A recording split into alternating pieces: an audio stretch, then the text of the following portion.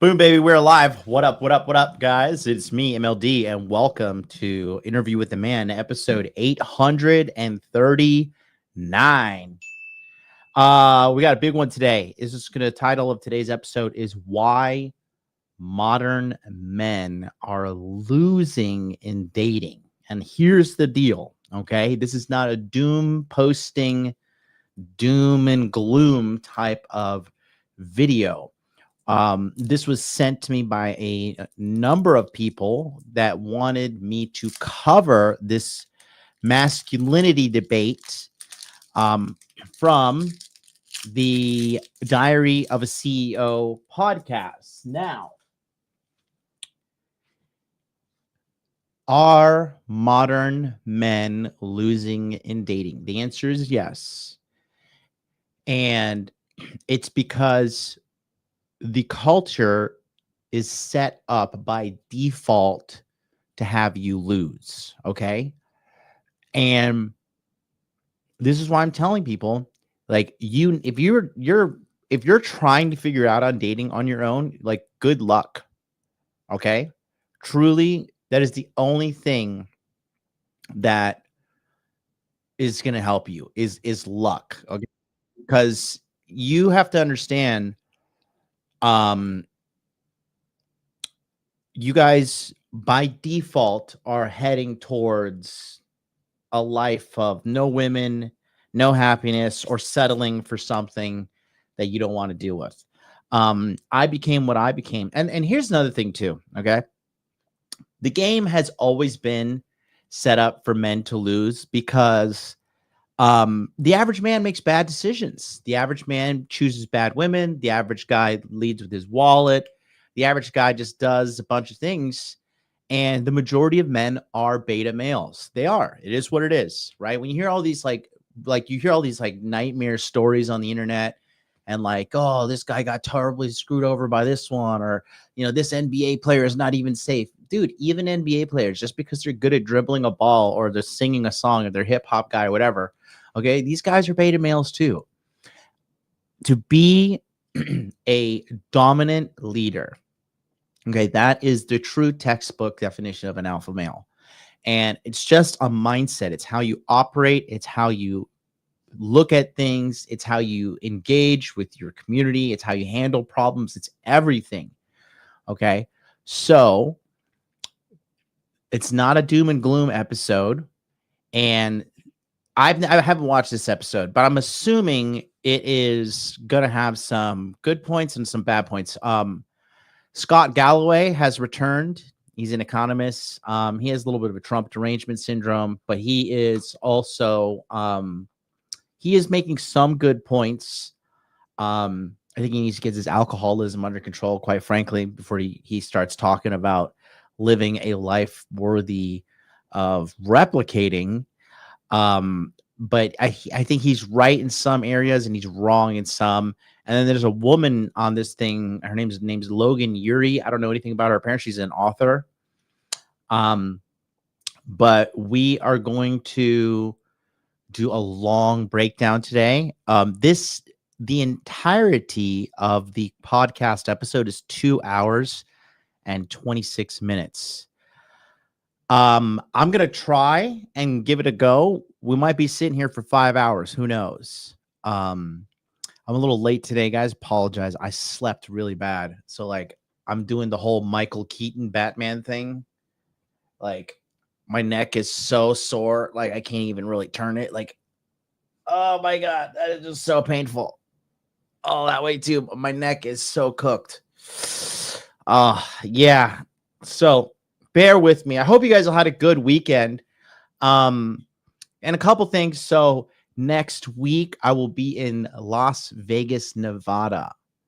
So I will be overseas. I am going to meet with Alex and Layla Hormozi and go to this big conference with a bunch of, you know, 7-figure entrepreneurs and really just get up to date on what's going on. Because when you live in Japan and stuff, like Japan is so behind in tech in regards to like digital marketing, websites, everything. Hello? And oh well, dang, what's up? Hello there. Thank you, Lolly Lule Low. 20 memberships. Thank you so much. That's so nice of you. Appreciate you for that one, my friend. And guys, if you want to get a membership, you know, click that join button below there. This is so funny. Thank you so much. Appreciate that. Appreciate you. Yeah. Mike Harden, you're such a sweetheart, such a nice guy. He says, you know, I bet you'll be one of the most dialed in entrepreneurs there. Bro, you'd be surprised, man. You'd be surprised. There are some really good. I'm good. Don't get me wrong, but I'm nowhere near the best. But I'm going there with an attitude of learning, humility, networking. I'm not trying to act like I'm better than anybody.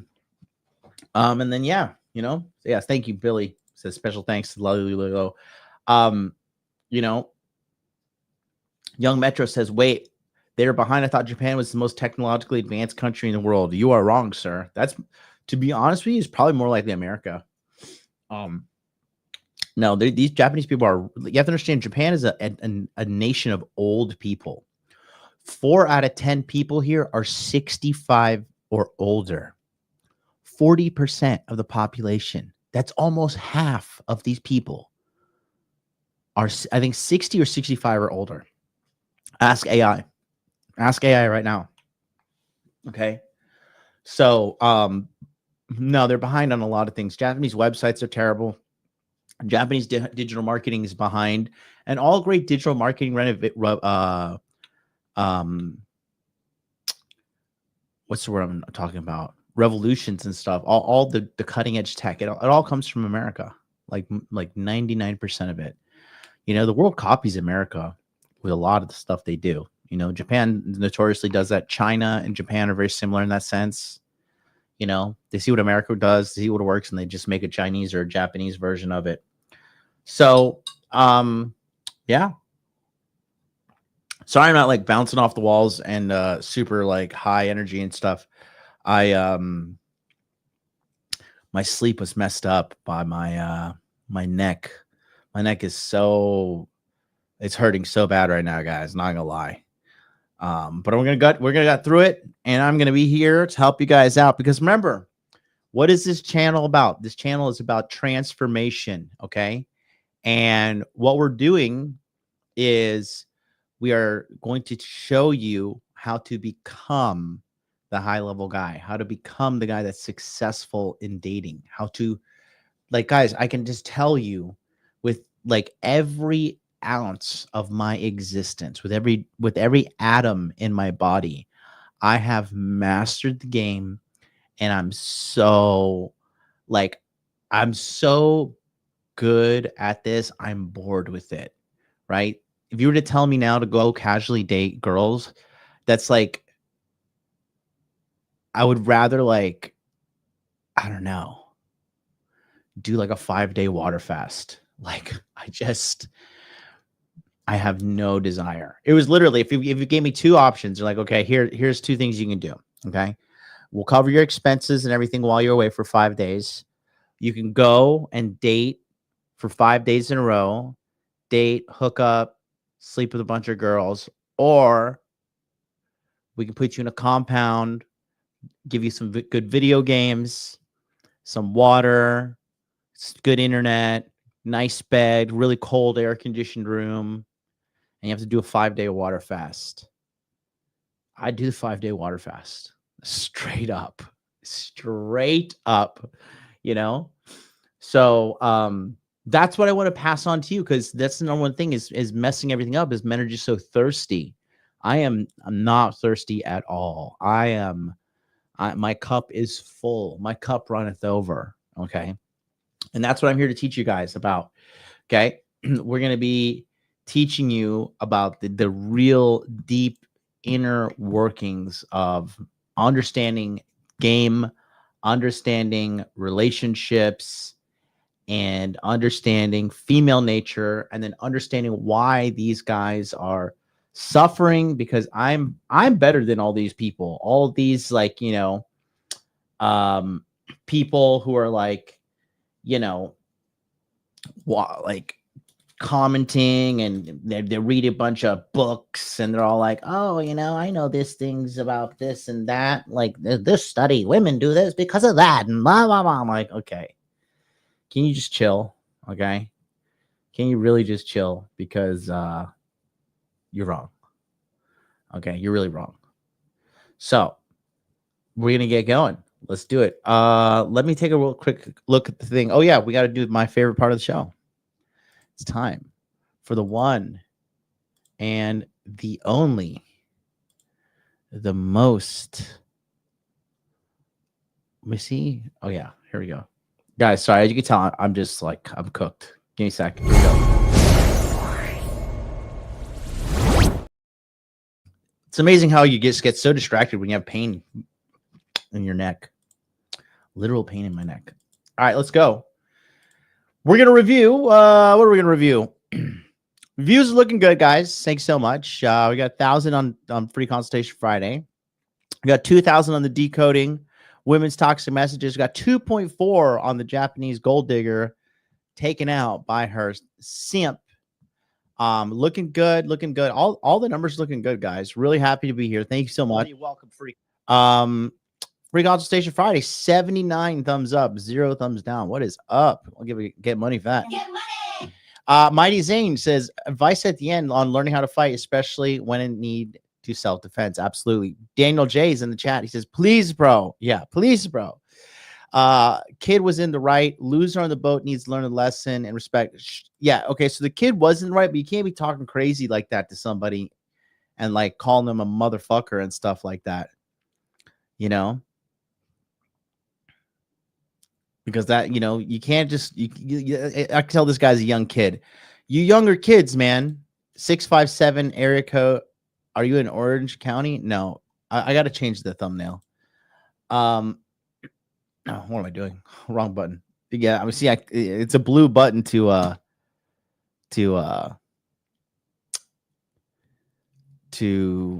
stop the screen share. As you can see, something else is kind of weird. Let me show you guys something. Dude, I think they're really just neglecting YouTube, because when I looked at this and I saw like the stream finished, look at this. Let me see. I'll show you something.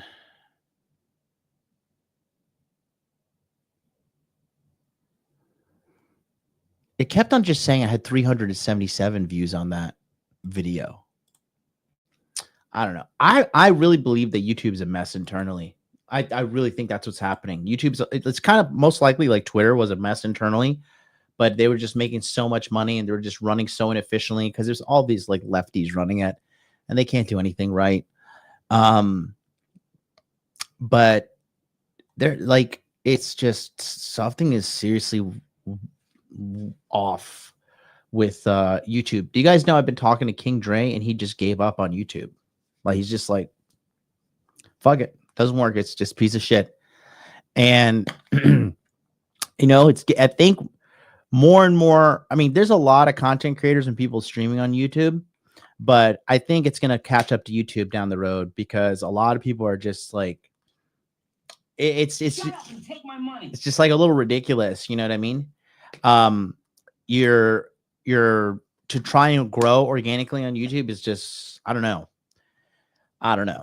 You got it. Like it's just very hard to figure out. Instagram, it's not the case, right? So,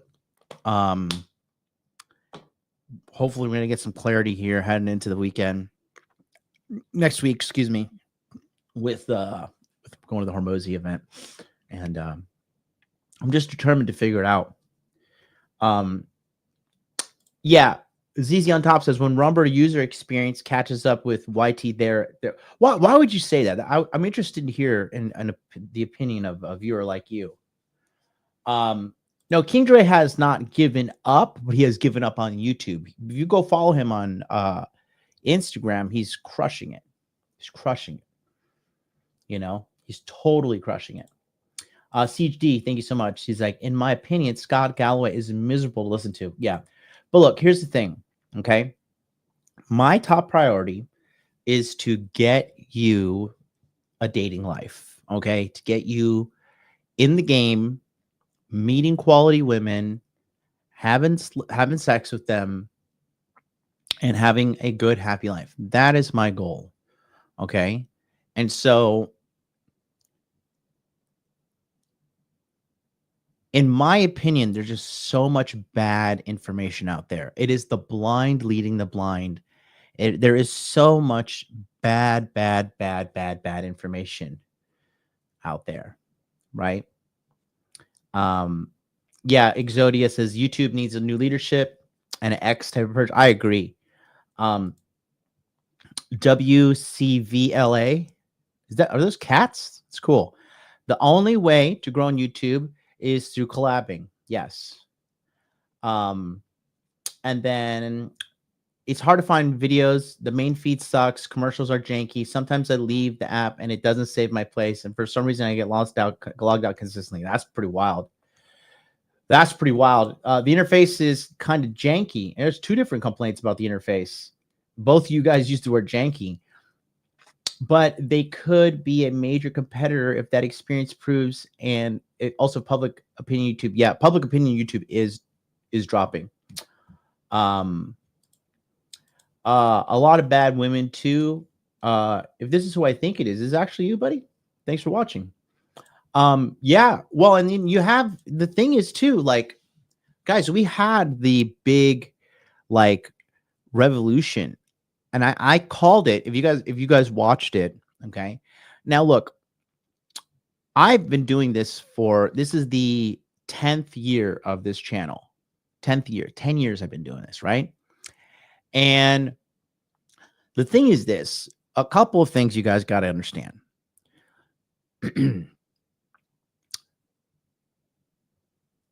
You cannot blame anybody in your life for your problems other than yourself.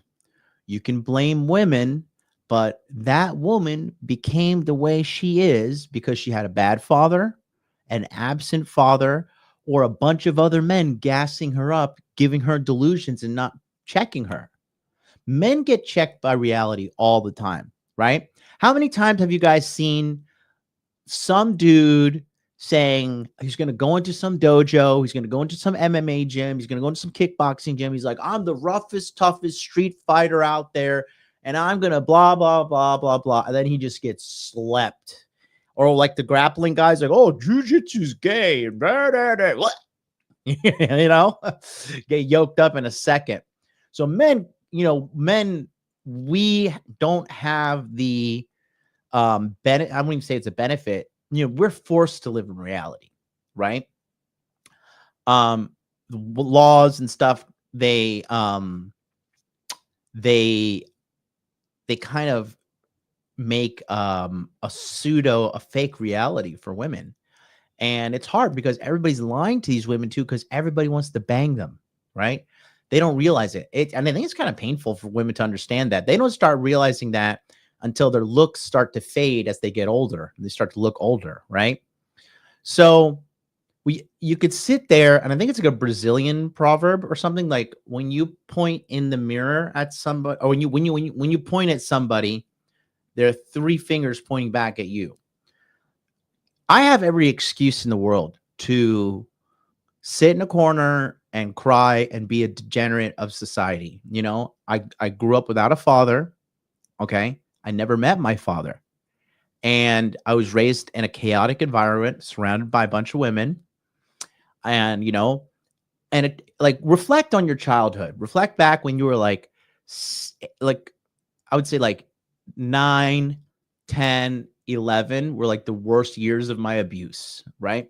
And I was physically abused. I was beat up by my cousins. And then after I was beat up, I was scolded and told I was going to hell by my cousin's mom, the notorious Aunt Millie, right?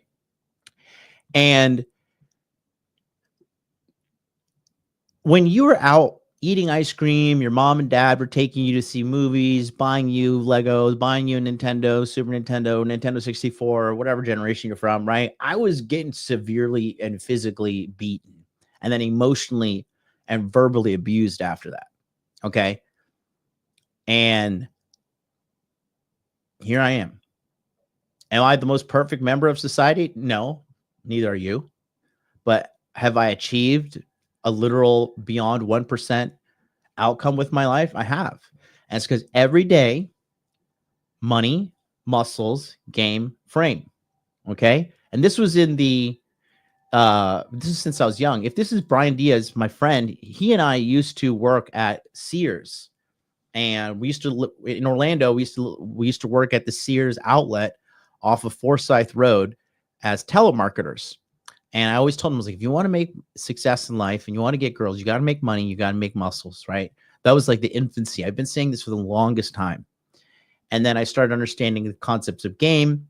And then in my 30s, after I became, you know, incredibly rich, and well, not incredibly rich, but, you know, made million plus, made millions. And then I realized, like, if you don't have frame, you don't have self-esteem, all you're going to do is take your money, your clout, your success, and it's just going to, you're going to self-sabotage, which we're kind of witnessing right now with what Wes Watson is doing and how he and his girlfriend, when you look at it on a deeper lens, they're both highly traumatized individuals and they have a very chaotic relationship. And that's the norm for a lot of people. So we can sit there and blame women. Oh, it is. Yeah, it is. Hey, Brian, thanks for watching, man. That's really nice of you. Brian, you should become a member. You should click the join button and become a $20 member because I helped change your life. Just joking. I love you, buddy. You know, we can't, the only person we can blame for anything in our life is ourselves. Okay. And the only person who can turn our lives around is ourselves. So a couple years ago, you know, I kind of like got lost in the sauce and I started blaming women and blaming everybody. And then I realized, like, that just doesn't, when you put yourself in a victim mindset and you blame everybody for your problems, like, you know, this happens with people all the time. You have people who take the race card. People are like, oh, everybody's holding black people down in society. Oh, Asian people are not respected in society. You know, Indian people are not respected in society. And you could say all these things. Thank you, Savage Symphony, for joining. Oh, it's our brother Anoop. You know, thank you so much for the 10 gifted subs. Appreciate you.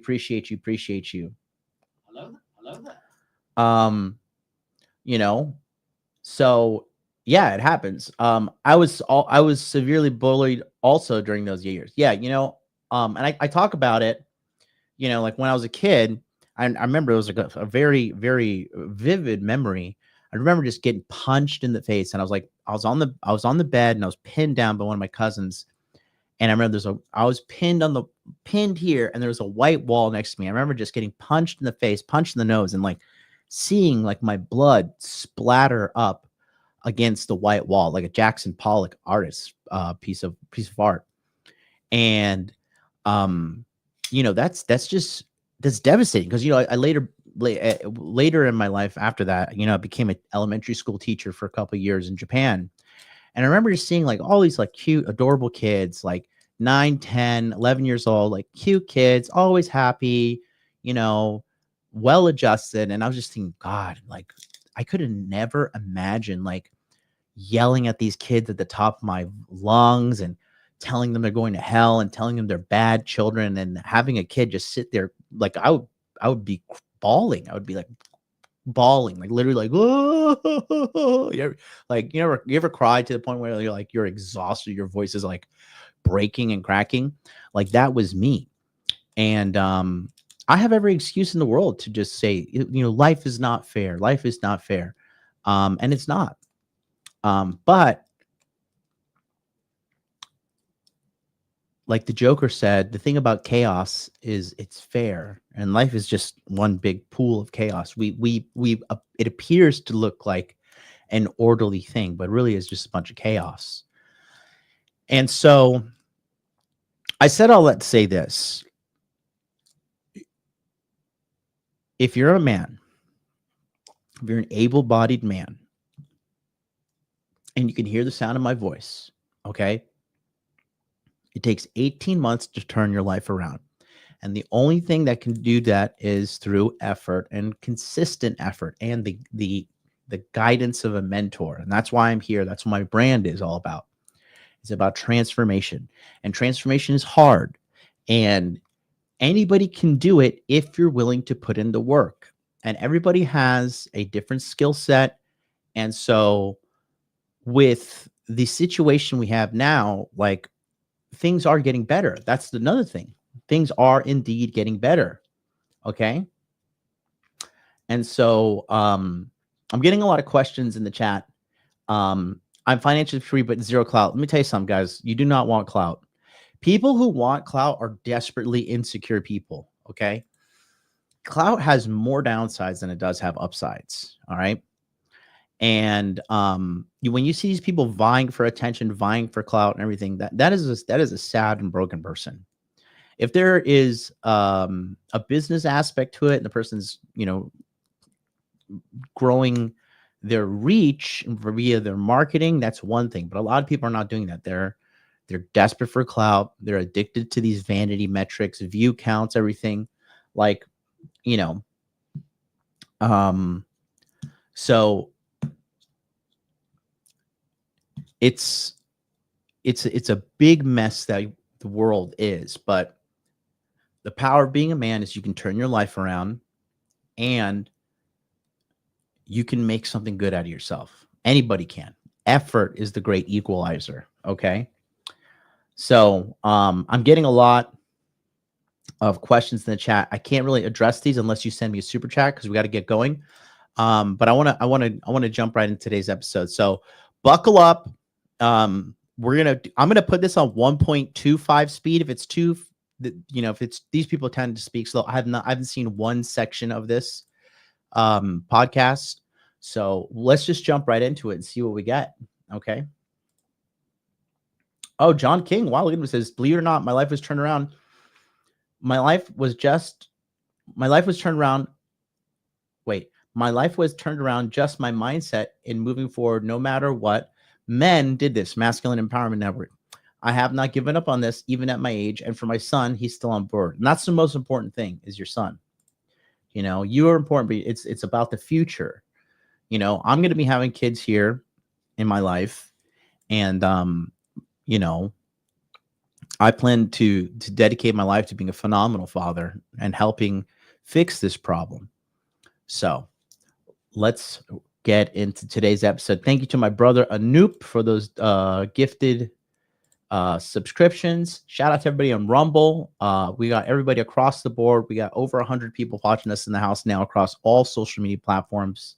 So be sure to hit that like, comment, subscribe button. Help me with the algorithm. I'll put a little reminder here at the bottom for everybody. And yeah, we're just gonna take it slow. Sorry, I'm not like bouncing off the walls as usual, guys. I'm like, man, my neck hurts so bad, guys. I can't even.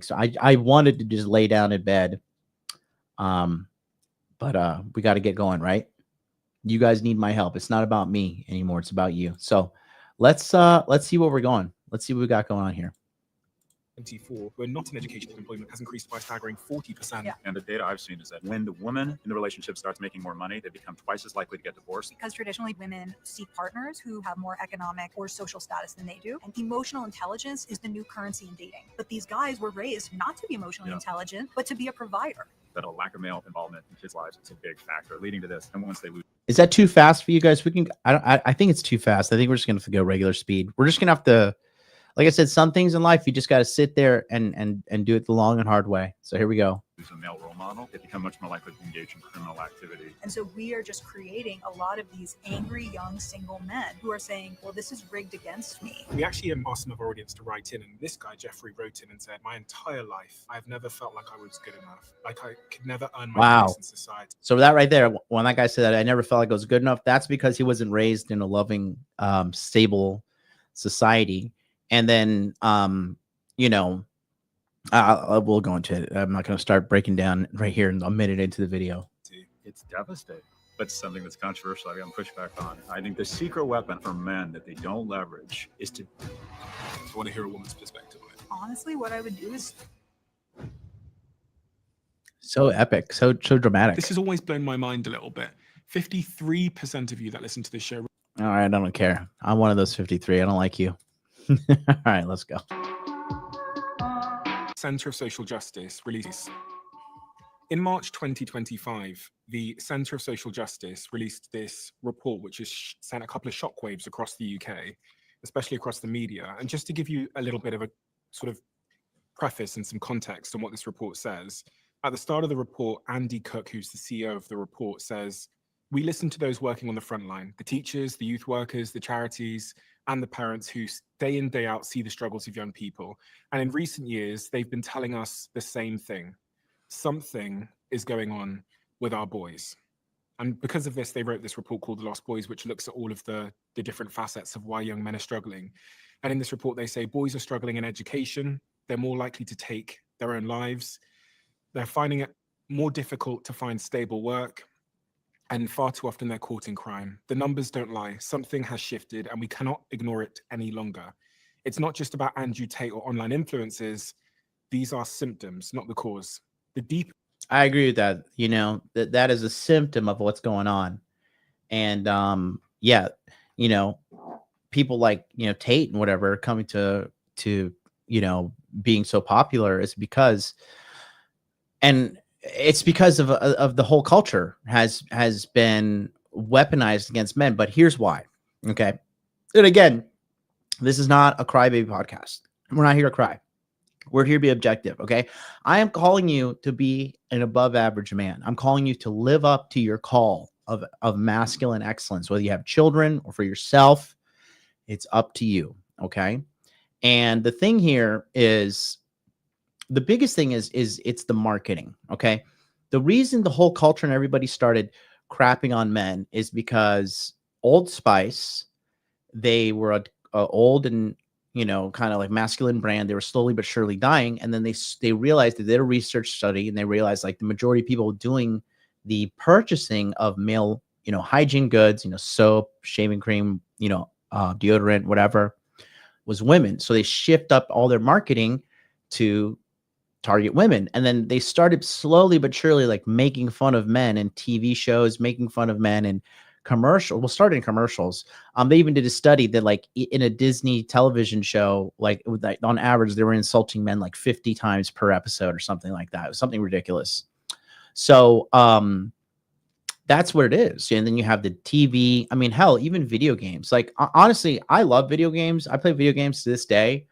And I love going to movies and stuff, but like, I don't know if it's just me, but I'm just sick and tired of every video game and every movie. There's like some strong masculine girl who's like rolling her eyes at men. And she's like, "Oh, you guys are just so stupid." And like, "Why don't you just figure it out?" Blah, blah, blah. And it's like, okay.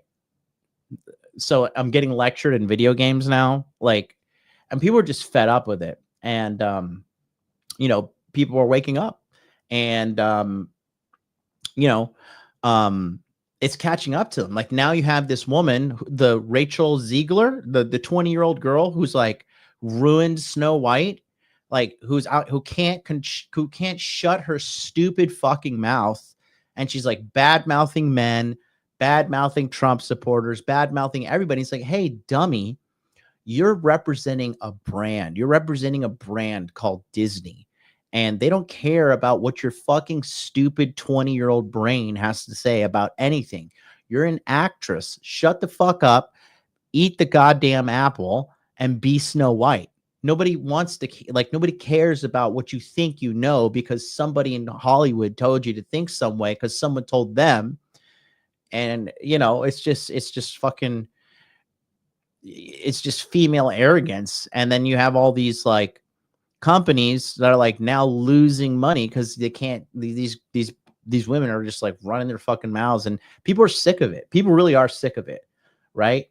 So, yeah, well, I would say the early Marvel movies were not like that, but the later ones, like, you know, with Brie Larson and now Captain Marvel, like she got all uppity about Captain Marvel doing $1 billion. But the only reason anybody watched Captain Marvel because it was like literally the last movie you had to watch for the whole Avengers Endgame movie to make sense. And the Captain Marvel movie sucked. Brie Larson is not that cute. She's got a big forehead. She has a very like fetal alcohol syndrome looking face, you know. I don't really care what you have to say because you're just a fucking actress. Shut the fuck up and play your part, bitch. I don't give a fuck. And nobody in the Avengers cast liked her either. You know, if you guys watched me back then, we talked about that. So you have the whole society and everybody, like you literally men, it's unfortunate, but like literally you have all these men being belittled by everybody across the board from the moment they're born. The education system, the schooling, the moms, the single mother households, all this stuff. And yeah, it's just a total mess. It's a total mess. So that's like a big reason why we're here. And then you know, we are now kind of like the pendulum is swinging the other way. I know Rollo notoriously was saying the pendulum doesn't swing back, but Rollo is just a lost and fucked up individual. Like, just take your steroids and shut the fuck up and get out of our way. Like, just shut up, idiot. You know, he did his part. He wrote that book like years ago, but now every time he's going viral, it's for fucking something retarded as hell, you know, and just dragging the movement down. But lo and behold, it is what it is. It is what it is. You know, it is just a time now to overcome these things is truly the battle of our lives. Okay. So, we're witnessing it right now. So let's just go and jump right into this. Let's continue. The truth is that too many boys are growing up without the guidance, discipline, and purpose they need to survive. And there's some frankly horrific graphs, which actually sent the CEO of my company, a lady called Georgie, into quite an emotional state. She texted me and told me she was crying looking at some of these graphs, which we'll talk about today. But this is a subject that I know both of you know very, very well. So I'm keen to get into exactly why this is happening and what we can do about it. But to preface this discussion, to understand where you both come from and the perspective you have, Logan, who are you? Yeah. And what do you do? I'm a behavioral scientist turned dating coach. So that means that I take all the lessons from the field of behavioral science, how we make decisions, and then I apply them to the field of relationship science, which is how love works. And so I'm really passionate about this topic. Why is he looks so disheveled? Why, like, didn't you realize you're going to be seen by millions of people? Why didn't you shave and put on a nice outfit? Like, he's fucking alcoholic, you know?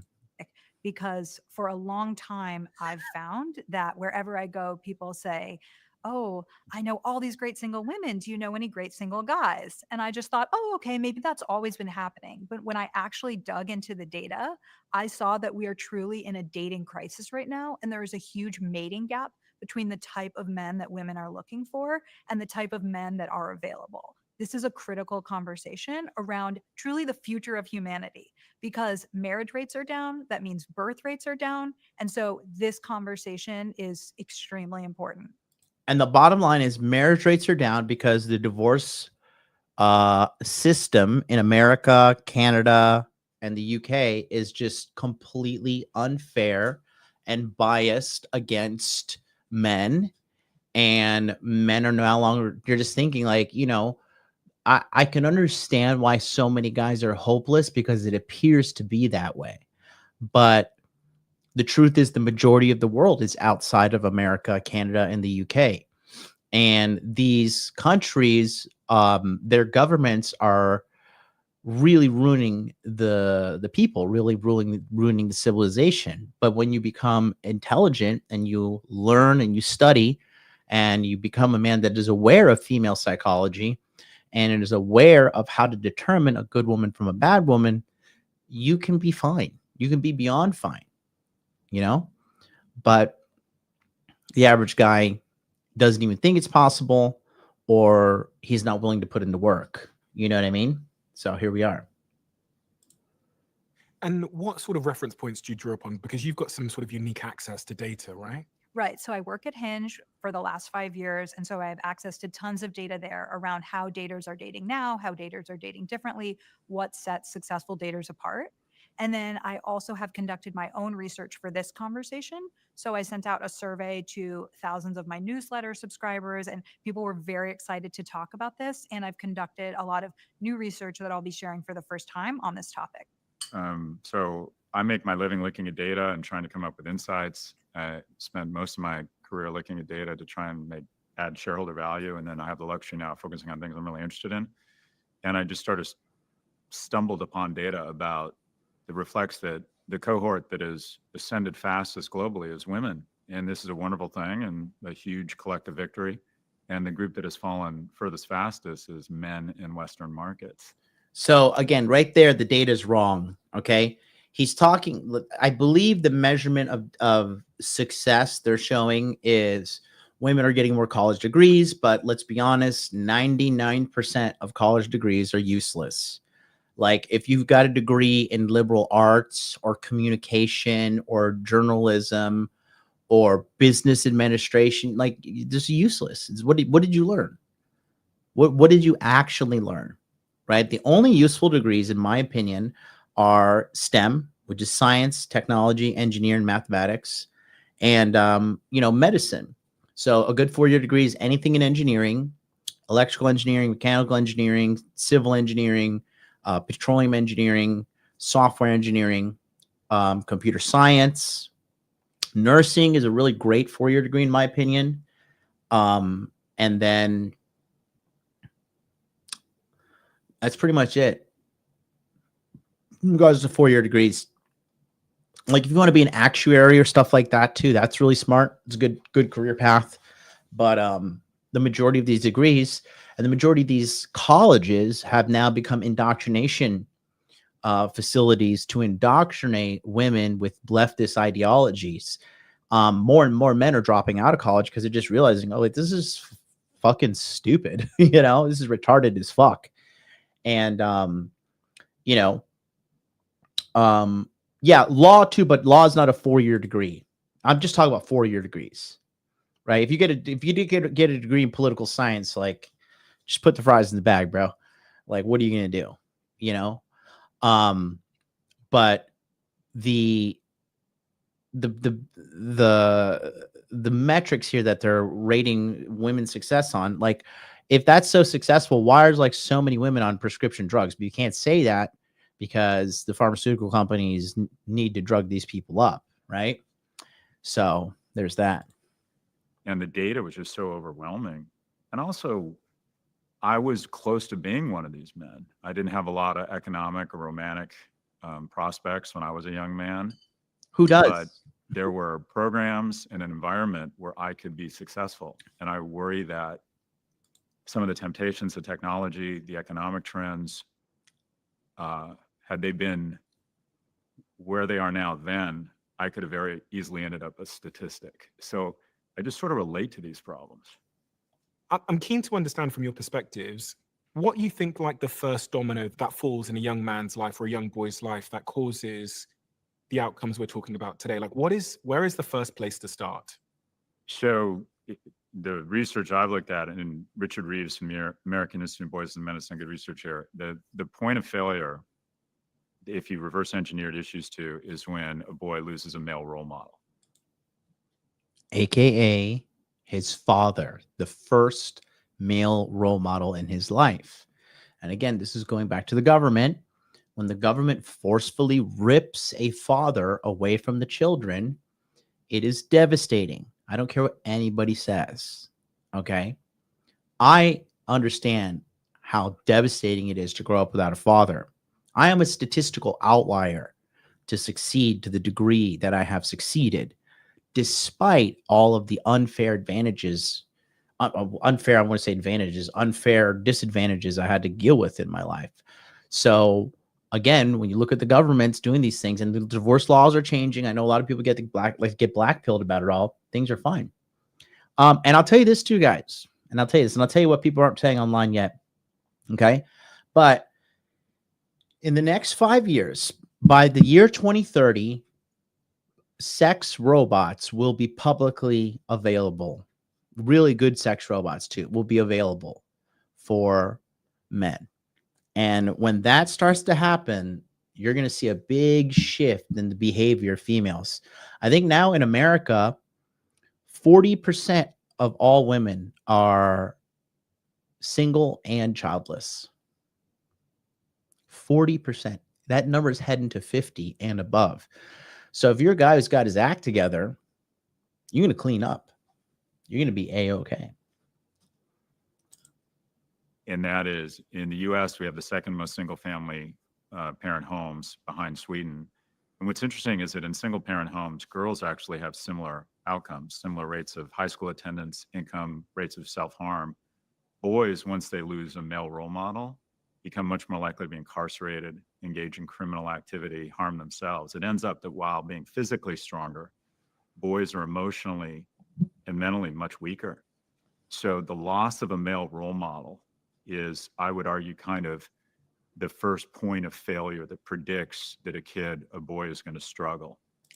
And the girl too. Like it again, like you could sit here and be Mr. Poindexter. I read this study and blah, blah, blah. But when you're out here in these streets dating and shit, it's a very common joke when a guy's like, oh, that girl's got daddy issues, so it's going to be easy. I can easily sleep with her. She'll do whatever. She has daddy issues, right?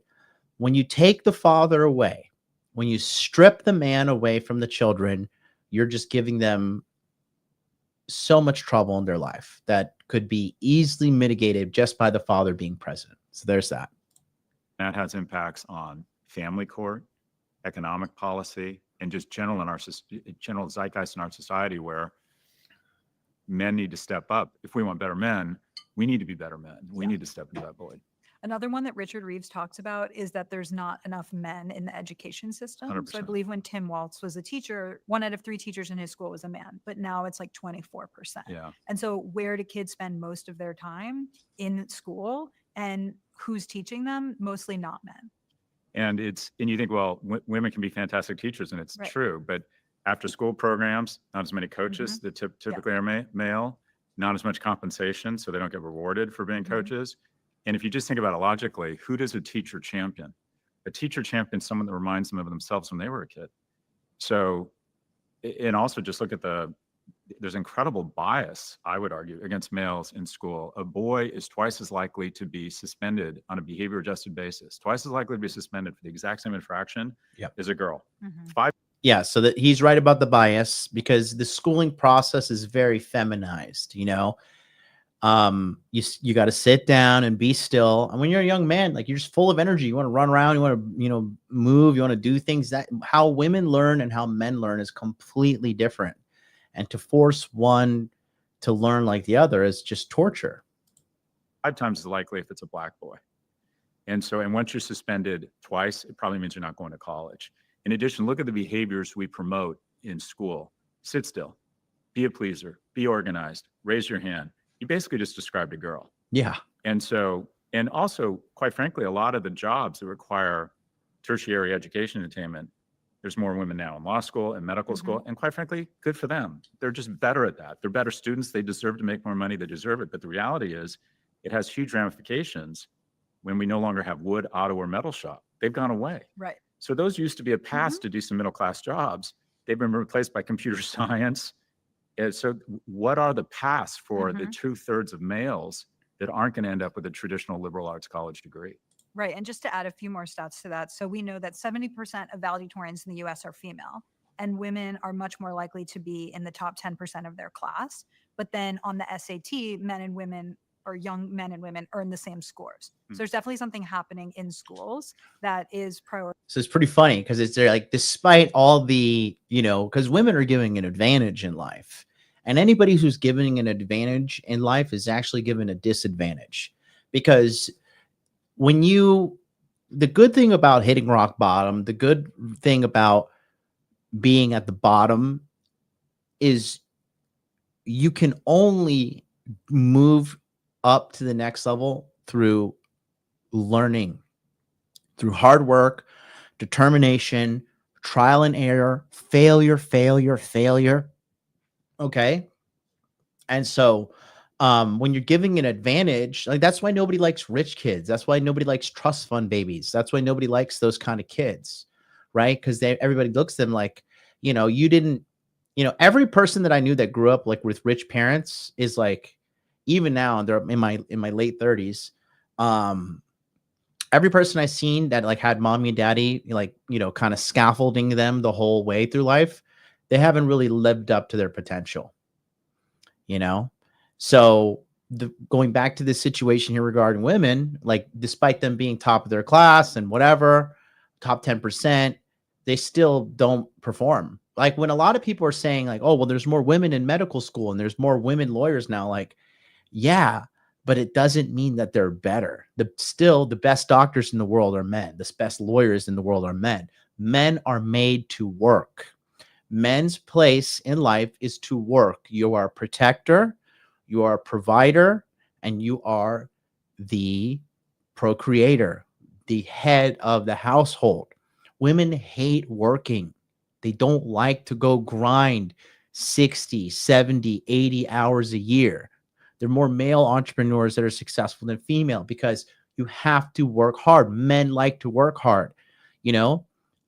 Growing this business is very hard. Like, and I just have like a very, metrically speaking, small business from the analytical side of social media data. I have a very small business, but it's still an incredibly hard amount of work, and it's all on me. When women get corporate jobs, they take more paid time off. They're more likely to quit. They're more likely not to be lifelong workers because a woman's role in life is to have children. She's a fucking woman, So you guys got to know the difference as well at home when you guys expecting a woman to be anything other than a woman, right? You're just setting yourself up for pain because a man's job is to work. You must work as a man. Okay. Women don't like to work hard, and that's okay. They're women. Right? You ask a man to clean a house and you ask a woman to clean the house, the woman's going to clean the house light years better. You ask a man to come up with like a detailed business plan, heavily based around mathematics and science and stuff, the man's going to blow the woman out the water 1,000,000 times. Despite all the, the supposed success of women, men are still overwhelmingly inventing so many more things and pushing the human race forward. That's what men do. Right? It's not a group of women trying to go to Mars. It's Elon Musk and his team of friggin' nerds, which we need those people in society to get us to Mars and start, terraforming over there and going out into the vast deeps of space, So. Prioritizing the female experience, or that women are better at that. We definitely want to celebrate the success of women. I think the changes that have happened over the last 50 years are incredible. And I feel like I'm a beneficiary of that. And so is my daughter.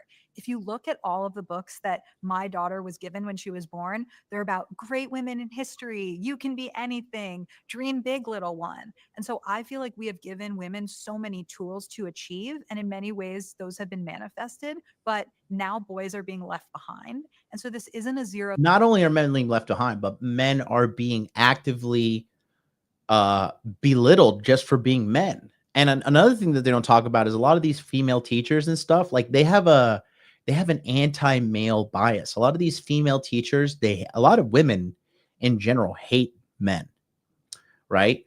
And it's because they hate their father and they have like a bad history of what's going on with their father and the romantic history and all that stuff. And so they take it out on little boys. I mean, it doesn't seem like it sounds crazy, but that's absolutely happening. Sum game. I was nervous about coming on here because I thought people would say she's That's a male funny. apologist. She doesn't see how much women are still struggling. I think everyone is struggling. I think life is hard. Yeah. But what's happening right now is we need. So again, this is why women have no place at the table discussing stuff regarding men. She had like women are suffering, but again, it all goes back to the belittling and the mainstream acceptance of the belittling of men consistently. It's everywhere. It's so pervasive that people don't even realize it. It's in the video games, it's in the music, it's in the TV shows, it's in the movies, it's in the news, it's everywhere. In the government. We need to have empathy for young men, and we need to bring them up, because this isn't just a problem about young men, and patriarchy doesn't just hurt women. A lot of people think about the patriarchy as something that prizes men and hurts women. But when there's a very narrow definition of men, everyone is hurt by that. And that's all the research that I've done, is over and over seeing women feel like they are not enough good men to date, and men feel like they're being held to a ridiculous standard of holding both sides of the coin being feminine and masculine. Yeah. It turns out, as you were speaking, I was looking at the stats around fatherless homes, and it turns out that there has been a significant increase in the amount of young boys being raised without a father present. About 25% live without a biological step or adoptive father, according to the National Fatherhood Initiative. In the US has the world's highest rate of children living in a single parent household, and 92% of the time that's with the mother alone. And in 1968, only 11% of children lived with only their mother, compared to 21% in 2020. So that's doubled in the last 50 odd years.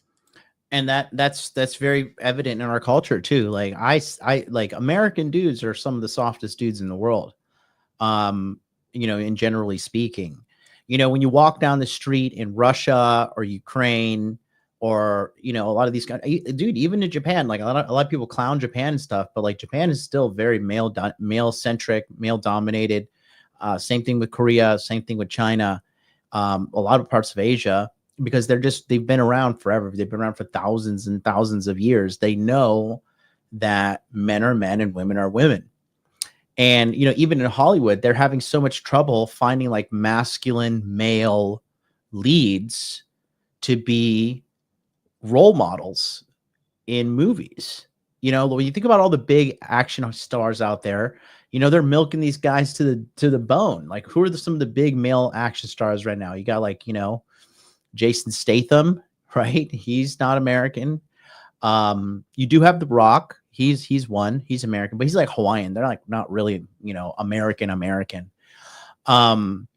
You know, you have people like Chris Hemsworth. He's from Australia. You have Robert Pattinson is a pretty big name. He's British. You know, there's a big lack in like younger male stars that are in Hollywood, you know, which is pretty staggering. And then obviously the consequence of that, as Scott described, is that individuals from father.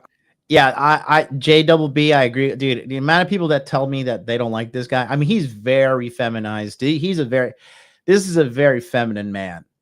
Like, this guy is, I mean, I trust his ability to throw a fit more than to throw a punch. But that's a whole other thing, because again, and balance is coming to the force. Don't worry. But a lot of these tech companies, right? They see like I'm a raw, aggressive, like masculine, in your face kind of guy, right? But people are like, oh, you need to tone it down a bit. You need to like settle down a bit. You need to like, you know, refine your thing a little bit. I'm like, you can go and fuck yourself. Okay. I am a real man. All right. And I am leading a movement, and me and my boys are leading a movement too. And if you don't like it, you don't like reality. Like, I am real. This is a real man, right? Not some limp wrist, limp dick soy boy who is just afraid of his own shadow. No. Absent homes were 300% more likely to carry drugs, to carry guns, to deal drugs, and there's this huge plethora of mental health consequences if you don't have a father in the home. I mean, what do we do about that? And like, where are the fathers? Yeah. Where are the role? Where are they going? Well, it's complicated. I see something in chat. He says men need money to control women, and women need beauty to control men. But now women have it all. Nah, bro. Nope.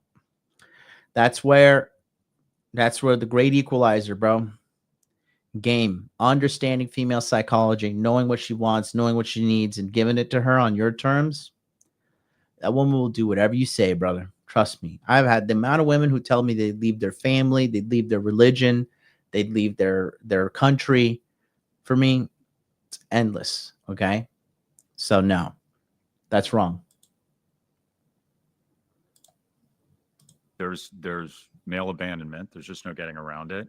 But also, going back to family court, sometimes I don't like this male abandonment thing that he keeps on saying, because he keeps on saying like men are abandoning their families.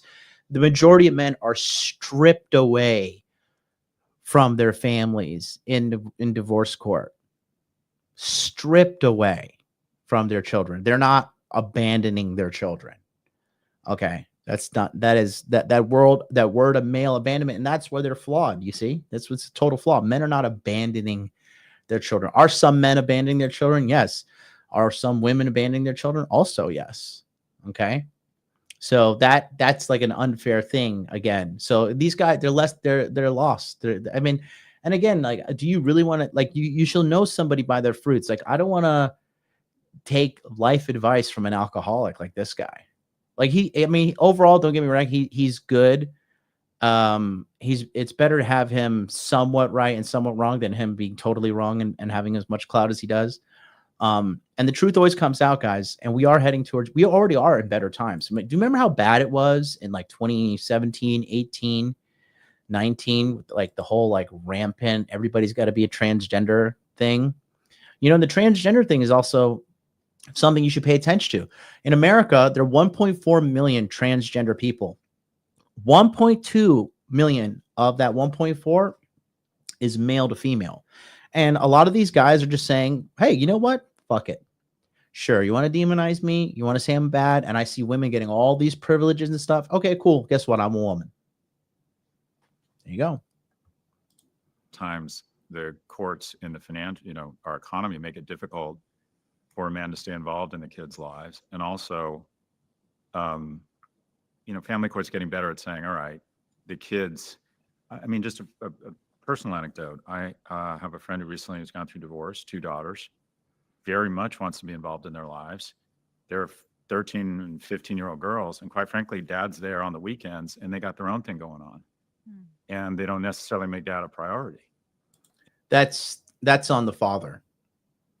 That's on the father. I'm sorry, but that's on the father.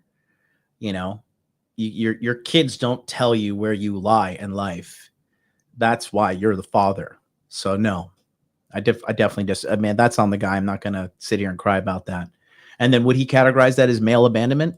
And dad's not around for what I call the garbage time. And that is what I found with my boys is the moments of serendipity and connection happen randomly when you're taking them to school, when you're out in the back, jumping around or playing whatever it is, these garbage moments. And when you're not in the household, for whatever reason, there isn't that much garbage time. And I think slowly but surely they lose sometimes connection with their kid. There's something weird going on. I'm curious, Logan, if you've got data on this, but you have a 1-year-old daughter, right? You're going to be amazed when my 14-year-old boy had a Halloween party. And the boys are like cute, but they're dopes. They're boys. There's some 14-year-old girls that look like they could be the junior senator from Pennsylvania. They're 5'10". They're articulate. Yeah. Hello, Mr. Galloway. How are you? What a lovely home. And the boys are like, I don't know. And biologically, girls mature faster. Their prefrontal cortex is 18 months ahead of the boys. An 18-year-old girl or woman is competing against a 16-and-a-half-year-old when she's competing against an 18-year-old. And they're even finding that it's getting worse, that women or girls are starting to menstruate earlier and boys' testicles are descending later. So the gap in maturity, biological gap, they think might even be growing. And they don't know if it's pesticides. But when I meet... Probably something. We live in a chemical world, probably something. My 8th graders' colleagues, there's a huge difference between between the boys and the girls. Yeah. And one of Richard's suggestions is that we redshirt boys, that we hold them a year back. The boys start kindergarten at 6, whereas girls start at 5. So the research in the UK shows that 70% of girls are ready to start school at age 5, but many fewer boys are capable of starting at that age in terms of readiness. And so if you were to hold boys back, then they might be on more equal playing field for those critical moments of 4 to 5, of 13 to 14, where the brains really develop at a different stage. I want to talk about that sort of early education experience and how it can be adapted, but also just like if the environment of the classroom is right for boys. As we were talking about the point about fathers and listeners as well, I found this graph, which is also pretty shocking.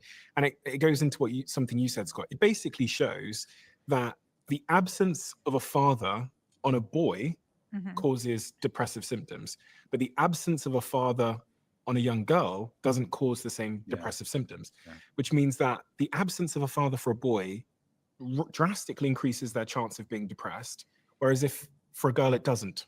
There's a lot of Which other is- graphs that look like that in terms of women and young girls are just actually a lot more resilient in childhood. So if you are in foster care as a young woman, you have less negative outcomes than young men. And so there's this theory in parenting of, is your child an orchid or a dandelion? And so the orchid really needs very particular situations to grow. They need a certain amount of light. They need to be watered in a particular way, and they'll thrive in some situations and they will not thrive in others. Whereas a dandelion can really survive in many situations. And so women, young girls tend to be more dandelions in childhood. And so that's why when you have a boy and a girl both in negative situations, the boy is more negatively impacted. Boys are just weaker. There's a crazy stat I read that two 15-year-olds, a boy and a girl, both sexually molested. And to be clear, they're equally heinous crimes. But the boy who's sexually molested is 6 to 10 times more likely to kill himself later in life. It ends up that boys are just less resilient. I don't agree with that. Another thing is Scott has a lot of self-hating going on, like a lot of like, I hate myself. And I think that's because he grew up without a father too.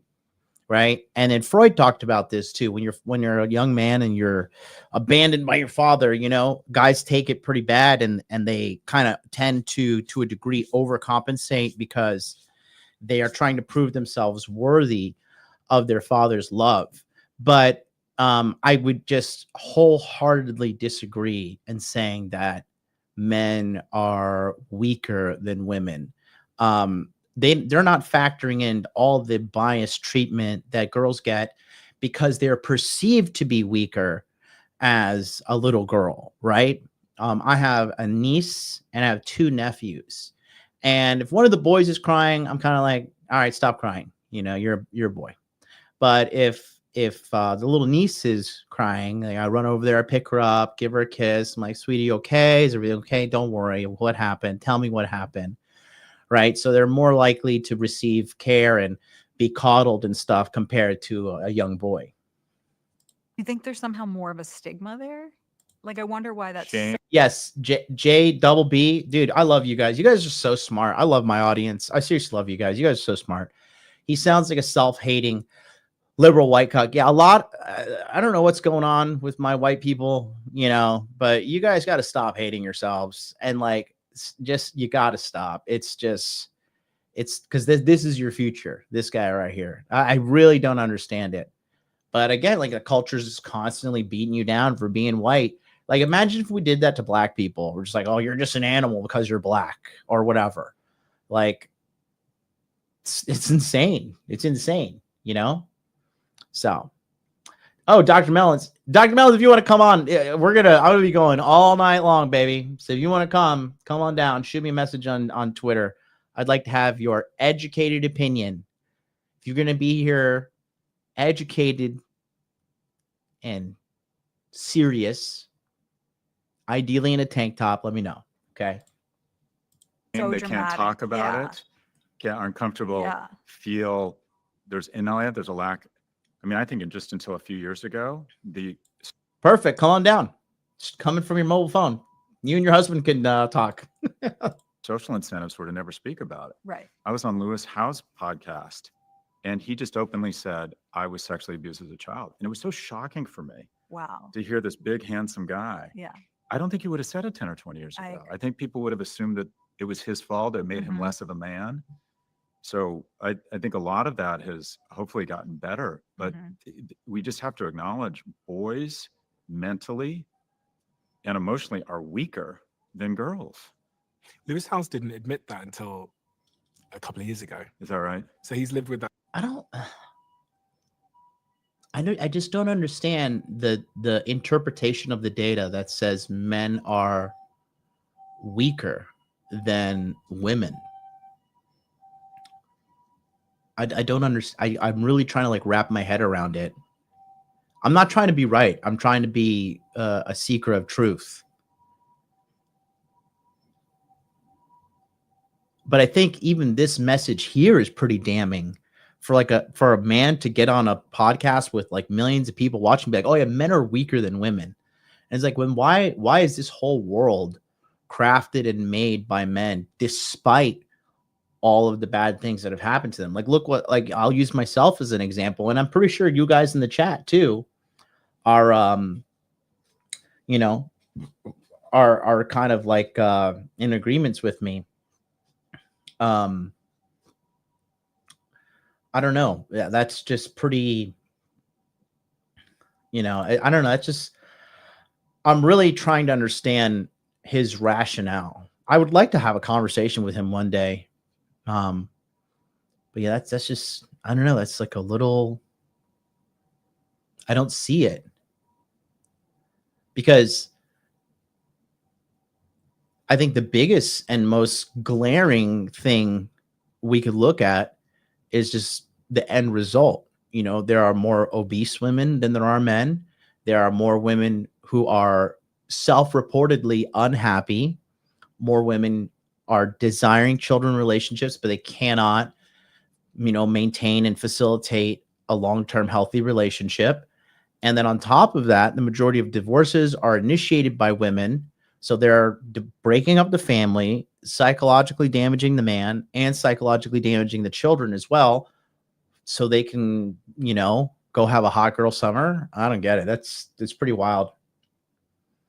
You know, that's wild. I definitely don't agree that men are weaker than women, because again, why are all the massive accomplishments and everything in this whole world happening by men, not women? That his whole life. And Wow. it wasn't until he was, I think, having dysfunction in his relationships and a few other things had happened that he decided he wanted to say it publicly for the first time, which again feeds into your point. We actually asked some of our audience to write in, and one of the people that wrote in was a teacher in a primary/preschool. And she said to me, she was an anonymous teacher in Germany. And she says, every year it seems like more and more children, always boys, have this new energy to destroy the classroom dynamics. These boys almost always have two things in common: a lack of boundaries at home and unsupervised, unlimited access to all kinds of content on the internet, e.g. porn. Their perception of what is okay and what is right becomes completely distorted. I have tried so many things, and every year it's becoming an even bigger challenge. Young boys in school. So one proposal is to Why this guy has the most feminine gestures, like, young boys at school, let's talk about the problem. Let's talk about the problem in the UK that you guys got, stabbing capital of the world. How about we talk about that? You guys are dropping the ball massively on your whole fucking country. So let's not even get going there. All right. Jesus Christ. When I hear London, you know what I think of?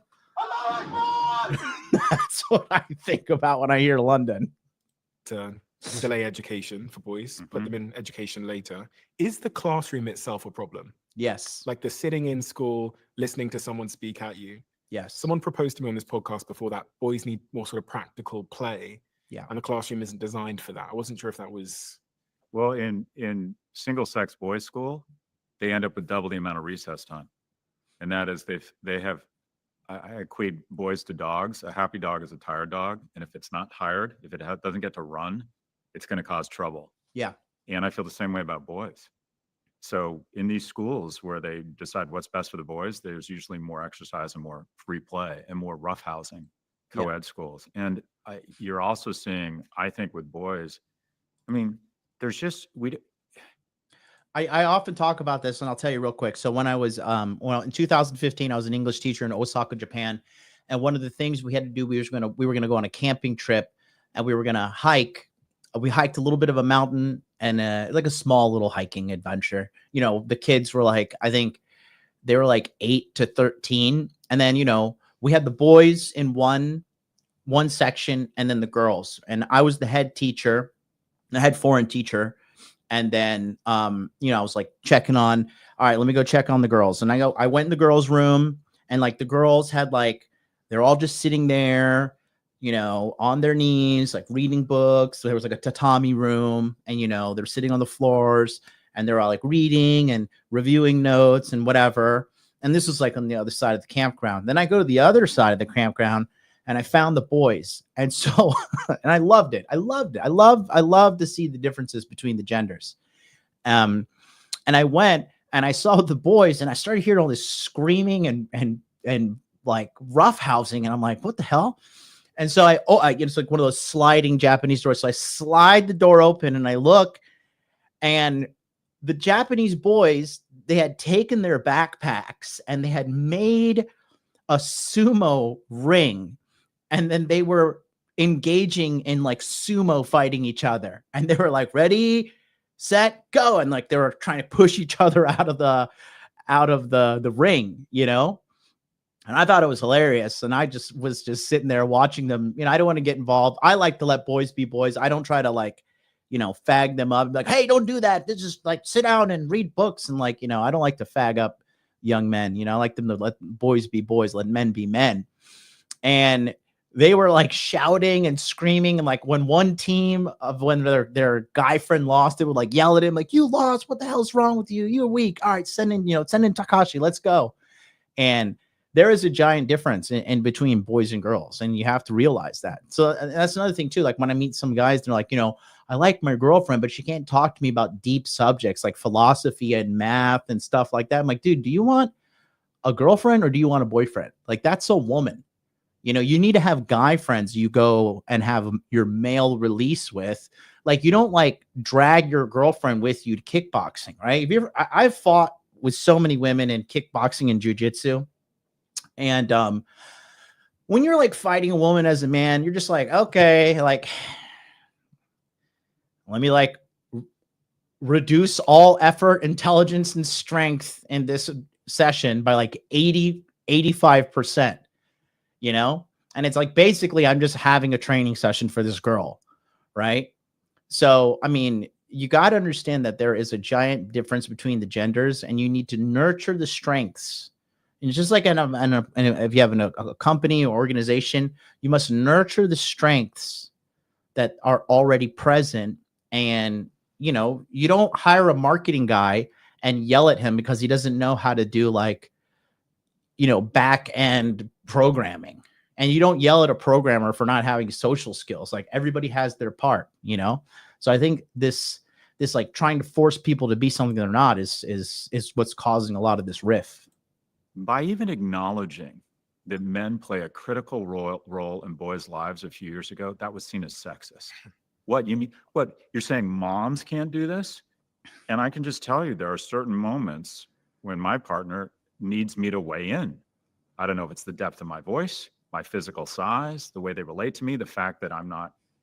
You need dad.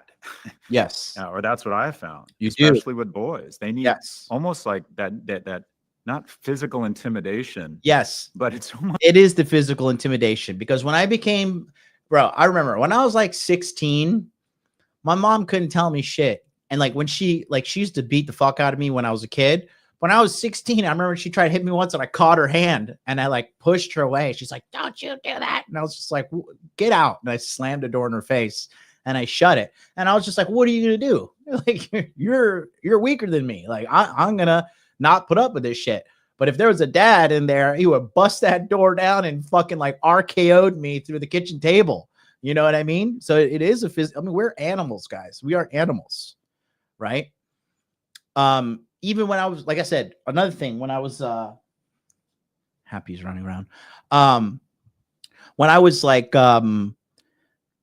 when I was on that camping adventure, right? There was like this like effeminate kind of British guy, and he'd be like, all right, guys, can you settle down? But when I just walked in the room and I just looked at these boys when they were supposed to be like reading or something, doing their thing, like the kids were like, oh shit, oh, fuck.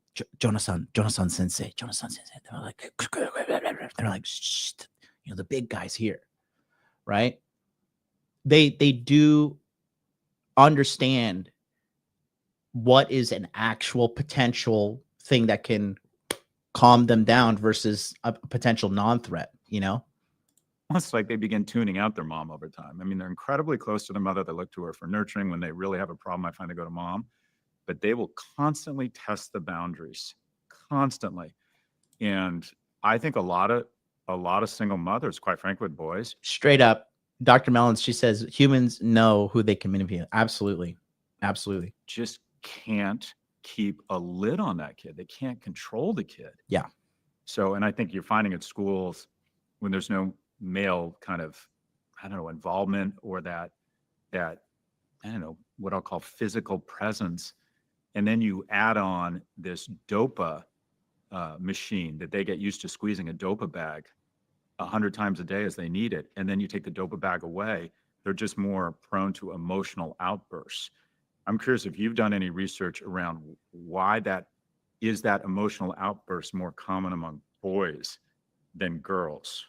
I haven't done that research, but I am imagining that there's moms out there that are raising boys on their own, and they might be like, yes, it is hard, but what do I do? Right. Yeah. And so for that boy who isn't taught by a lot of guys in school and isn't in the Boy Scouts, which doesn't exist anymore, or it doesn't have big brothers, big sisters, like what does that mom do?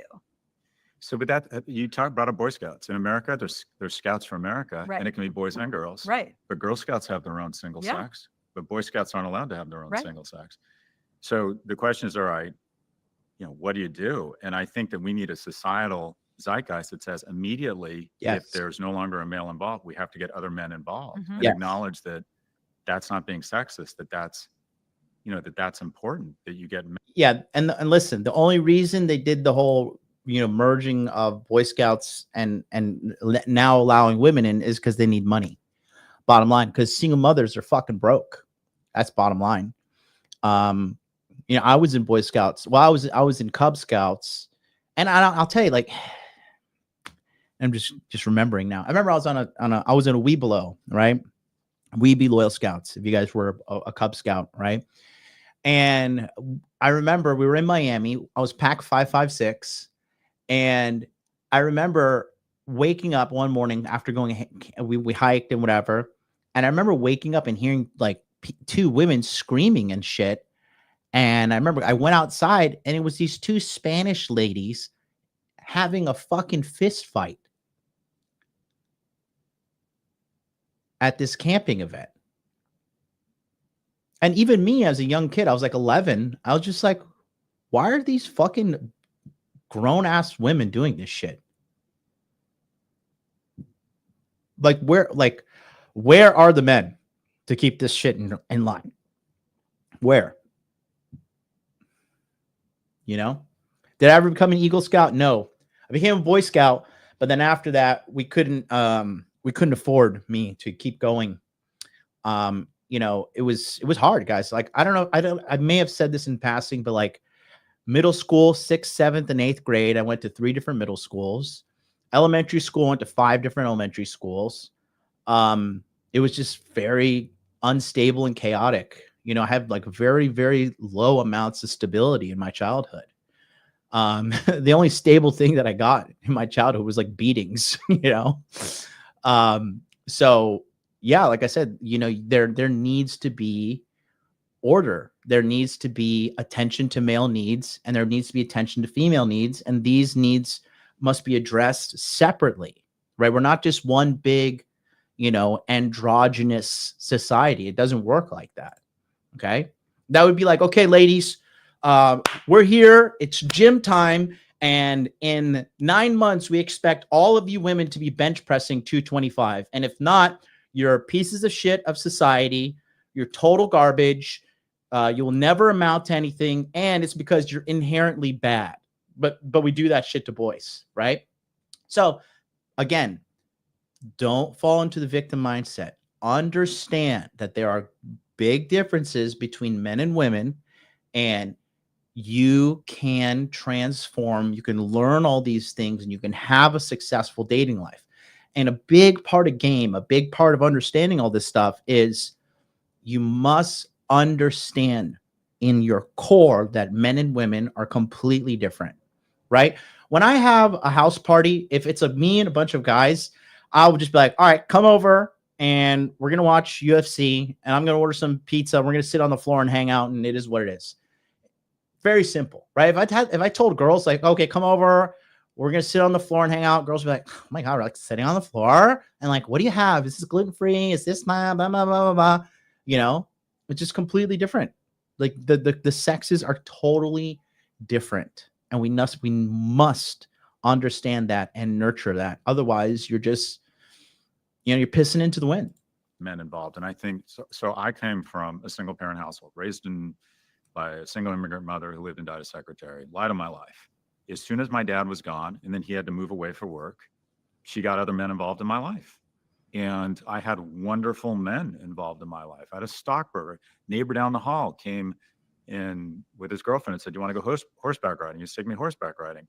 I don't know if men would be comfortable doing that in today's age. So getting men involved in their lives, after school program. And that's because there was a psyop in like the 1980s when they're like, oh yeah, like every man is just a PDF file. Like if he wants to be involved in, and that's a very American thing, right? Like when I first came to Japan, I was 27. Technically I was 26. I started teaching. I came to Japan in November. I was 26. Then I turned 27. So I remember one time, like one of these little girls at the English teaching school was like, you know, crawling from the floor, jumping on me and like, you know, like hugging me and like, you know, just being a kid. And I remember I felt like so uncomfortable, like, oh my God, I hope these people don't think I'm like a PDF file or something. Cause it was like so ingrained in my head, like from being in American culture, like all men are bad, all men, like, you know, you're just out here waiting for your chance to diddle a kid. And just like, God, it's just so sick and weird. Because that's not the case, but it was just like, you know, it's just beaten into our heads through propaganda, 60 Minutes and all this crap.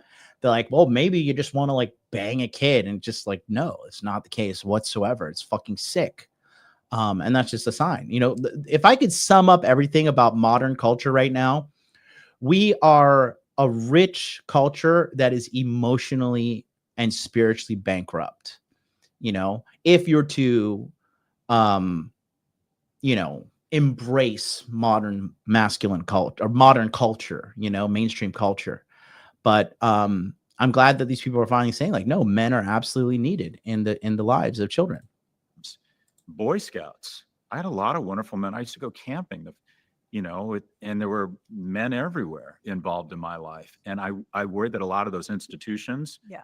and also there's a reticence and a hesitance for men to get involved in a boy's life that isn't theirs, for fear they're going to be perceived as something's wrong with them. Yes. I was thinking that. So if we have less men in the home raising the children, and then we go to school, and the stat says that 72% of teachers in middle school are women as well.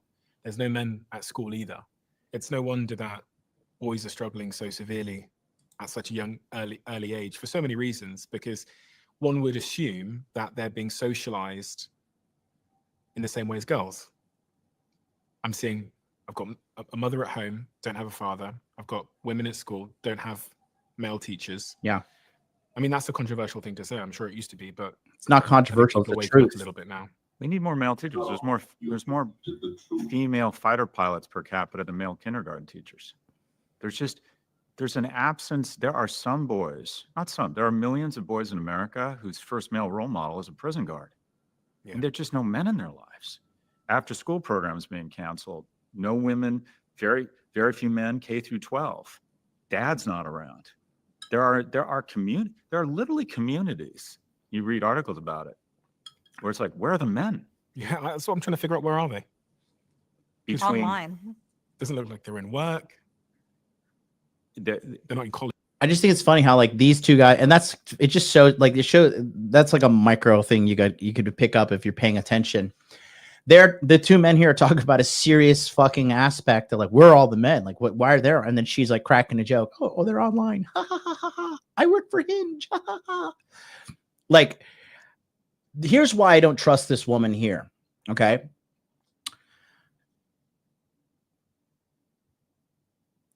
If dating apps worked, they'd go out of business. Straight up. Right? If the pharmaceutical companies cured you of your diseases, they'd go out of business. The biggest problem I have with my business is I actually heal these guys, and they get out and they have amazing girlfriends, have amazing lives, and they go out and just leave, which is good. That's what I want you to do. Compared to like other businesses out there, like, oh, just go to this next boot camp. Oh, just buy this next course. Or just, you know, do this next thing. No, I don't like the chat has been changing my whole life. I don't think anybody's here since 2019 in the chat. Is anybody here since 2019 in the chat? Very few of you. And that's probably because you've seen value in me beyond dating and the other aspects that I talk about, inner game, you know, making your money right, you know, leading, guiding your woman, right? So that's a big problem that I see with her at the table. And again, look, like I'll just show you, like, watch how it is. It's very subtle. Line. Where it's like, where are the men? Yeah. You know, like look at Scott. Look at what's this gay guy's name? Is he gay? And he's not gay, right? He just acts gay. What's this guy? This effeminate guy's name? Diary guy? I don't even know his name. But anyways, look at them real quick. And you could tell there's a big difference in the here. Oh, give me a second.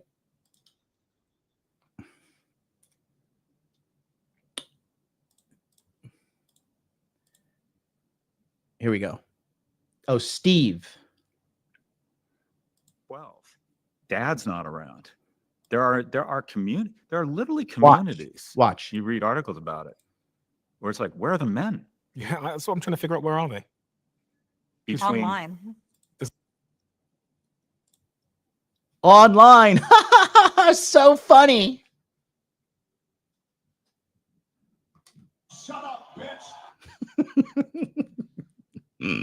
So funny. It's hilarious. So funny. What a funny thing. Doesn't look like they're in work. They're not in college.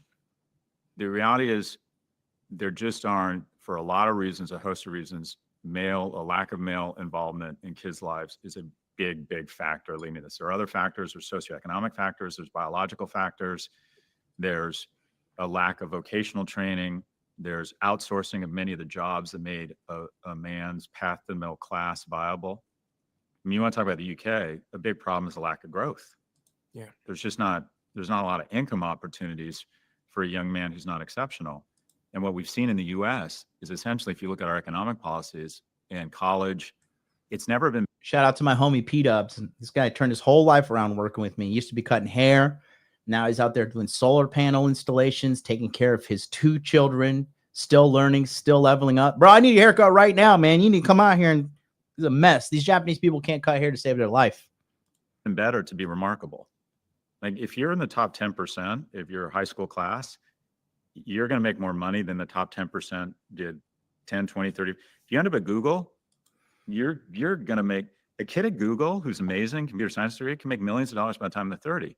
But I can prove to every one of us mathematically that 99% of our children are not in the top 1%. And our economic policies have basically said that school and college is meant to identify a super class of 1%ers that we're going to try and turn into billionaires, instead of figuring out the infrastructure and the programs to ensure the bottom 90 have a shot of being in the top 10.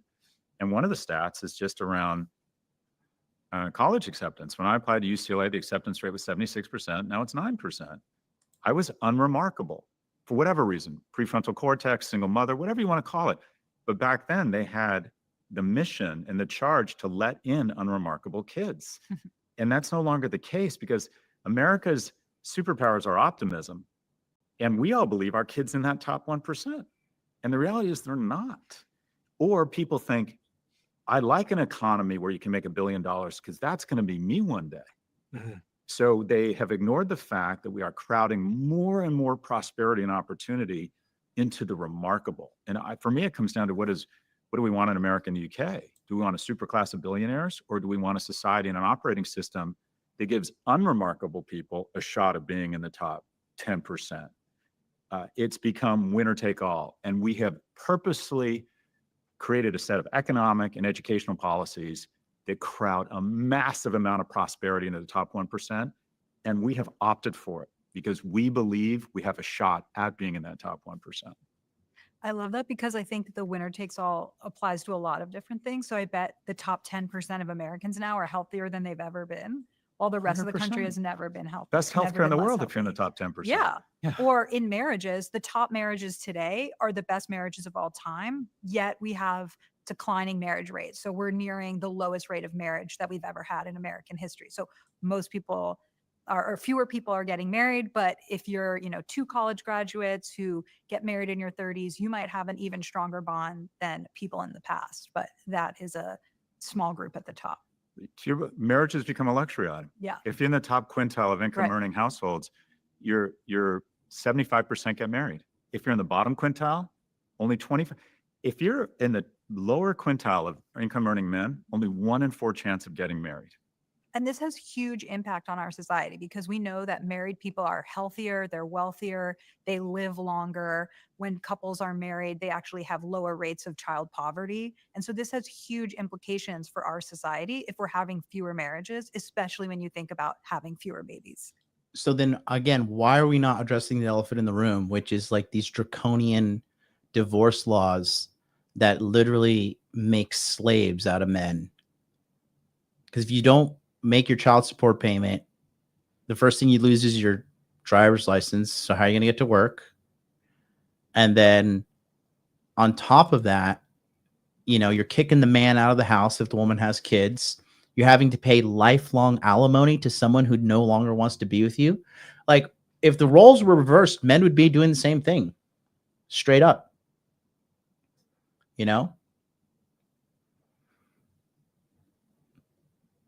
Straight up.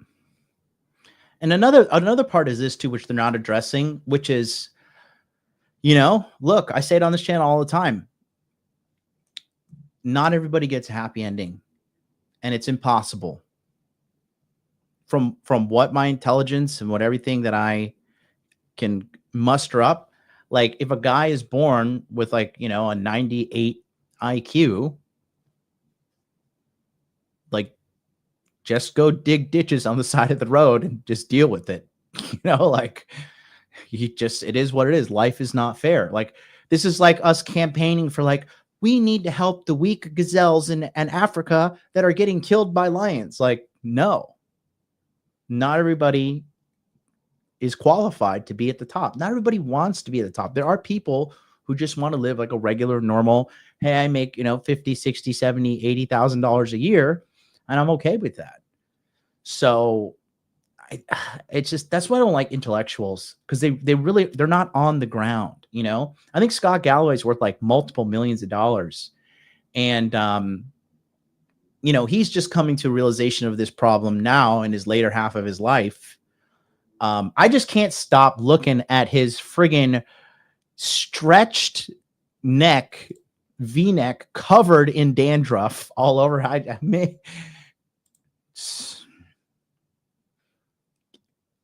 Can you please be a better representation for us if you're going to speak behalf of men? Look at the woman. She showed up in a nice purple suit. Her hair looks nice. She's speaking well, but this guy's just like a disheveled alcoholic. I don't know. Ay vey.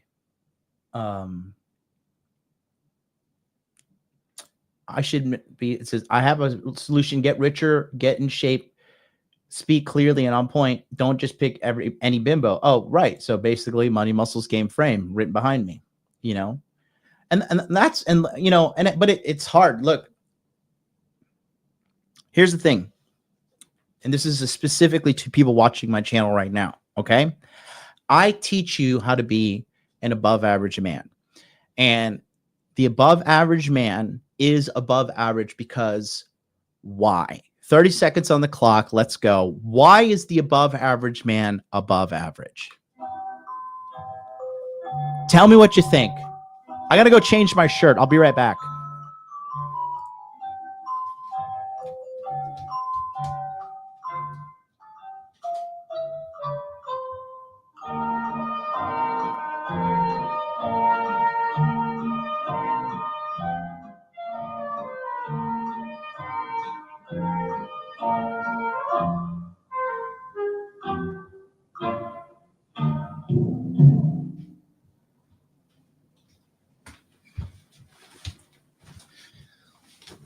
All right, we're back. Ooh, that was record-breaking changing time. I had to sprint to the other side of the friggin' penthouse. Whoo! Why? Let's go. Let's see what you guys put in the chat.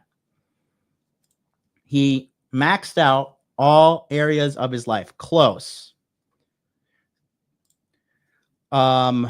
does what the average man is unwilling to do. Correct, but more importantly, Aaron's got it right here. Consistent work. There is the long. Alex Hormozy said this. Okay, the long way is the shortcut. The long way is the shortcut, right? Anybody? Let's just talk about something.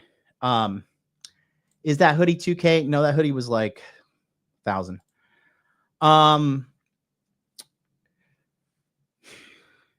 Let's talk about physical fitness, bodybuilding. We're all men here, right?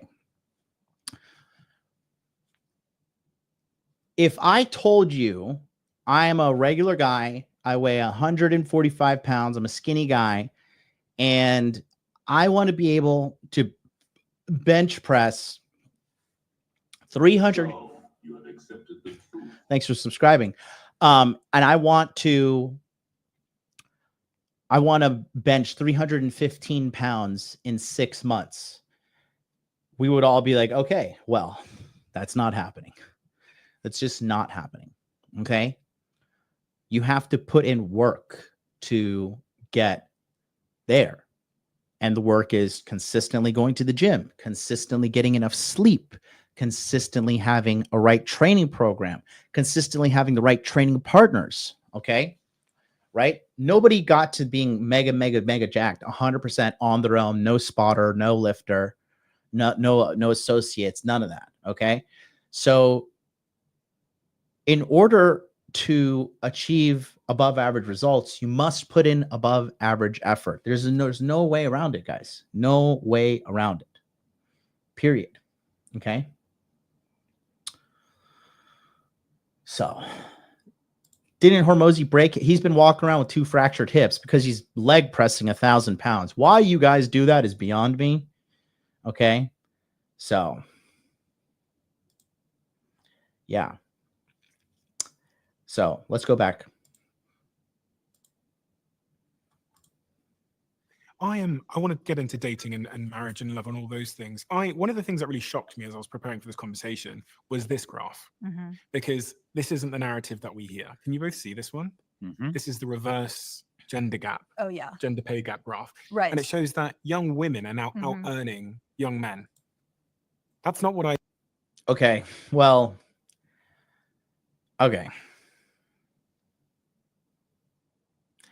So this difference is less than 200 pounds, first of all. Okay. And another thing is this: men just need less to survive. I don't really view this as like,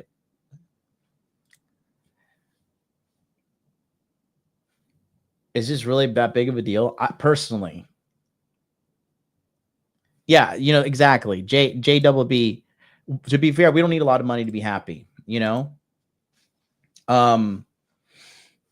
Guys, I can tell you, I have done I've never been like mega rich, but I've been like pretty fucking rich, right? All this stuff, like this necklace, this shirt, my bracelet, my watch, whatever. Material things, when you buy them, it just doesn't hit anymore. Right? Like when I first started making, that's 2,000 pounds, my bad.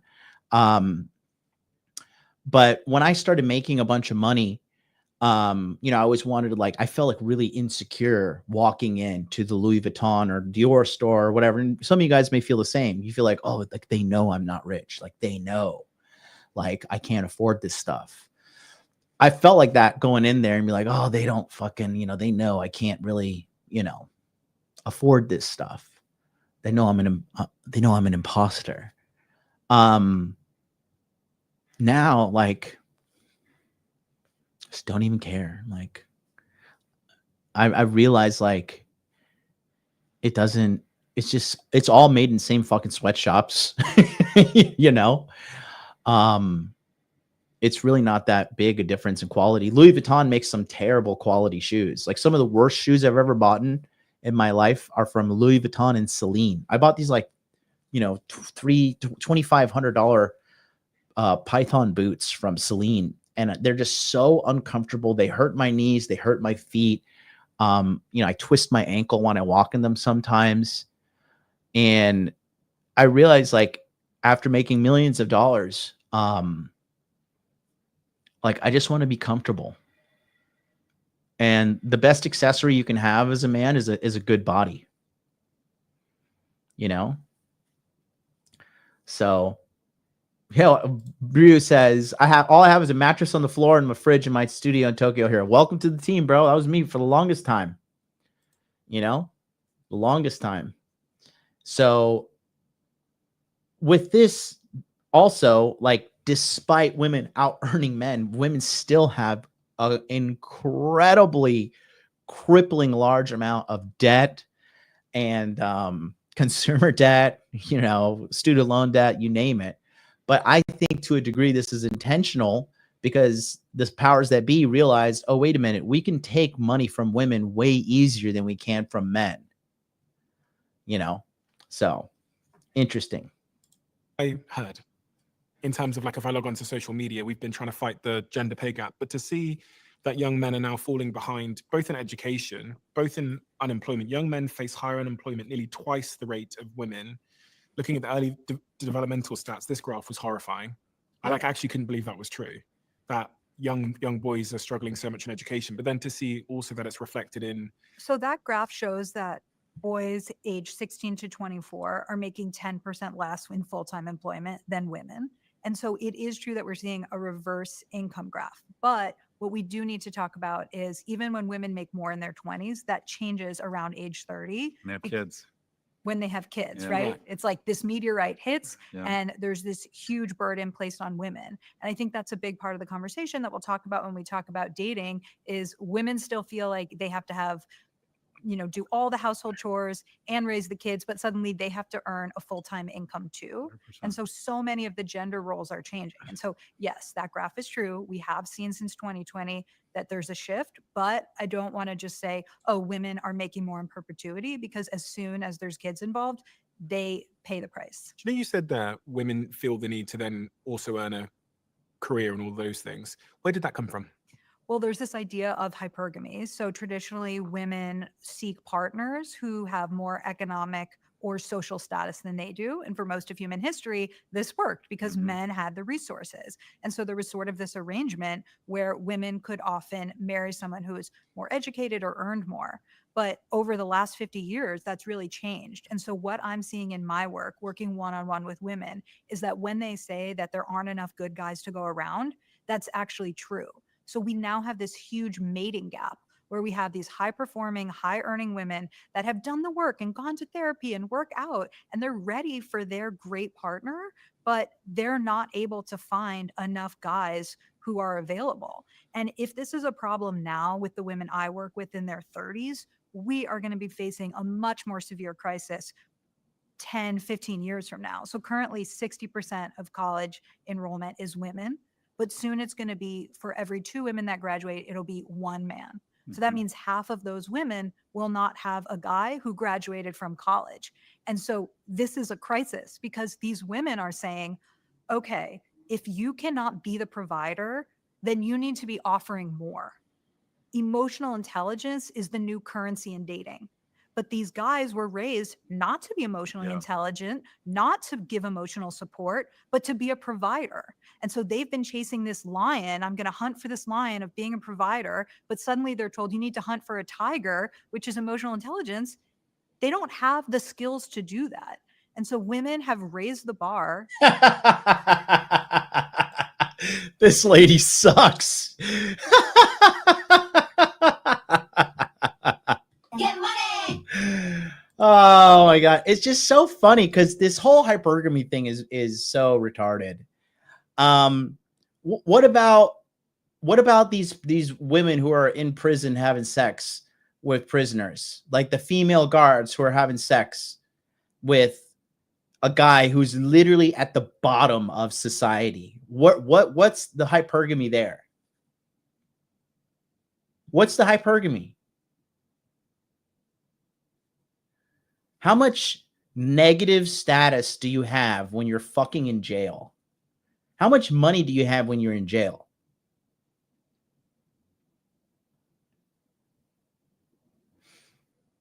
you know. And then another thing is this: when you talk about women saying like there's not enough good men out there, I mean, the reality is they're just their their perspectives of reality and what they want are unrealistic, you know. And then they're just constantly saying, well, and this is why I don't like this conversation, to be honest with you, because you have a self-hating man, a homosexual, and a woman at the fucking table, you know, talking about what the average person wants. And like, where is the conversation about fidelity? Where's the conversation about not having a high body count? Like, I know the average guy, when he thinks about his ideal woman, he doesn't want a woman that has like a 30, 20, 40, 50 plus body count. But again, that's when it's kind of funny seeing the blind leading the blind. You know, I've been loved by women who have been virgins, low body count, and women with high body count. And there is a gigantic difference in how that woman loves you. A gigantic difference, right? So they're not addressing those things. But again, she works for Hinge. Let's be honest. People don't download Hinge. Like maybe women do. But when a guy downloads a dating app, he's not like, I'm ready to find my wife. Time to download Hinge. He's like, I want to fuck some whores. Time to download Hinge. That's no guy, like the majority of men aren't thinking like that, and they never have. Okay. Marriage in itself is a pretty feminine concept. Like, I think marriage is good, but you know, I intend to get married one day, but not because like, you know, I need to get married, but because like, if I have kids, when I have kids, I don't want to be raising the kid and like we have to like explain something like, well, we're not really married, you know, and all that crap. You're just it's just a weird situation to put the kids in, you know what I mean? So, yeah, betas say they like women with experience. That's why none of them like you. Okay, let's go. In terms of what they need from men, while men are continuously falling behind. Yeah, there's a lot there. There's some nuance around the pay thing. So the data I've seen is that women under the age of 30 in urban areas are now making more money. But to your point, the moment they have kids, where corporate America has really failed is it hasn't figured out a way to maintain a woman's professional trajectory once she decides to deploy her ovaries and have kids. And there's some data saying, okay, 2/3 of divorce can be reverse engineered to the man starting to make less money. When the woman in the relationship starts making more money, they become twice as likely to get divorced, 3 times as likely to use ED drugs because the guy loses a sense of purpose and self-esteem. What gets lost in that data is the reality is if a woman is stepping up and stepping into the economic void and being more economically, being a greater economic contributor, then logically it would make sense that men need to step up logistically. And I think what a lot of women are saying is like, okay, I'm not getting anything. You're no longer a provider. And by the way, you haven't filled that void. You haven't made up the delta. Mm-hmm. So there's some nuance around it. What also I think is important to say is that if women are better students and showing the discipline and the skills to go to college in an information economy and making more money, then okay, good on them. Just as for whatever reason, men made more money. Maybe it wasn't fair, but you know, it's not a crime against humanity if women have the skills to make more money. What happens though is the second order effects that you're talking about, and that is, we don't like to talk about this, 75% of women say that economic viability is hugely important in a mate. Only 25% of men. For men, it's not a criteria. For women, it is. And Chris Williamson of the Modern Wisdom podcast, he has this great stat, or he calls it the high heels effect. And that is 50% of women say they won't date a man shorter than them. I'm curious what you think, but I think it's more like 80%. I think it's an embarrassing thing to say because just instinctively, women feel like they'll be vulnerable during gestation and they want someone they think physically could protect them. I just think it's hardwired into them even if they don't know it. Women metaphorically are getting taller every year, and women made horizontally and up and men horizontally and down. Right. And when the pool of horizontal and up keeps shrinking, they just have, so this notion, a ton of great women, where are the men? Or there's no men. There's a lot of men, just not men they'd want to date. Right. And then you speedball it with the guys who are in the top 10% can engage in Porsche polygamy. They can get a date every goddamn night, which does not encourage long-term or very good behavior. So the guys they all want are not incented to enter into long-term relationships. And the bottom half of men are literally shut out of the mating market. And we always kind of all of this, if you've read the undertones of this, all of this is prioritizing what women want. That's all. This whole so far, there's nobody defending what men want at this table. You got the self-hating white guy, you got the host, and you got a woman. Like,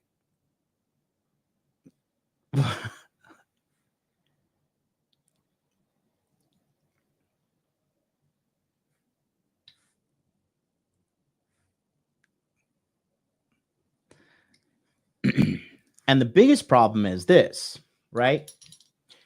You guys got to understand that game is the great equalizer. If you think you're going to figure it out on your own, you're not. You're going to wake up one day and you're going to be 40 and you're going to be like, crap, there's nobody around me that loves me. If you are having trouble with women in your life right now, like, you need help. You need to join one of my communities. You need to work with me, and it's going to take time. Or you're going to be like the rest of guys in society. You know, I coach guys. Dude, the guy that got the most booty on the Hawaii trip was 5'4". This guy is so charismatic. He's good looking. He's muscular. He makes money. He has a good, like, outlook on life, and he's 35.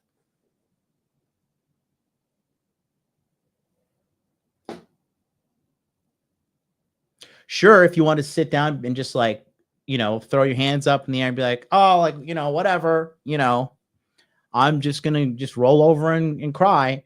Like, no, you go out there and it's a numbers game. Love, life, everything is a numbers game. And sure, the guys that are like, you know, 6'1", 6'2", whatever. I never understood this height thing. I don't know. Like, I just love myself. I'm not some physically perfectly fit person. I'm not like, I don't know what is everything. You gotta be 6 foot tall. You gotta be white. You gotta be jacked. Like, I'm none of those things. You know, and I've been with like 300 plus women, you know, it's just a numbers game. It is a numbers game. And again, to get good at anything, you have to fail a bunch of times at it, you know? So if you're a guy and it's hard for you to get out there and just do a cold approach, walk up to a girl, like, then you're going to be just like every other average guy they talk about in here. But again, do not get lost in the sauce. Do not let the hopelessness of the conversation in this table carry you into a place of despair. Okay. But MLD, what if your eyes are 0.001 millimeter too far? And that's another thing. The whole looks maxing thing is a very feminine thing. It's a very feminine way. Do I care about what I look like? Yeah, to a degree, but I'm not going to go out there and like hate myself for not being like a male Adonis. You know, it's your character as a man that is the number one thing that's most attractive. And the biggest problem is because men are just not leaders anymore. Like, the average guy, because they're not taught how to lead, you know, but that's okay, because me and my guys, we're doing great. We are doing phenomenal. Okay. And, you just gotta, like what Thaddeus says, you gotta, like, here, find enjoyment in failure. Every failure gets you closer to your victory, right? Remember when I started this YouTube channel, like, you know, I'm kind of like figuring, I'm like, oh, why did the growth kind of stop on the channel, right? But 4 years I did this channel and I had 880 subscribers. 4 years. So 2015, 2016, 2017, 2018, 4 years, I got 880 subscribers and made $0. Oh no, I take that back. Probably made, best case scenario, $1,000 from people booking $50 consults. Honestly, that number's inflated. Probably not even that. You know, my friends, it's funny. One of my friends that made fun of me for like wanting to start a YouTube channel, now his like wife is like wanting to leave him. And I'm like, I can help you, you know, but I remember I told this guy on the phone that I wanted to do this, and he like laughed at me. He like laughed. And now I make more money than him, and I'm in a happy relationship, you know?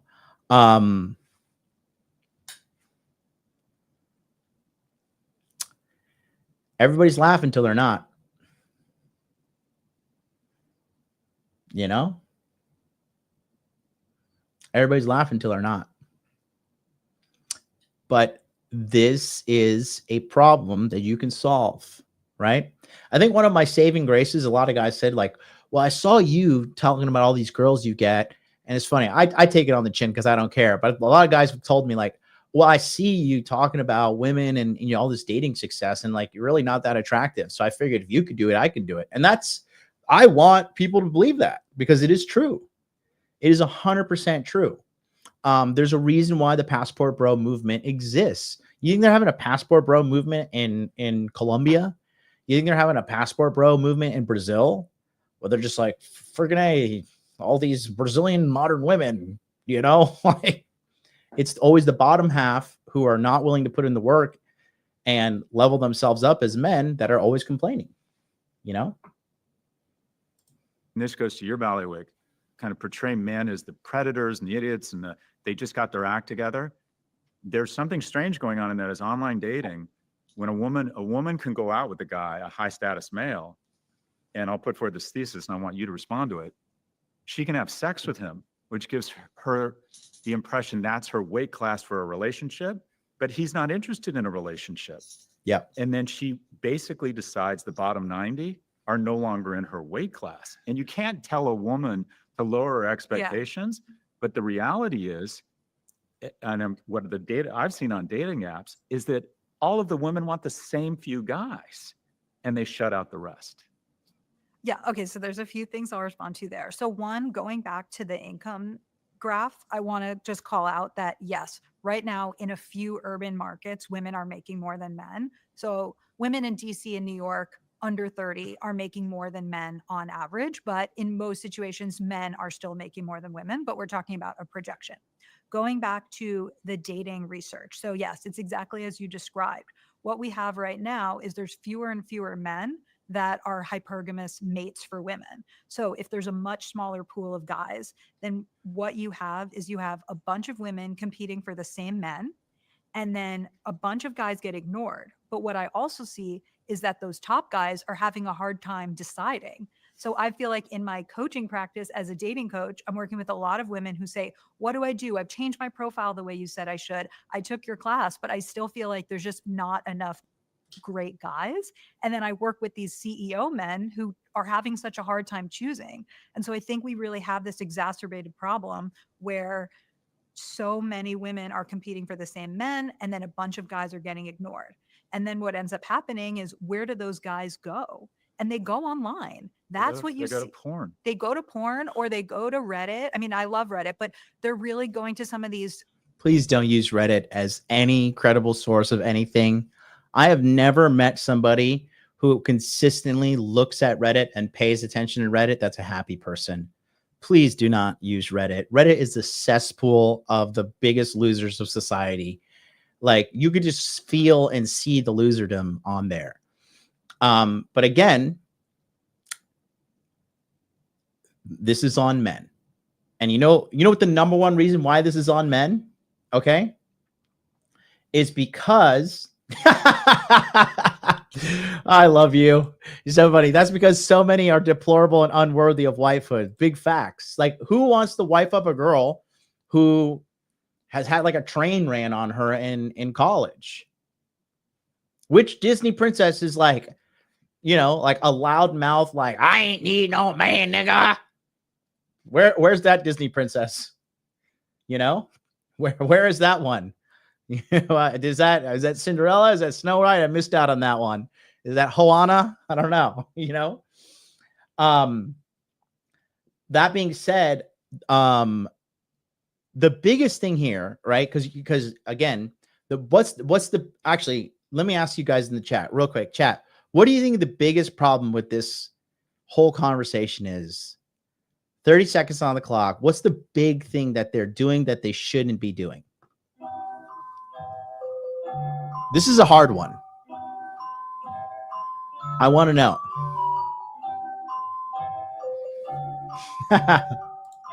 Snow White and the Seven Dicks. Yeah. red pilled communities. And so what you're seeing now is just men really. Wrong button. Bingo. Bingo. Listening to her. Daniel J. Very good, Daniel. It's lead by a woman's lebs. Yeah, 100%. They're taking women's word at face value. Okay. This will be a very good, very good exercise for you guys.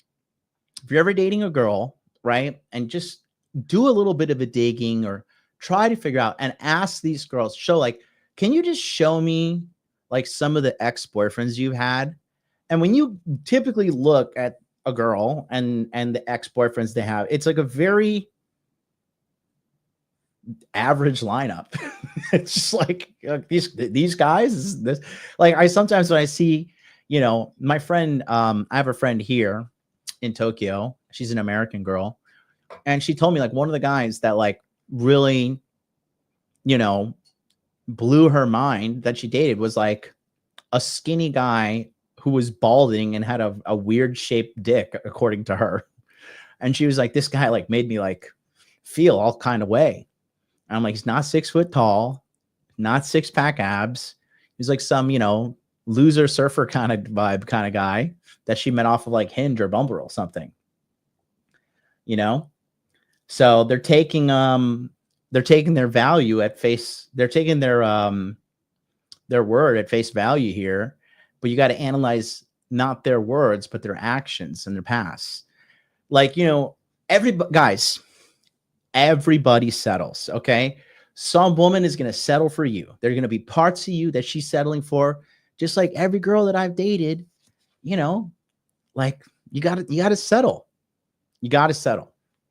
You're going to settle. Everybody's got to settle. Okay. Straight up. You got to settle. So that's a big problem to have at this table. Opting out of society. So when you go back to that stat, 1 in 7 young men in the UK is NEET, not an employment, education, or training. They have just opted out. And as Scott says, there's nothing scarier than a single man, a young single man. And so we are just creating a lot of these angry young single men who are saying, well, this is rigged against me. And so that's why I am worried about the rise of people like Andrew Tate. And if we wonder where are the dads, where are the men? Well, men are finding these father figures, but they're finding them online, and they're not the father figures that I would choose for the majority of men. And so I'm really who made you God? What the fuck do you even know about being a man, lady? You can't even keep your calories in check. Don't tell me about like what you know about what is good for everybody. That's female solipsism, you see? So like you just gotta laugh at it. Like I think this is funny because it doesn't apply to me. And it doesn't apply to guys like you who are at home watching this masculine self-improvement content. My content is hard to watch because I constantly hold you accountable because all of this mess is on men. And, like this guy HOEMATH, right? It's so funny because he's like the biggest crybaby on like, oh my God, I watch this guy's stuff and I'm like, this guy is professionally whining. Like that's his shtick is he's just on the internet whining.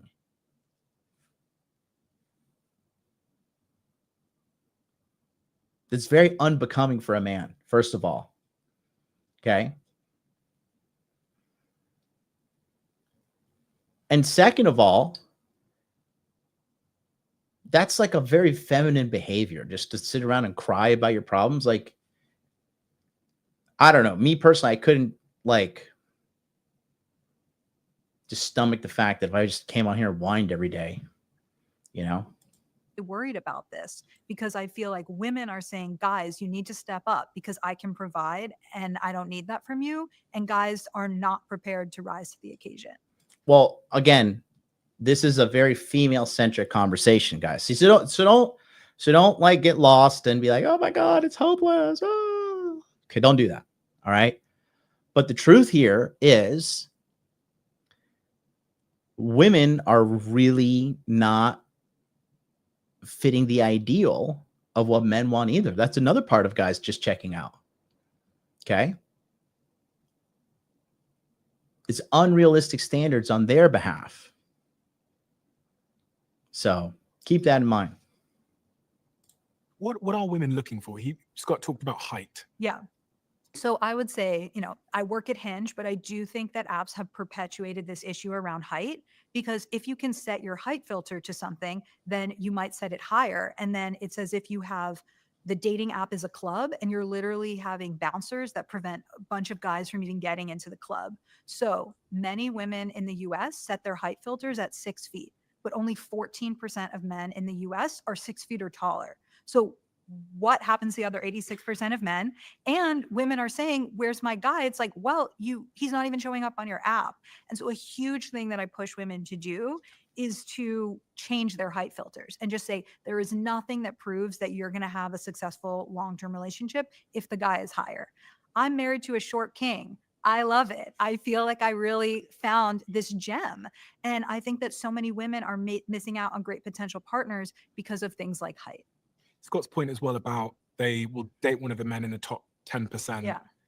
sleep with him potentially, and then that kind of adjusts their standards and they expect all other men to meet that standard, but there isn't enough men to meet that standard, is there? I haven't specifically heard that. I mean, there is a lot of evidence around assortive mating that people sort of have an internal sense of how attractive they are and that they end up with someone similar to that. But assortive mating is different than hypergamy, which is really this idea, as Scott said, that women tend to date horizontally and up and men date horizontally and down.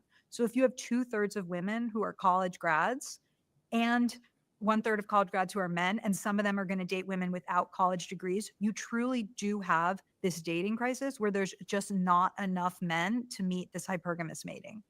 Again, you can't tell women to lower their expectations, but But you can, because they've done it in the past. Women have these unrealistic standards because they think like, oh, this last guy, women make decisions in life from like a scarcity, like fear-based decision. So they think like, well, if he's 6 foot tall and he's strong and he's rich, then in their brain, they're thinking like, oh, well, then he has a higher probability of protecting me. But then all these women who apparently that's like their whole dating history, every guy they've dated in the past, narcissist, he's an abuser, he's this, he's that. And it's like, okay, can we just collectively Shut up, bitch. just calm down, bro? Just calm down. Okay. the reality. When you ask a man if you could have a woman who had 80% of everything you wanted, 75% say, yeah, I'm on board. Mm-hmm. When you say to a woman, a man has 80% of what you want, 75% say that's not enough. But if you, but even look at the media. That is like, we could end the podcast right there. That's like his, I feel like that was he peaked right there in the podcast. We'll see. But again, don't forget, guys, if you want to be part of my community and you want to solve these problems, not be one of the guaranteed victim statistics, my monthly coaching and joining my community is the answer for you. Take a quick look here and we'll be right back and continue. We have 2 hours left on this. Do you guys want me to break this down into multiple episodes, or do you want me to just do it all at once? I'm willing to do it all at once because I have to go to Vegas next week. So there's going to be no show next week, but think about it, vote in the chat, and take a look here at my Money Muscles Game monthly coaching program. What's up, guys? Thanks for watching today's video. We're going to get right back to that, but I want to tell you quickly about my coaching program, the Money Muscles Game Monthly. If you're having trouble getting women in your life, keeping them around, and getting dates, if you're having trouble with your finances, this is the program for you. It's a very simple program dedicated to solving those problems with you right now. Each of these coaching sessions are a group coaching session with live interaction on the second and fourth Sunday. Every month, we meet at 9 p.m. Eastern Standard Time on Zoom to discuss exactly what is going on with you, what problems you have, what roadblocks are in the way. And then from there, we come up with a special plan for you to get the results that you want. I know what you could say. There's all this free information on the internet. There's all these free content creators putting all this stuff out. If that were the case, the world would be healed by now, but it's not. Okay, it's the blind leading the blind. You don't even know what's good information or not. You need a mentor. You need a group. You need a tribe, and you need to be held accountable. That's what you have in the Money Muscles Game Month. In addition to that, we have a free 24-hour support Telegram chat where you can link up with other like-minded men just like you who are dedicated to solving their dating and money problems right now. So, if that sounds like something you're interested in, I want you to stop what you're doing right now, go to modernlifedating.com/monthly, sign up, and then you're gonna get an email sent to you with a Telegram link so you can join the Telegram chat and get on your plan to fix your problems immediately. Do not let another day go by where you silently suffer, lying to yourself, saying you're gonna figure it out, because you won't. You need help. You need a mentor, you need group support. That's what I am, that's what my community is. I've dragged myself from the depths of poverty to the tops of financial success. I've dated hundreds of women around the world. I can easily teach you how to do this, and it's a cakewalk. But it all starts with you going to modernlifedating.com/monthly and signing up today. Thanks so much, and let's get back to today's video. All right. So we got a little bit of it. People are saying we're right down the middle, really. I will go until I start to run out of steam. How about that? We've been going for 2 hours. Billy put the link in the chat. Sign up for the Money Muscles Game monthly coaching. You get a one-on-one consult with me as soon as you sign up, and then we'll put you in there. We have now segregated the chat, so it's actually broken down into Money Muscles Game and Frame. So me and my team are in there, and actually we have now brought in an expert for the Money Muscles Game monthly coaching. That's Lou, the lifting lawyer. He is in there to help you guys with your fitness goals 100% for free. You can work with him, but he'll be in there. He's helping me run support and build the community from the ground up. You know, he's a jacked, good-looking guy, really smart when it comes to physical fitness. He's a lawyer as well. I mean, Money Muscles Game Frame across the board, he's got it sorted. So, you know, we got a really big community in there, and would love to have you be a part of it. So you don't have to be part of this men and who are part of the forgotten class, you know, because that's your default if you don't sit down and sort this out. So let's get back to today's episode. Yeah. Right. What does the media tell a woman to do? He's out, but he didn't open your door. He's not nice to his parent. You walk right out on that man. Like, it's literally every piece of media is, you don't need him. You're a strong, independent woman. Pull the ripcord. You're out. And it is the basic kind of communication around this is, you are a strong, independent, powerful woman. That is wonderful. And quite frankly, you don't need the imperfect man. And they're just not connecting. I read that on Tinder, a man of average attractiveness has to swipe right 200 times to get one coffee. And then 4 of those 5 coffees will ghost him. They will decide they don't want to meet him, or they won't show up. That means a guy of average attractiveness has to swipe right 1,000 times to get one coffee. Now, what does that tell that guy? Women don't value me. Women make me feel rejected. And then they go online and they see these misogynists telling them it's not your fault.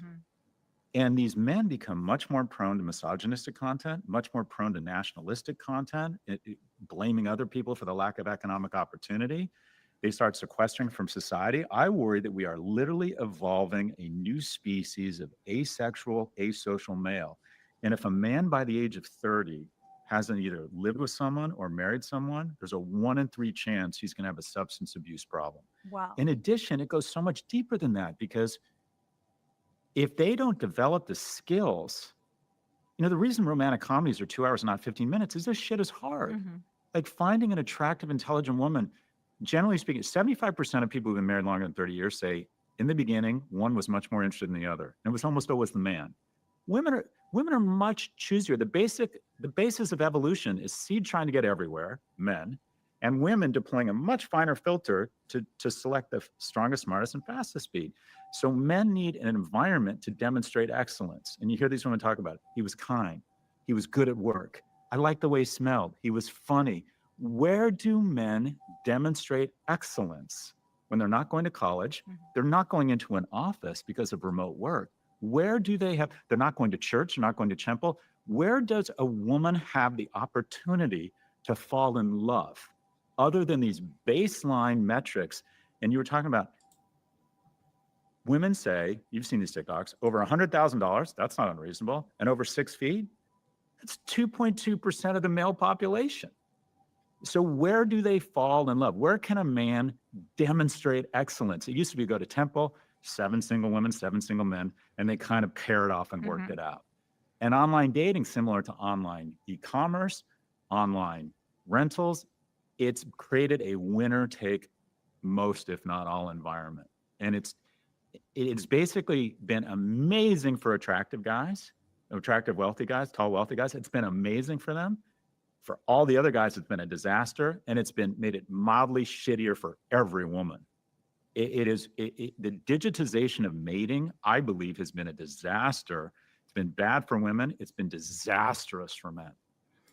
Yeah, and that's when I'll tell you guys, when Tinder first came out in 2014, it was lit, bro. I was having sex with so many hot girls. There was no swipe limits, none of that. I remember just like, actually, I don't know if Brian is in. Brian, you still here? Brian Diaz, he was there. Remember you dropped me off drunk as hell at that girl, Asian girl's house, and at 2 o'clock in the morning after the club. Brian, are you still here? That is so. I hope he's here. Oh my God, he is here. Brian, you pay attention? You fall asleep. When it first came out, that was so. It was good times, but then they started adding all the paywalls and the algorithmic manipulation and stuff. And here's why cold approach is king, okay? Because for all the guys you just need to get your Instagram up, you need to get money up, you need to do all these things. And then you show up with a date and you're socially retarded. And the girl's just sitting there and she's like, uh-oh. Uh-oh, retard alert. Cold approach teaches you the initial dating skills that you need to walk up to a stranger, facilitate a conversation from nothing, and build that into a sexual relationship. So when people are like, oh yeah, just sign up for my course, so I'm going to teach you how to be I call them Instagram alpha males, right? Yeah, you look good on your Instagram, but there's no substance to you. You can't even hold a conversation. You can't even look at the girl in the eye, right? So he is right about the proliferation. Yeah, Plenty of Fish was pretty good back in the day too. It was. Bro, I've pulled girls off of everything. I pulled girls off of, I just, for the first time ever, I just made a Hinge because Bumble is the shit in Japan. But I pulled a girl off of Tinder, Plenty of Fish, LinkedIn, Craigslist, Facebook, Bumble, Badoo. Where's some of these other ones? Do you guys know Happen? That's a wild one. Happen is a good one too. All those dating apps. So it is possible to succeed out there too. But again, the average guy, he makes an average effort and then he gets an average result, which is rejection. And then he's like, oh my God, woe is me. It's like, okay, well, woe is you because you are not taking action. Yeah. I got all the Infinity Stones on my womanizing gauntlet. I want to talk about how the genders seem to be separating in a lot of important ways. We know from research around political affiliation that women are now, on average, 30% more liberal than men. So they are definitely experiencing political polarization. Then, for the first time in history, more men are attending church than women. And when I started this research, I really came at it from this point of, is it just me or there are not as many eligible guys? But when I dug into this, I found that both genders really feel misunderstood.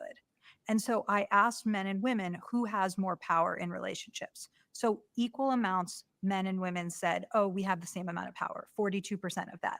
But then what was so interesting is that 46% of men said women have more power and 46% of women said men have more power. So there's this huge feeling of, oh, the other gender has all of this power. Cold approach, bros. Cold approach, cold approach, cold approach. Volume, volume, volume. The thing about dating apps, if you don't know how to beat the algorithm, which, you know, I came out and I showed you guys how to do that with my dating app domination program.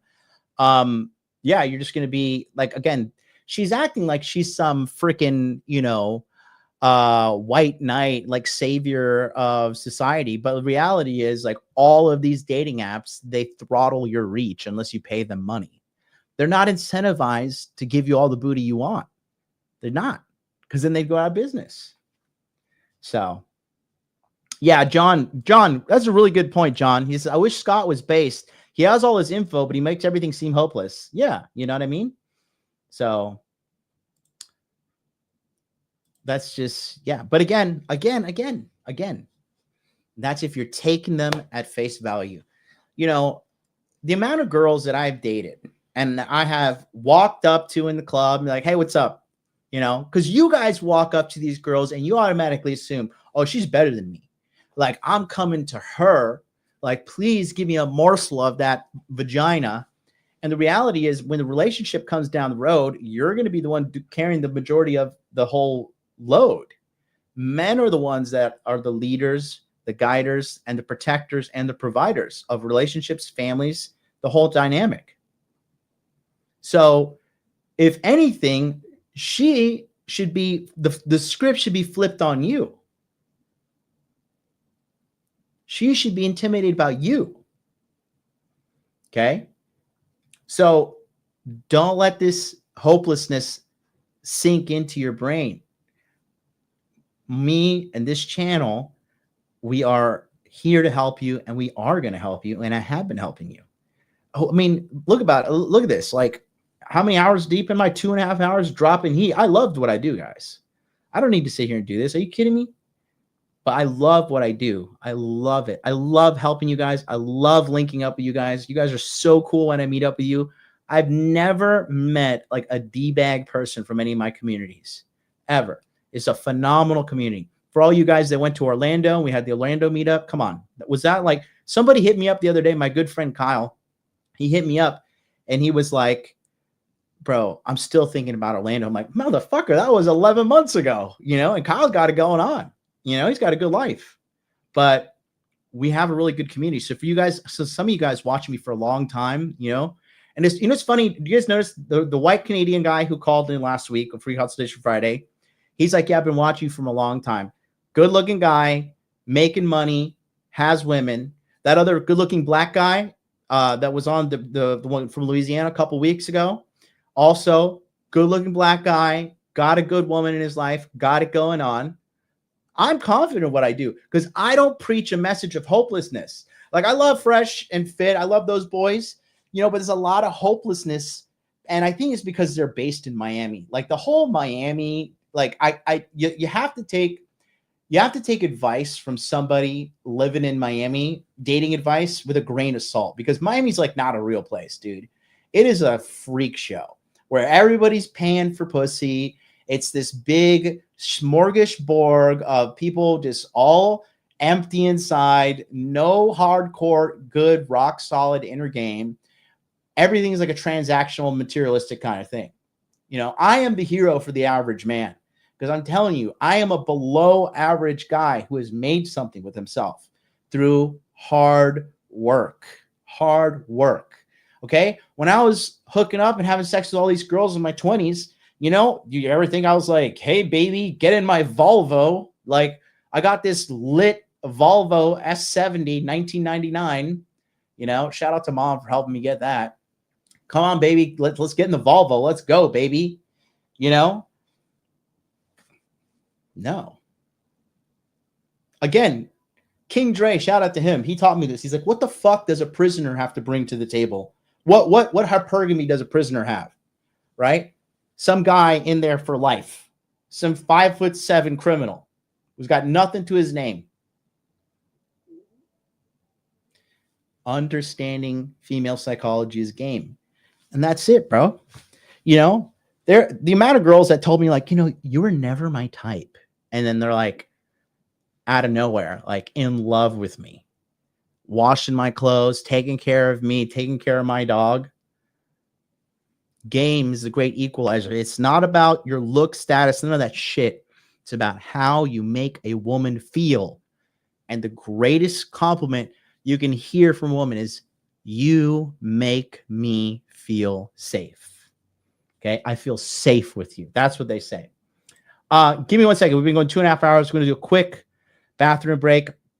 I'll be right back. Time to get paid, blow. Time to get paid. Time to get paid, blow up like I'm blowing up like you thought I would. I'm blowing up like you thought I would. And if you don't know, I'm blowing up like you thought I would. I'm blowing up like you thought I would. And if you don't know, I'm blowing up like you thought I would. I'm blowing up like you thought I would. And if you don't know, I'm blowing up like you thought I would. I'm blowing up like you thought I would. And if you don't know, I'm blowing up like you thought I would. I'm blowing up like you thought I would. And if you don't know, I'm blowing up like you thought I would. I'm blowing up like you thought I would. And if you don't know, I'm blowing up like you thought I would. I'm blowing up like you thought I would. And if you don't know, I'm blowing up like you thought I would. I'm blowing up like you thought I would. And if you don't know, I'm blowing up like you thought I would. I'm blowing up like you thought I would. And if you don't know, I'm blowing up like you thought I would. I'm blowing up like you thought I would. And if you don't know.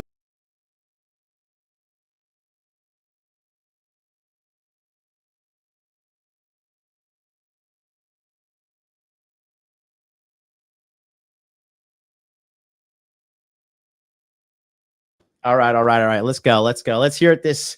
Let's hear what Miss Magenta has to say. And when I spoke to people, I want to tell you about 3 dating paradoxes that I saw. So the first dating paradox for men is this idea that now that women are providers and do not need a man to take care of them financially, they really want guys to step up with emotional support. But here's the paradox. They were not raised and they don't know how to give that emotional support or emotional availability. So we know women, even if they have the same number of friends as guys, the women are talking to their friends much more often. Women. Strike one. Don't be talking. Comparison is the thief of joy. If you're man or woman, okay, if you're trying to get relationship advice from a single person, you're going to become single. Straight up. And speak to their kids, even starting at a very young age. They use more emotional language with their Much love to you, Sevi. Take care of yourself, pal. daughters and their sons. So constantly we have this feeling where we're asking men to do something when they don't have the skills. I was talking to my friend David, and he said women are in graduate school when it comes to emotional conversations and guys are in 3rd grade. The other part of the paradox is that women are. And that's the problem. Women are expecting men to be something that they're not. Like, I understand you need a man to like be there emotionally for you, but that's such a vague description. And I tell you what, if anybody has more complaints in a relationship, it's going to be a woman, because they have complaints about everything. That's just how they are. You know, anytime I got a female client for my Airbnb, right? And she was white, I was just like, oh God, here we go. God better friggin' iron the curtains. You know, we gotta, like, God knows what we're gonna be, what kind of complaint we're gonna get here. But if it's a guy, men to be more emotional. but if it was a guy, it was like, thanks, the beds were nice. You know, like, awesome, bro. Come back, I'll give you a discount. Give me 5-star review. Man, let's go. You know, but forget about it. Other than that, I don't know, bro. Open, but then they get shamed when they do that. So we have this great quote from Brene Brown where she says, we beg guys to open up, we beg them to let us in, and then when they do, we can't stomach it. And I heard that over and over in my research. So again, you're just taking women's words for face value, you know? Jordan Royale says, I'm honestly taking a break from dating MLD, work in finance, help people get out of debt as my day job. I do Amazon storefront and have 400 items listed, content creation, and also wholesale meetings. Yeah, well, if you haven't worked with me, you're having trouble, you know? You're gonna, I don't hate you. Can you hate me? I don't hate you, but you're neglecting the necessary skill set, if not the most important skill set. We're here to reproduce and die. That's your goal as a human. Have a child, die, so your child can have children, and they die, and that's it. It's that simple. Biscuit, hey MLD, I've been watching your content since 2018 when I was 17 and plan on joining the community this year. Awesome. My only setback was being constantly broke. Well, I hope you're not broke now. Okay. Yeah, Brio says, I have worked with psychologists before, and he told me that comparison is a slippery slope. Yes.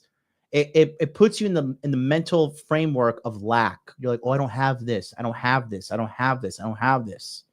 You guys start focusing what you have.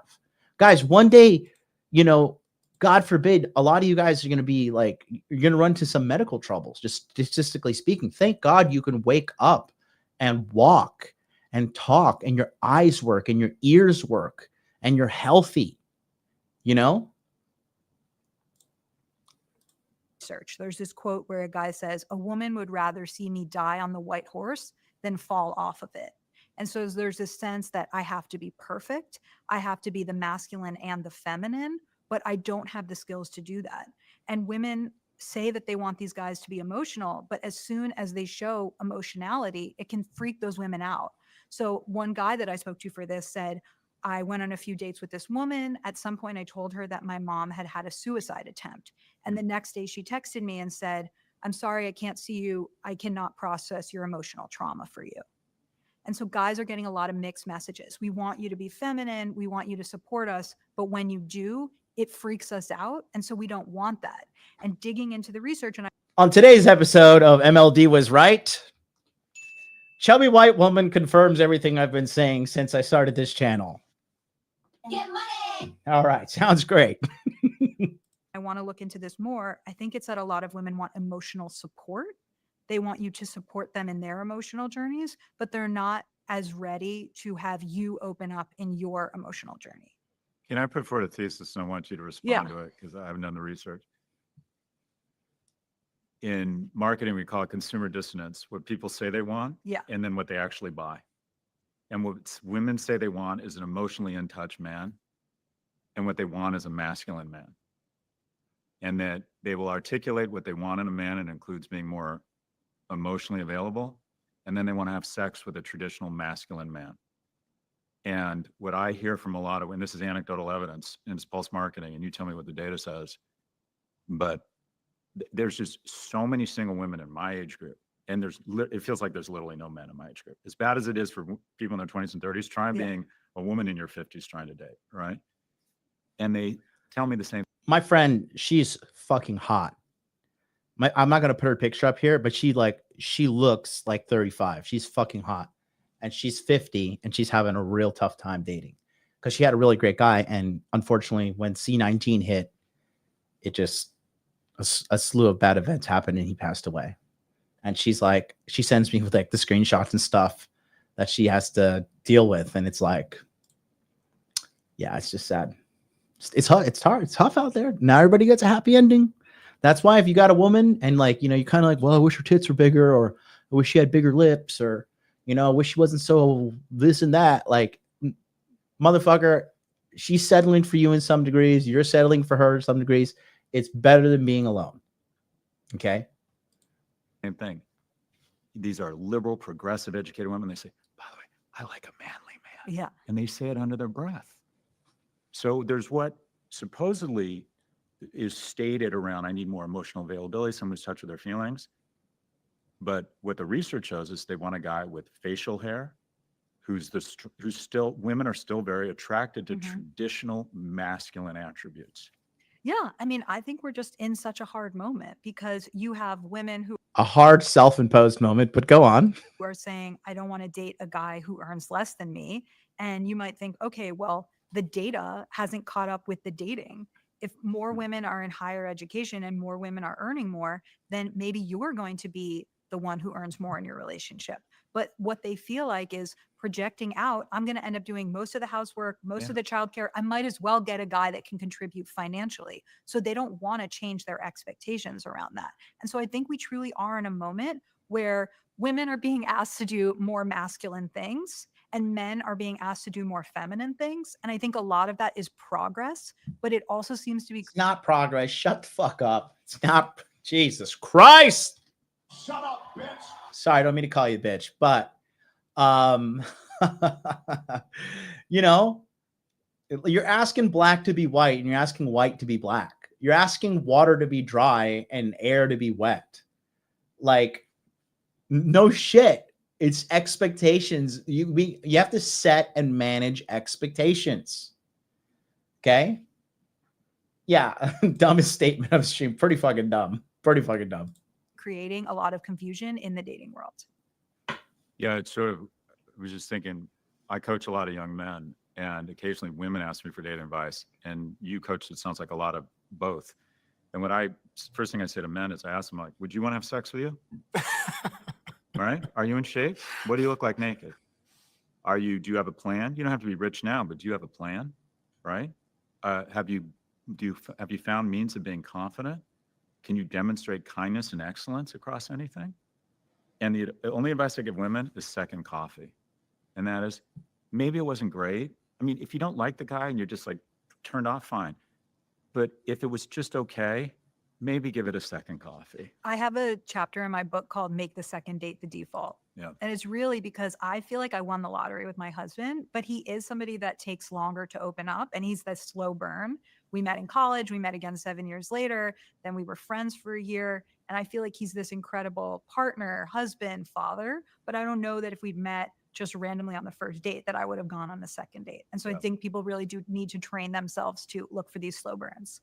Logan, Scott said something there about what he thinks women want, which is these sort of Yeah. traditional masculine features. Is this what you see in the data? What's hard is I think Scott's right about what people say they want versus stated versus revealed preferences. So according to the research that I did, women are saying the number one thing that they're looking for is kindness and compassion. That's also what men are saying that they're looking for. So in many ways, this is great. People are looking for the same things, but I just feel like there's these huge disconnects now where people don't feel like they can get what they want. Men are saying they want kindness and compassion. I made them say, what are all the things that you care about? And then what is the number one thing that you care about? And kindness and compassion was first for both of them.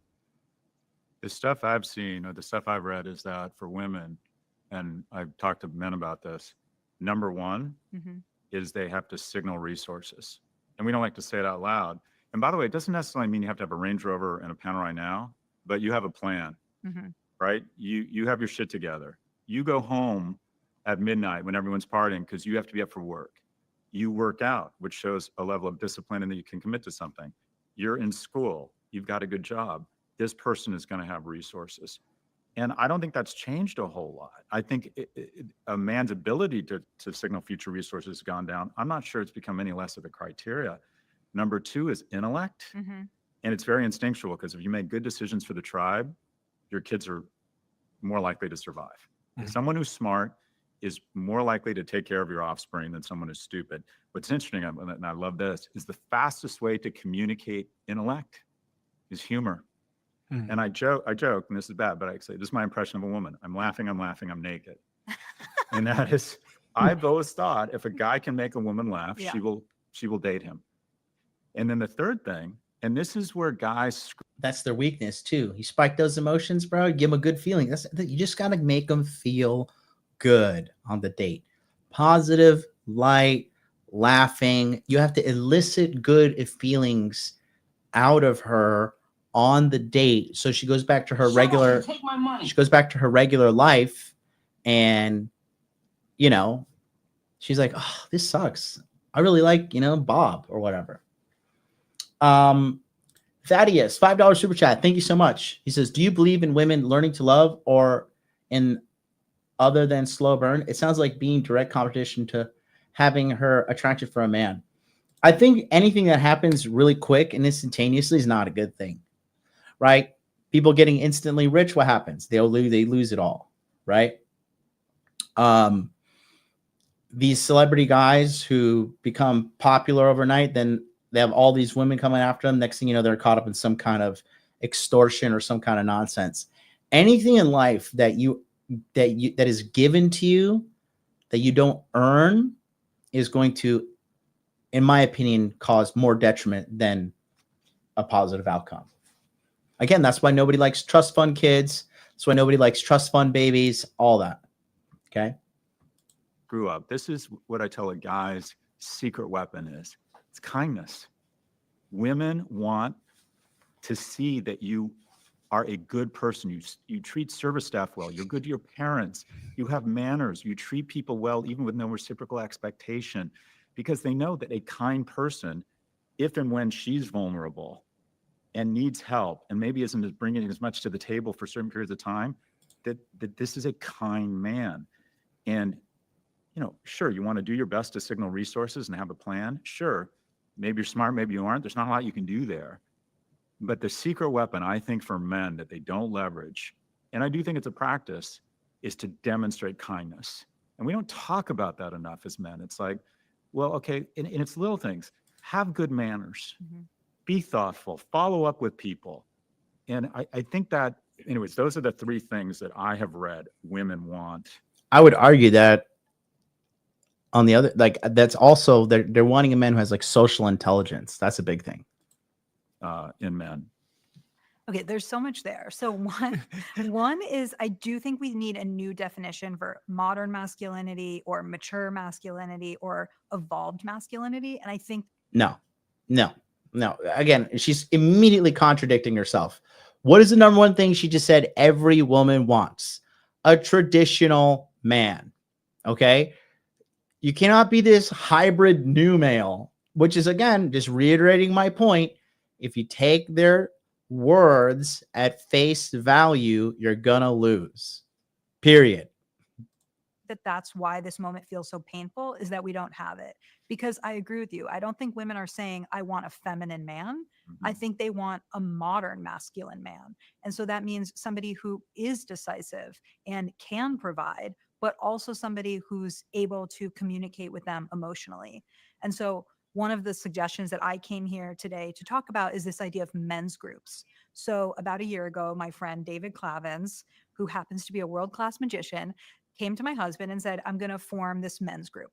And so it's about 6 or 7 men, and they meet together monthly, and they have formed this council of peers. So every month that they get together, every guy sits down with Post-it notes and says the 2 issues that are most pressing for him. So first of all, I think that that's a great way of doing it, because it's actually that time to say, what am I struggling with? I think many people in their lives, maybe especially men, don't sit there and say, what's top of mind for me? So guys get the quiet time to do that. Then they go around in a circle, and whoever has the most pressing issue, they get to take their time. And some men might say, you know, these are top of mind for me, but it's not a priority. I'll give the time to someone else. And each month they talk about what's going on for them. They hold each other accountable. So month 3, they might say, hey, David, you've been talking about that for the last 3 months. Are you going to actually do anything about it? Oh, so what I've been doing since 2019, right? When guys join my community, like, my goal is to, you know, lose 20 pounds, 30 pounds, 40 pounds. And fast forward a year later and still fat. I'm like, so buddy, did you slip and fall into a pile of donuts every day for the last year, or what's going on here? And I love that these men have a masculine space to actually go through what's going on for them, because maybe they have wives and girlfriends they can go to. Maybe they don't. But I think it's a different type of advice that you get from a council of trusted peers. And I really do think that men's groups could change a lot of these issues, because I can sit here and say everybody should be in therapy. Guess what? Therapy is really expensive, and many insurance companies will not provide it, or there's a huge waiting list. And so if we just sit around for all these guys to go to therapy, that's not going to happen. But men's groups are JBB, exactly. I don't go to my girl for advice. Exactly. And I don't tell my problems to my exactly. Exactamundo. You go to your council of men. This is why it's important for you to have a network of men. Okay. And if you don't have a real internal, in life, in-person network, then you get a digital one. And then from there, you meet guys digitally, and then you meet them in real life. Okay. A way that men can lead each other. They can provide this tribe of peers. And I have just seen so many changes in this group. So David told me his story where he had a lot of anger about his mom's debilitating illness. And he wasn't really experiencing it. And it was coming out as anger at his mom, but he wasn't conscious of that. But by getting the anger out in a safe place with men, the only place where he felt like he could truly be angry, he was able to get over it and to actually treat his mom with a lot more empathy. Or my husband has gone to the group and talked about ego stuff at work or how hard the transition to becoming a parent has been. And I feel like the men in this group have grown so much over the 12 months that it's been happening that I just paid for my brother-in-law to be in a men's group. And I want there to be tons of men's groups because I really feel she's so out of touch with reality. This has been happening. This has been happening since like 2012. While they were having their hot girl summer, we saw the writing on the wall, and we've been mobilizing the troops and healing men and fixing them behind the scenes. like this isn't an issue that a therapist or a mom or I can really solve. I think men need to be solving this problem within themselves. What you said is really powerful because if you walk down the hallway at Stern, there's Golden Seeds, women in venture capital, Black Women's Consulting Club. There are women's support. There's nothing for men. And these groups are really wonderful. Man Talks is one that I've been looking at where they've said, let's get together and just be supportive of each other. And it's a fairly new phenomenon. I think people are afraid of men gathering because traditionally bad things have happened in that. Gangs. Right. I mean, gangs. I'm just thinking of like many situations in That's which like funny. if once there's a tiki torch, I want there to be some women there, right? Like, so there's a reason why people have been fearful of this. Or it's like when the whole world was a men's group, a men's club, you didn't need to have men's clubs. Yeah. But I think in this moment, this is a really powerful, organic, grassroots way for men to change. So I imagine that you have group chats with men that are your peers. I'll tell you something too, right? So when we're running it, like she's right. She's late, but it's okay. This is a man's job anyways. But it's funny because when we were telling like some girls, you know, when we were cold approaching them, they saw like a group of us and they're like, oh my God, like, what are you guys doing? Right. And every girl was like, oh yeah, like we're on a men's retreat. You know, this is like a men's self-improvement, you know, retreat that we're doing here in Hawaii. Every girl had a positive reaction to it. Literally every girl. But it was so funny. Like they didn't even realize like how condescending they were. Like anytime we said goodbye to them, like, okay, like have fun with your little event. Like have fun with your little, and just like, it's so funny. You know, they just like, they don't even grasp like the depth of work that we're doing in there. And it's because it's not even any concern to them. You know, like have fun with your little men's group, you know, that you go to for advice. And I feel like there's men out there that don't have that.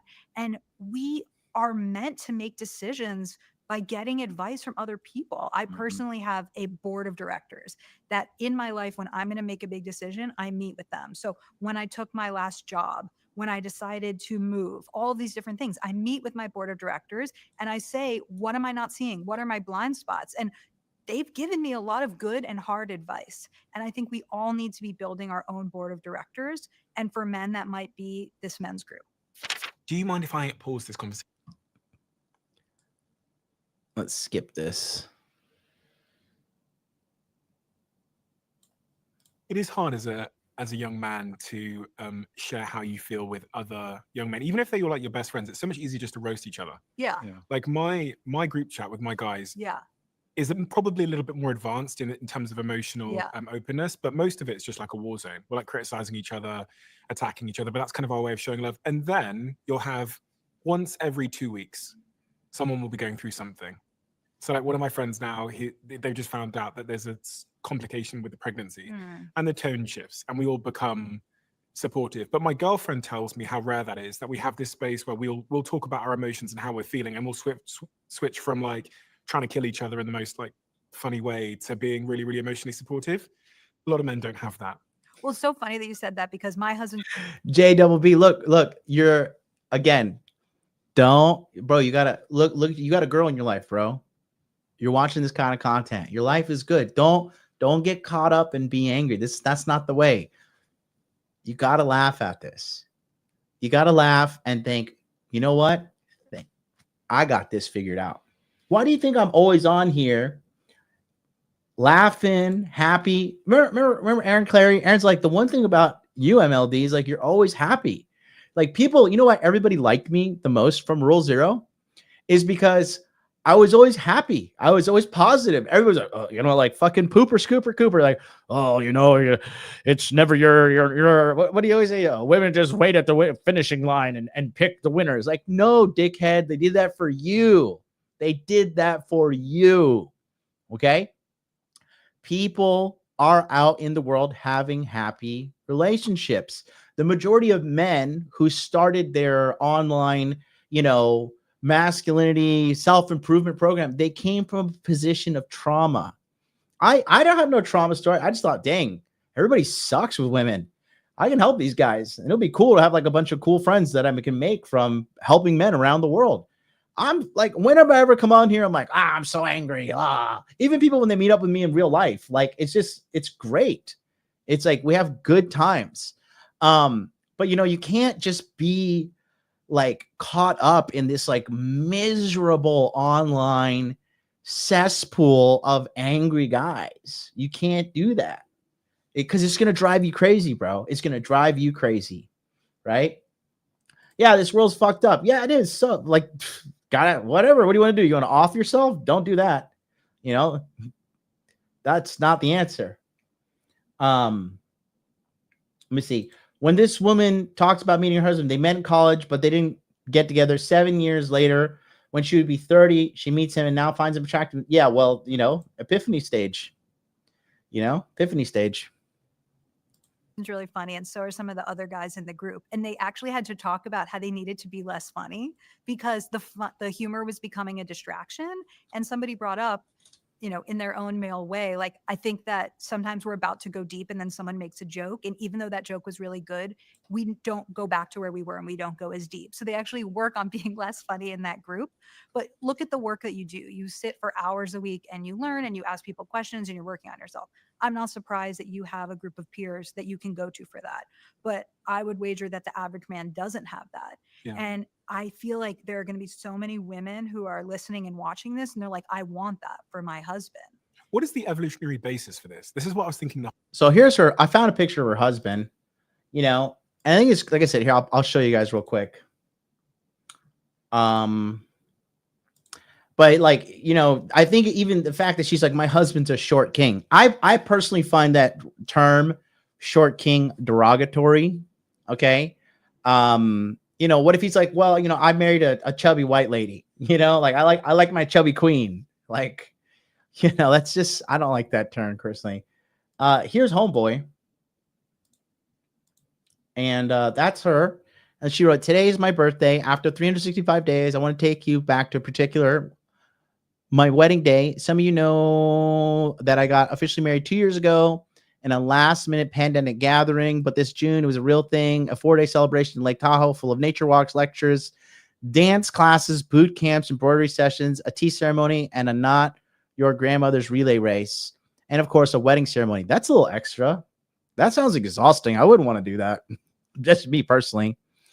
And of course, a wedding study. In my newsletter today, I shared the vows I said to Scott under the chuppah, a Jewish wedding canopy. Our 8-year relationship is not perfect. It's meaningful and messy, frustrating and fulfilling. And most of all, it's real. That's what I wish for all of you. Real, messy love. Did she tag him? She didn't even tag him. How do I find this guy?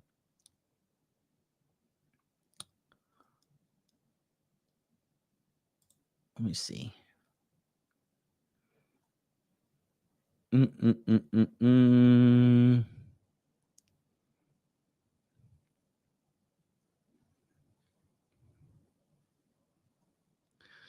Where is he?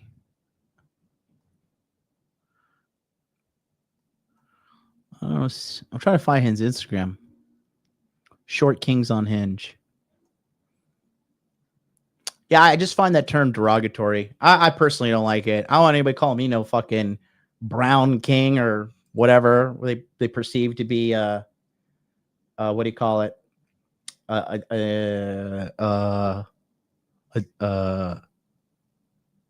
Disadvantage, I guess is the word I'm looking for. So I've been going for 3 hours. Husband's name Scott. Yeah, I see that. Let me think. What are we going to do? Let's do a part 2 tomorrow. Let's pick up from here because I want to be respectful to people who have to go to work and do their things. Unless chat says keep going. So can we vote? 1 is keep going. 2 is end it for tomorrow. Hurry it up. Vote now in the chat. Go. 1, keep going. 2, tomorrow. Let's go. Chop, chop, motherfuckers. We got a 1. 1, 2, 1.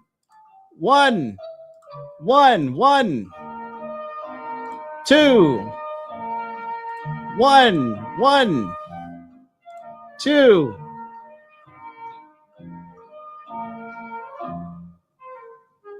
2. Make money. I got to keep making money. How much have I made in super chats? I've made $7 today in super chats revenue.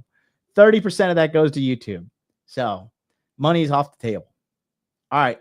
Chat says Nandez votes 1. Overwhelmingly, we got 1s. I shall continue. I live to serve.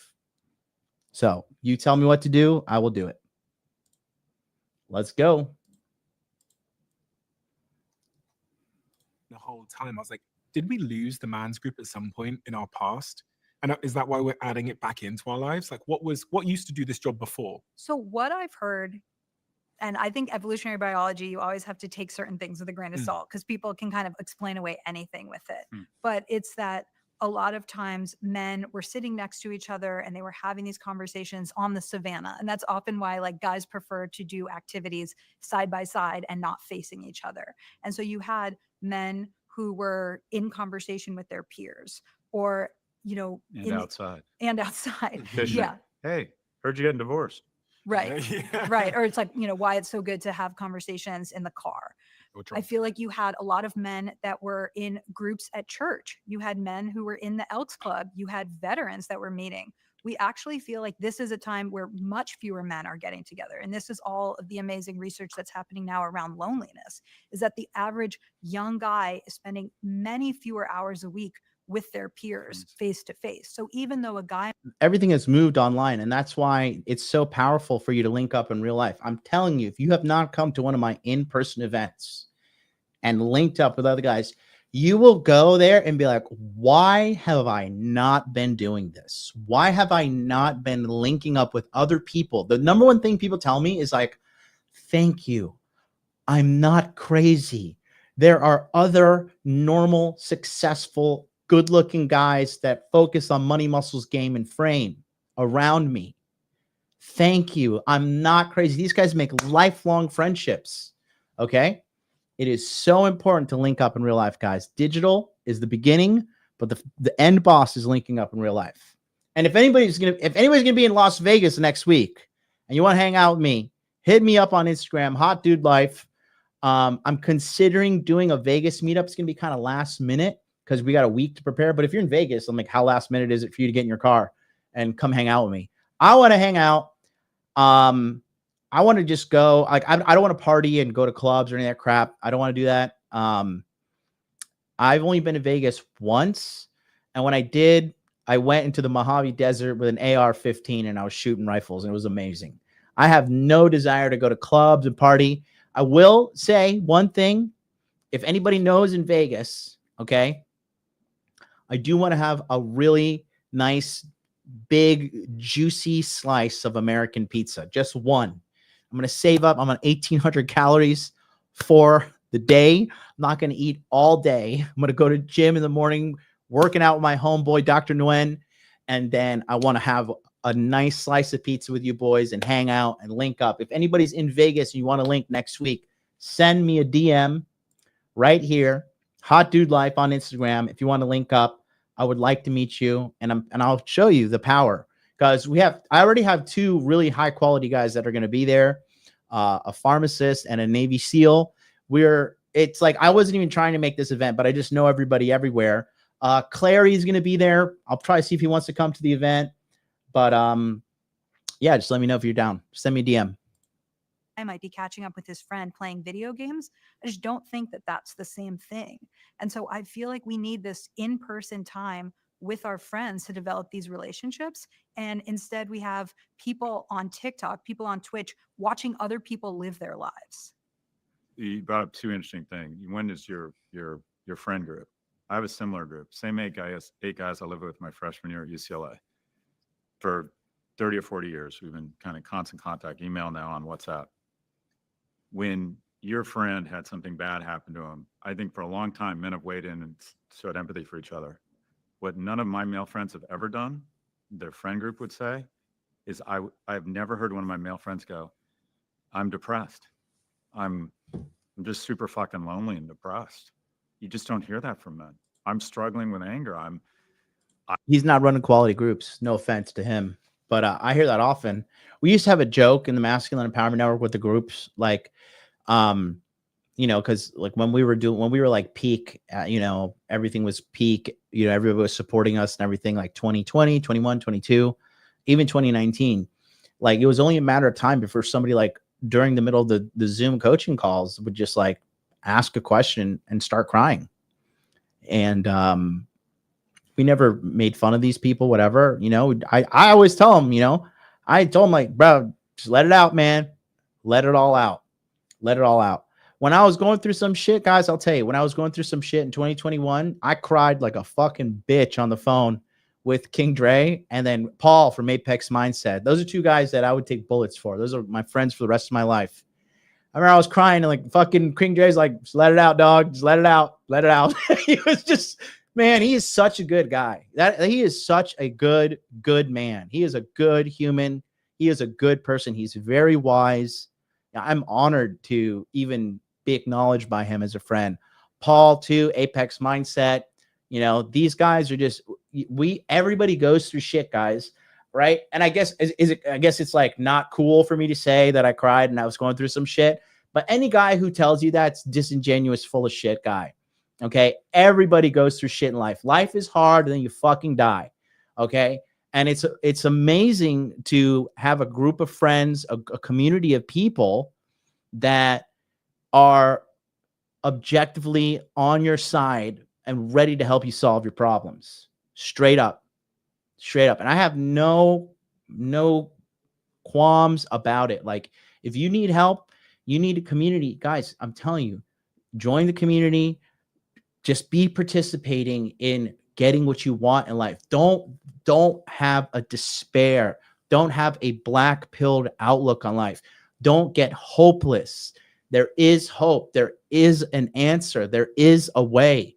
Many people have already blazed the trail and path before you. You don't have to suffer alone. I have been there. I've lost all my money. I've had my heart broken. I've gotten very sick. You know, I've had problems with my family and you know, them being my mom being crazy and shit. All that shit has happened, guys. All of that has happened. But when you have a really solid friend group, I know that I could fucking tell any of my homies, Billy, Lou, the lifting lawyer, all the guys in the community. I know if I cried in front of them, they would just be like, come on, man, it's okay. You know, let it all out. You're going to be all right. And there's nothing wrong. You're a human having a human experience. Okay. You're a human having a human experience, period. So there's nothing wrong with that. And you need help. You're not going to do it alone. I didn't do it alone. Nobody does it alone. Are you? No, you're not. You need a community. You need a group. And there's nothing wrong with that. I'm all of a sudden I have erectile dysfunction. I've never heard one of my male friends, when their mom dies or they get divorced, we weigh in with a lot of empathy, but you never hear them really open up because men are worried that if we display weakness, another man might kill us and take our shit from us, or the women aren't going to want to have sex with us. That's So there's still, I think, a huge inability for men to proactively talk about how they're really feeling. And then you talked about a board of directors.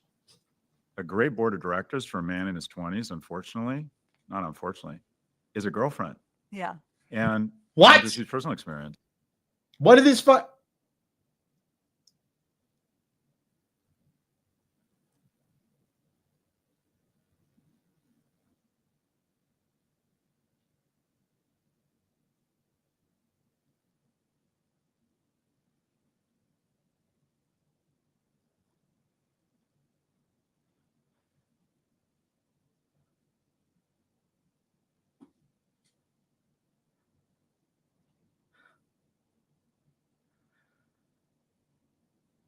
I don't drink, but if I drink, that would make me need a drink. Did this man just say, oh, your board of director is your girlfriend?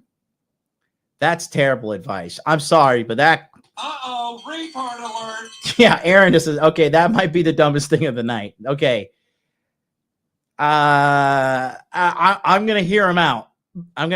But that was an organic reaction. Jesus Christ.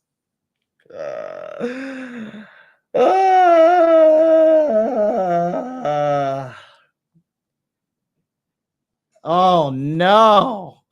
James, this is too soy. I feel you, bro. Lord have mercy. God deliver me. Save me. Jehovah, save me. I had a great girlfriend when I was 24, and she basically said to me, if you don't stop getting high every night, I'm going to stop having sex with you. That was very motivating for me. I really liked being with a partner. Without the guardrails of a romantic relationship, I think men are just, I don't want to say lost, but women create more social connections outside of a romantic relationship. And sometimes that absence of a romantic relationship, they pour that energy into friendships and their professional life, whereas men start pouring it into video games and Reddit and porn. So the fact that only 1 in 3 men in America under the age of 30 has a girlfriend and 2 in 3 women has a boyfriend, you think, well, that's mathematically impossible. It's not, because women are dating older because they want more economically and emotionally viable men. If I hadn't been in relationships that were great guardrails for me in terms of my own behavior, my own ambition, men need, without the prospect or the existence of a romantic relationship, men have worse outcomes than women who don't have. And do you agree with what I'm saying? Does the research? No.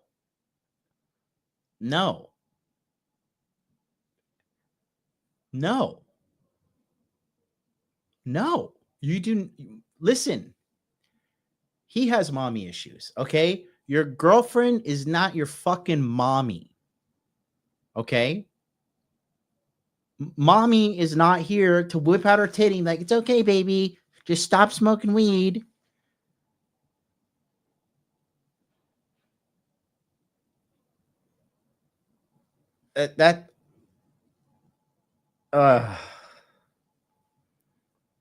Brian is in the house. He says the arrogance and ignorance is obnoxious. Galloway's a retard. I mean, I said it. Uh-oh, retard alert. I don't even know.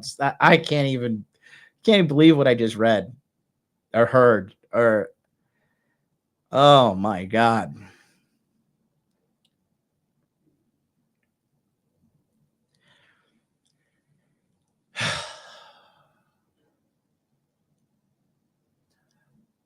When you treat your girlfriend like mommy, you got to always report into mommy. And mommy, mommy, am I being a good boy? Will you like a little dog, like mommy?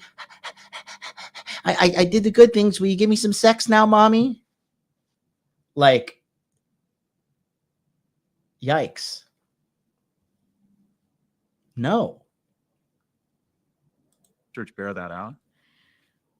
You know, it's interesting because part of me where my head goes is like, are you asking women to do the emotional labor of raising men? Bingo. And you heard at the beginning how she was like, she sighed there. Did you read that? Look, because he didn't have a lot of confidence in that statement. You know, like your board of director needs to be your girlfriend. Bro, if your woman leads you, she's going to lead you to the end of that relationship. Okay? romantic relationship. And sometimes that Well, you know this guy's a retard because the retard tracking system has showed up. Your retard radar must have been going off the wazoo. Yeah, exactly, William. Yes, let your girl teach you to be responsible, okay? Lord have mercy.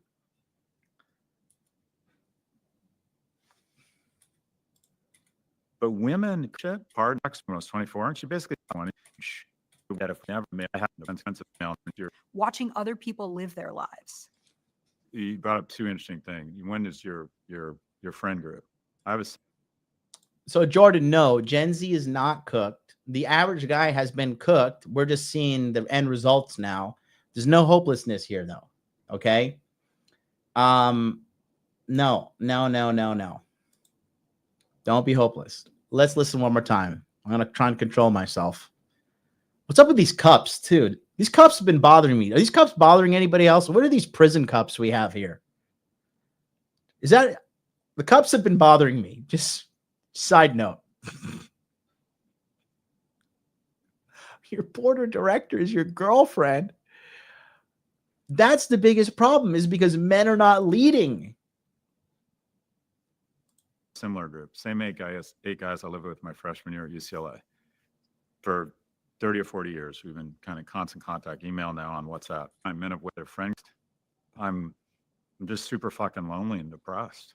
You just don't hear that from men. I'm struggling with anger. I'm one of my male friends, really another man might kill us. So there's still, I think, a huge inability for men to proactively talk about how they're really feeling. And then you talked about a board of directors. A great board of directors for a man in his 20s, not unfortunately, is a girlfriend. Yeah. And I'll just use personal experience. I had a great girlfriend when I was 24, and she basically said to me, if you don't stop getting high every night, I'm going to stop having sex with you. That was very motivating for me. I really liked being with a partner. Without the guardrails of a romantic relationship, I think men are just, I don't want to say lost, but women create more social connections outside of a romantic relationship. So what he's essentially saying is that women must lead men.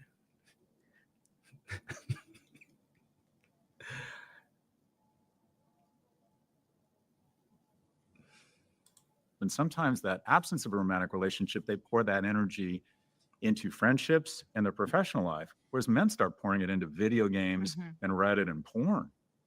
So the fact that only 1 in 3 men in America under the age of 30 has a girlfriend and 2 in 3 women has a boyfriend, you think, well, that's mathematically impossible. It's not, because women are dating older because they want more economically and emotionally viable men. If I hadn't been in relationships that were great guardrails for me in terms of my own behavior, my own ambition, men need, without the prospect or the existence of a romantic relationship, men have worse outcomes than women who don't have. And do you agree with what I'm saying? It's funny how he's immediately like, can you support me? Can you back me up? Can you validate my thinking? And look, she lets out a, well, actually, you fucking 60-year-old man child. The research bear that out. Like, where was the girl that told you to stop being a fucking alcoholic? Because he talks about, I love drinking alcohol. Blah, blah, blah. Where was that? Did you kick that? Where was the woman who guardrailed you from like the most obvious thing that is detrimental to anybody, which is like the habitual consumption of alcohol? Okay. Where?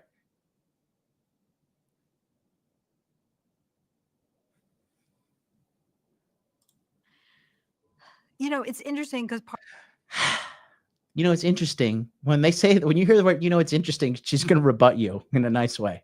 part of me where my head goes is like, are you asking women to do the emotional labor of raising men? Yes. And when you phrase it like that, it sounds really negative. Yeah. But from anecdotal experience from my own life, I've been with my husband for 10 years. I think we both really shaped each other.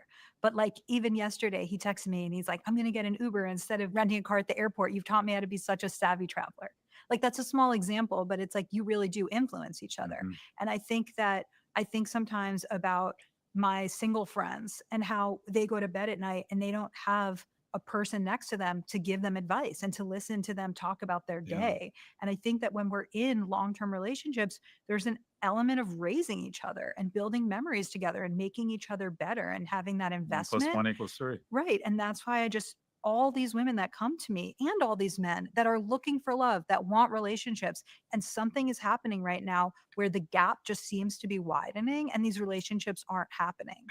And this is even true in teenage relationships. So it used to be that for baby boomers and Gen X, 3/4 of men had had a relationship in their teen years. And now it's under 50%. And so if you start building your relational skills at an early age, then you get better and better at dating over time. But if, as you said, by the time you're 30, you haven't been in a relationship, that's seen as a red flag to a lot of people. And so I think we have a problem now, but I'm really projecting that we're going to have a much greater problem in the future. I think a real enemy of relationships and mating Is you bald fucking glassing. What is up with the bald glasses wearing people giving bad advice? This guy looks like a retarded clone of Richard Cooper. That's pretty bad to do. You know, have you guys seen the movie Mickey 17? You know, that's what this guy reminds me of. Like, oh, we got fucking Cooper 17 over here. for people in their 20s that we haven't talked a lot about. I had Dr. Anna Lemke from Stanford on my pod talking about addiction, and something we're just starting to come to grips with. And as I read more about it, I think porn is really, Let's talk about porn. well, personal experience. I used to go on campus. The only reason I graduated from UCLA, I graduated with a 2.27 GPA. If I graduated with a 1.97, I wouldn't graduate. Mm-hmm. Not the only motivator, but a real motivator for me was the prospect of meeting someone. I could go onto campus and there might be a chance I'd meet friends, be social, and possibly meet a potential romantic partner. It was very motivating.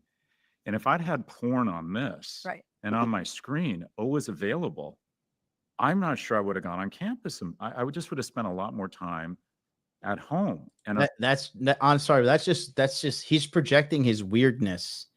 That's like the average guy doesn't think, oh, should I go out and look and talk to girls, or should I stay at home and jerk off to pornography? Okay.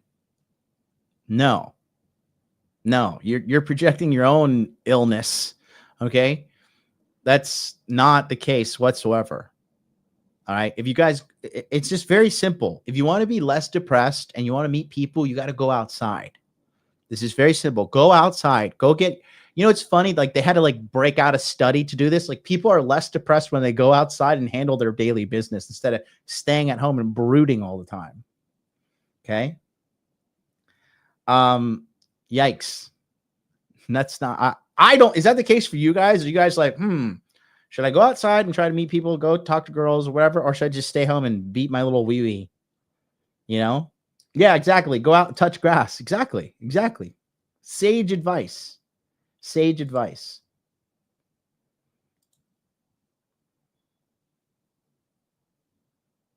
I'm curious. Does the average guy think, oh, I'm just going to look at porn instead of going out and talk to girls? It's like 12 o'clock in the afternoon. Like, I'm just going to whip out my wee-wee and bust one out to fucking Pornhub.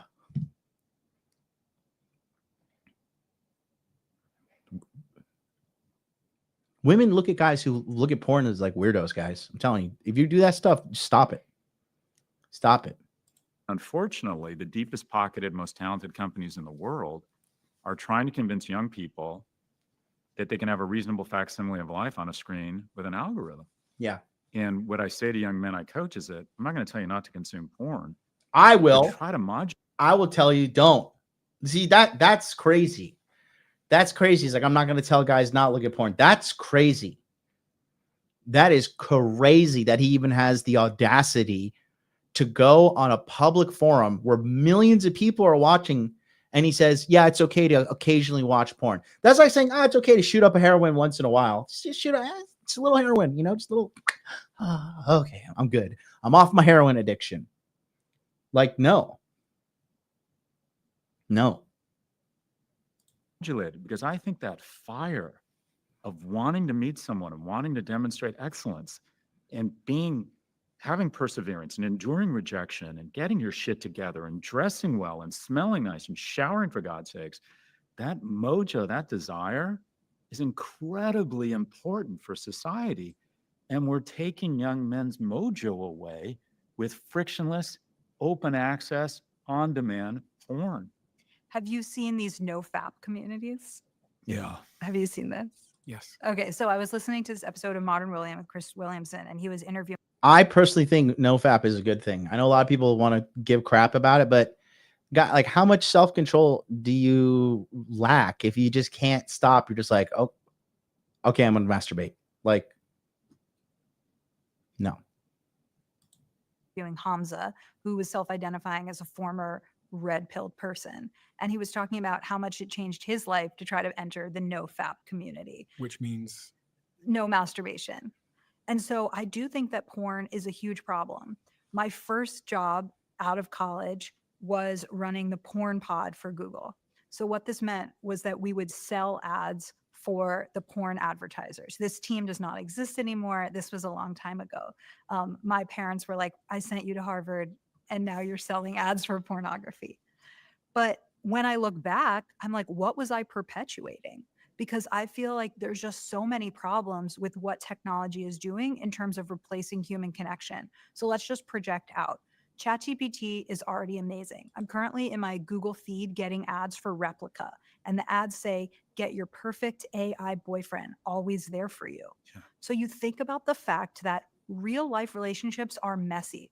I tell my husband on a weekly basis, please throw your contact lens in the garbage. And every week we have a disagreement about that. Well, guess what? Your online girlfriend, she doesn't nag you. She doesn't tell you to pick up your socks. She only tells you how great you are and always tells you, that you're doing the right thing and how was your day. Then you insert sex robots. Okay, so you have your emotional needs met, you have your sexual needs met. Maybe you're watching porn while engaging with your sex robots. Why would you want to go through the very challenging potential rejection of real life relationships? And I feel like if all these things come to pass, which it seems very likely that they will, we are truly in a crisis moment when it comes to birth rate and future generations.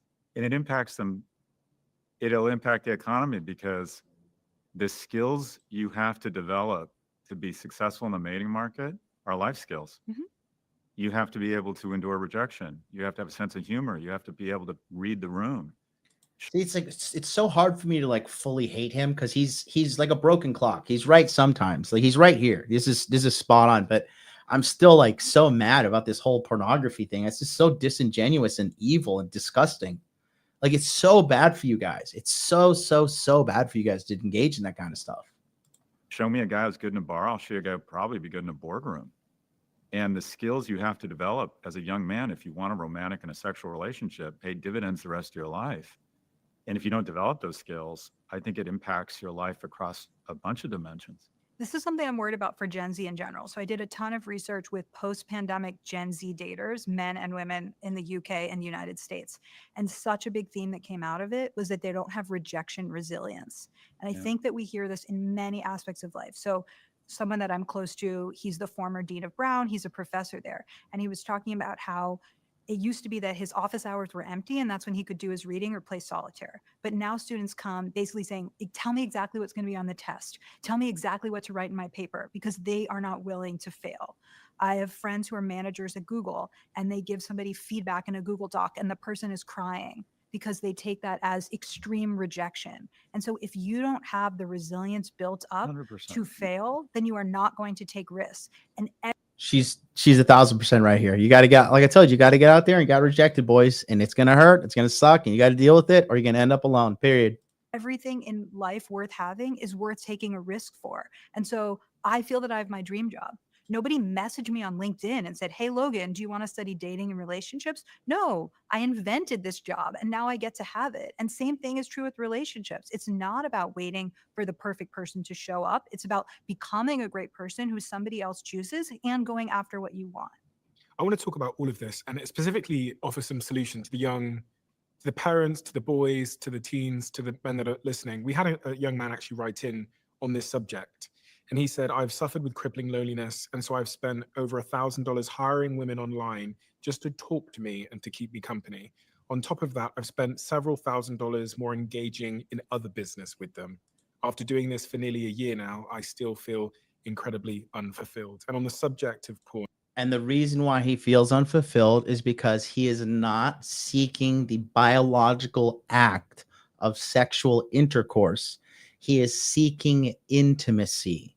He is seeking an emotional connection. He is seeking a real life human connection with a real person, but he's trying to shortcut it. And when you shortcut anything in life, you only shortcut yourself, period. Period. Okay? If you're playing Counter-Strike or you're playing Call of Duty, you're playing Fortnite or whatever, and you have aimbot on, right? Or you're hacking and you're cheating. You got the wall hacks. You can see through the walls. You're doing aimbot, whatever. Take those mods off and you just have a shitty player. Period. Same thing with dating and relationships. You think, I want to pay a girl. I'll use the money. I'll use looks. I'll use it. No. You have to develop the skills to become the man that is good at dating, that is good at vetting women, that is good at leading women, that is good at guiding women. Women do not want to be your fucking mommy. They do not. They hate it. They hate it. They are disgusted by it. So you want to use money? All you guys say, all you need is money. All you need is this. No, you don't. No, you don't. Doesn't work like that. 30% of internet traffic is now related to porn, with about 80% of that porn traffic coming from men and 20% coming from women. I actually had a conversation on this podcast before about porn, and funnily enough, the top comment was, by the way, us women what get porn addicted too, because it was a bit of a blind spot to me, but I think that's something that's worth acknowledging. And the stats are staggering. I'm never going anywhere, baby. I'm never going anywhere. One day you'll see me. I'll be at the table with these people. You'll see. God is my witness. And you too here in the chat. In terms of how higher porn consumption correlates to higher probabilities of depression. Oh, duh. What do you do about it? Oh, like on an individual. Well, just use porn a little bit, like fucking Dr. Baldy over here has to say. Stupid. Sorry. That just makes me mad to see someone march men off the cliff like that. Level, I get it. Try not to watch porn, but I mean, that doesn't seem like incredibly great advice, because how the fuck is that not incredibly great advice, you idiot? Sorry, I'm just getting mad now. This is fucking stupid. Do not use pornography. If you use pornography, I'm sorry, but there's a part of you that is mentally weak and running away from the responsibility that you have as a man to cultivate your ability to go out and find a good woman. Period. If you're lonely, you're not getting laid, no one wants to date you for all the reasons we've talked about today, restraint seems to be a pretty shitty solution. I'll give this one just. The backbone of masculinity is discipline. So no, shut the fuck up. You don't know what you're talking about. Okay, so I coach young men. I take 2 to 3 on at any time. And I don't know if this is the right way, but it's my way. I'm like, you got to lean into your advantage. When you're our age, you have capital, you have more money than time. They have capital, they have a lot of time. And I ask them to unlock their screen. And I say to them, I gamble with options. I gamble. At my age, I still gamble. I preach about low cost index funds and I buy call options. That makes no fucking sense. It's gambling, but I know it. I watch porn. I try and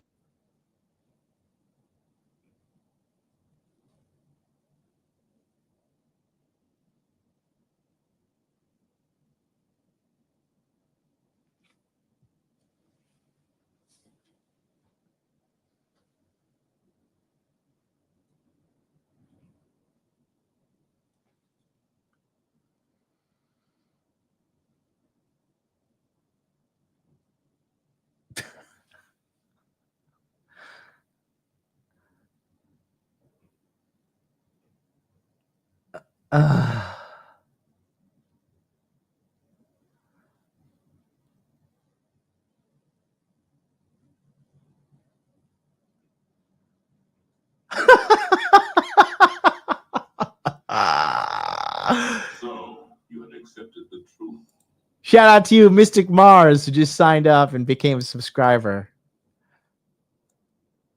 It is time to send all yellow to greener pastures. How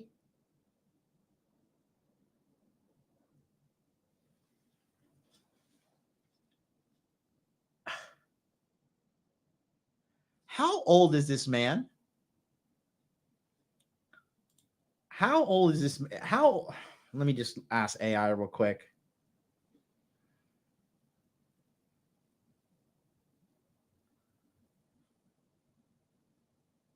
This man is 60 years old and still watches pornography.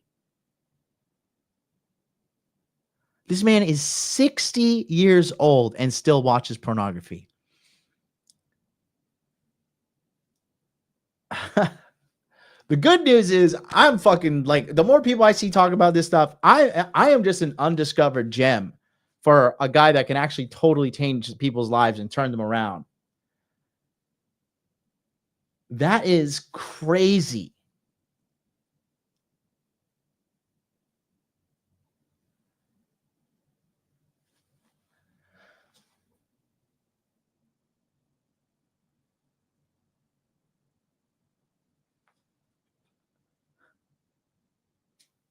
I can't believe he had the fucking, this guy.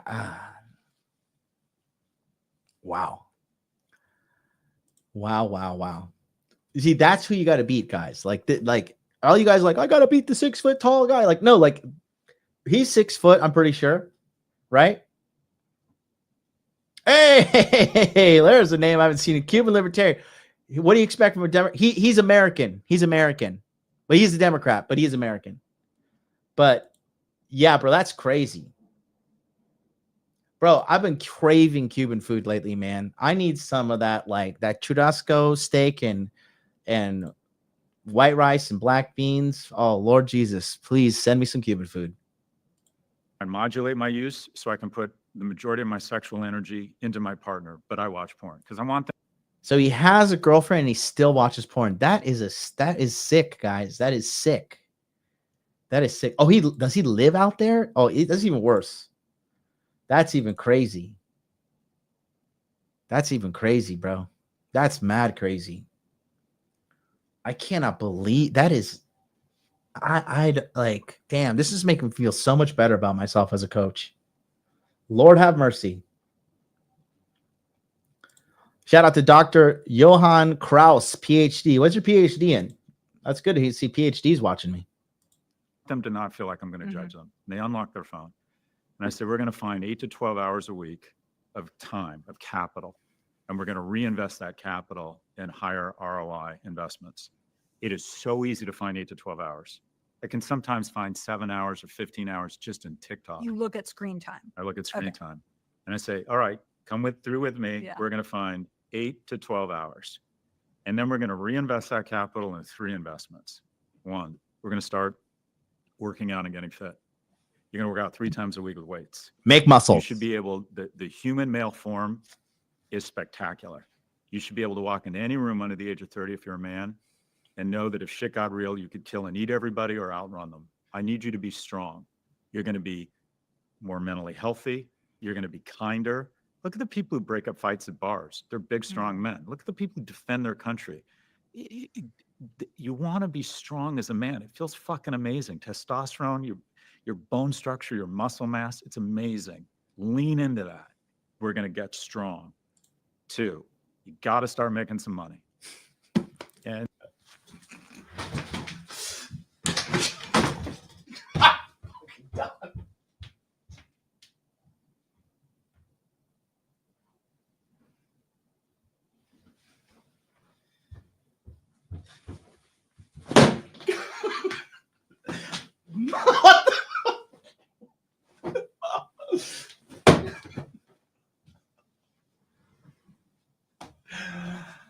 All right, let's hear what this fucking modern scholar's got to say. All right. And the kids are, to be honest, the kids I'm coaching are really struggling.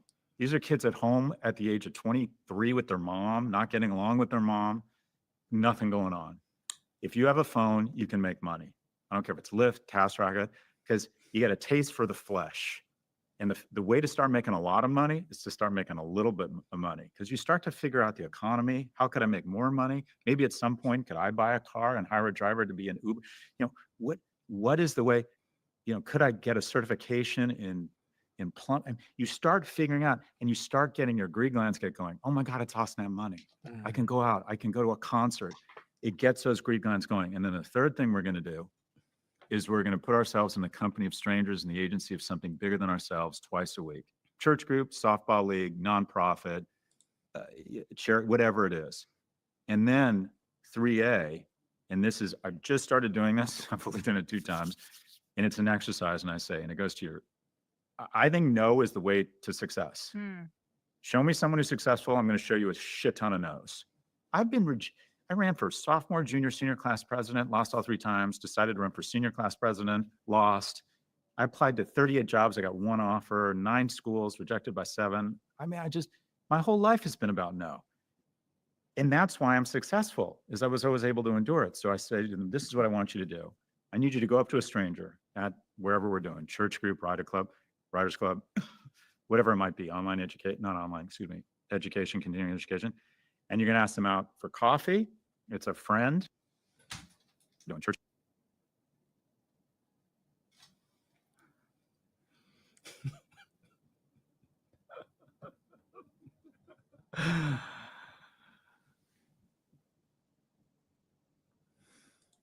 It's cold approach.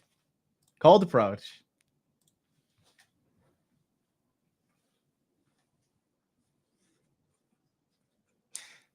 So it took him 60 years to come up to Money Muscle's game. Got it. And it'll take him a little bit to realize you got to add frame in there as well.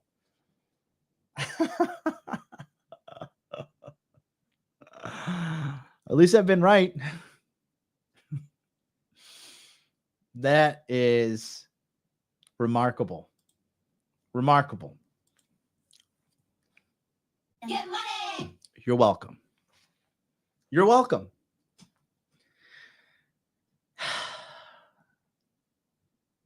Wow. I really am. I really know what I'm talking about. I really know what I'm talking about.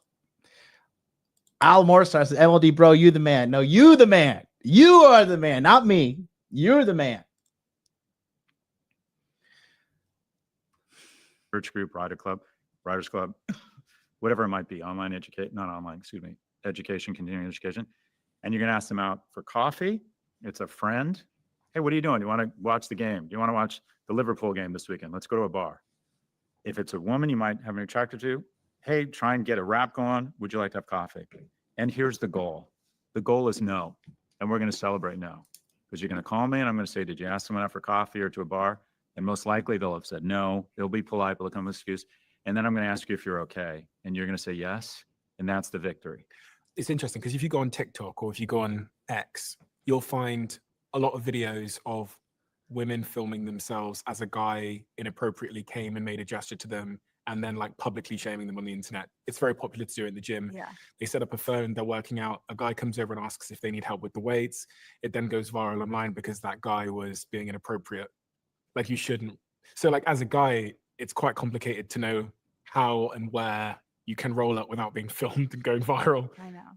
So we talked about the first dating paradox, which is just the idea that women now need more from men and are raising the bar because they can be providers on their own, but men weren't taught how to do that, and there's sometimes shame for it. So I think the second big dating paradox is that men are expected to lead and to approach, but I truly feel like in a post-Me Too era, it's much more confusing.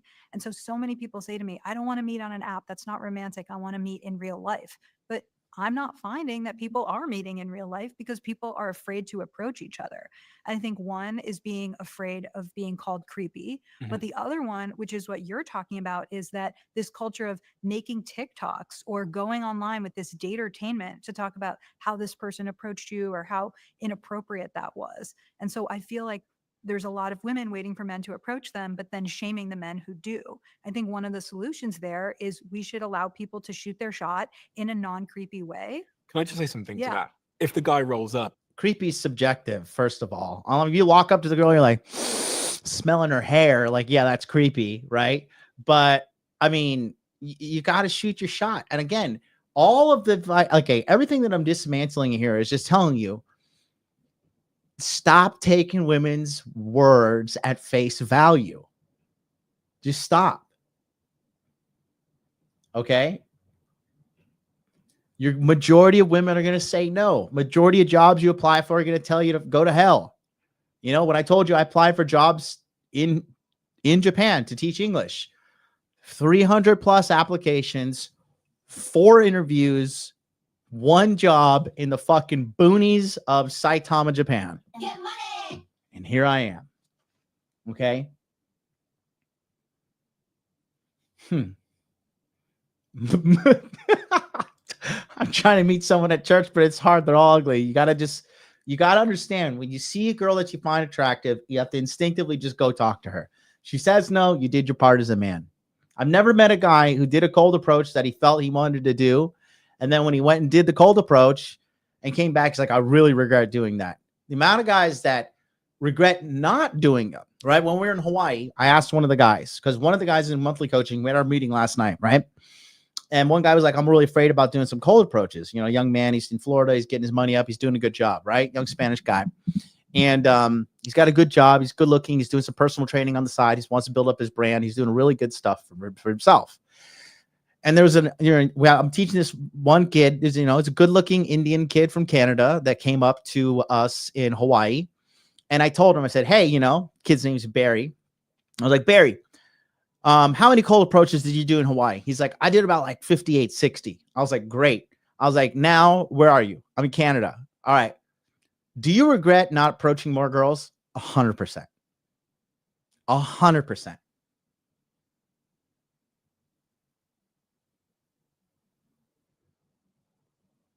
You're never going to, the cold approach is not about the girl. It's about you. It's about you giving yourself the permission to go and chase what you want. Because when you get it, it gives you the amount of confidence that no amount of money, status, height, race, jacked body, whatever metric you believe is important. No.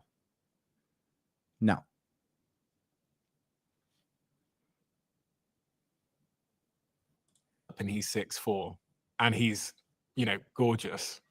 It's fine, it seems. The difference between creepy and romantic That was really gay, that whole gorgeous rolling your eyes thing. is the perceived attractiveness of the person making the overture. I think that is true. If you are super hot, it's less likely to be perceived as creepy. But you have all these people that are saying, I want to be approached, and they're not being approached. And so there was this. Again, she's wrong. How many fucking cold approach boot camps does this woman run? None. Okay.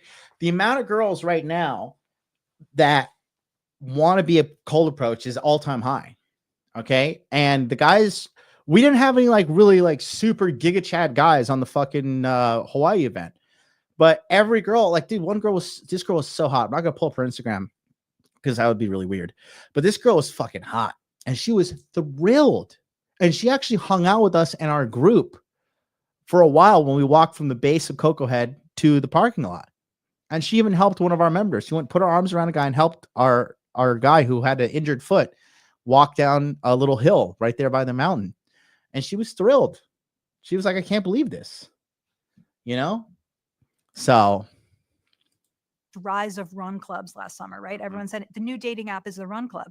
I ask everywhere I go, have you met someone at a run club? No, people are not really meeting there. So since 2017, the number one way that people are meeting is online. Hinge is setting up a date every 2 seconds. This is where the dating is happening. If people want more. That's a low key plug she's trying to put in there. No. Things to happen offline, they actually have to approach each other. And I'm just not seeing that happen. But my understanding is the majority of women still expect the man to take the initiative. Absolutely. Yeah. And this is one of the most frightening stats I've seen. According to Pew, more than 50% of men between the ages of 18 and 24 have never asked a woman out in person.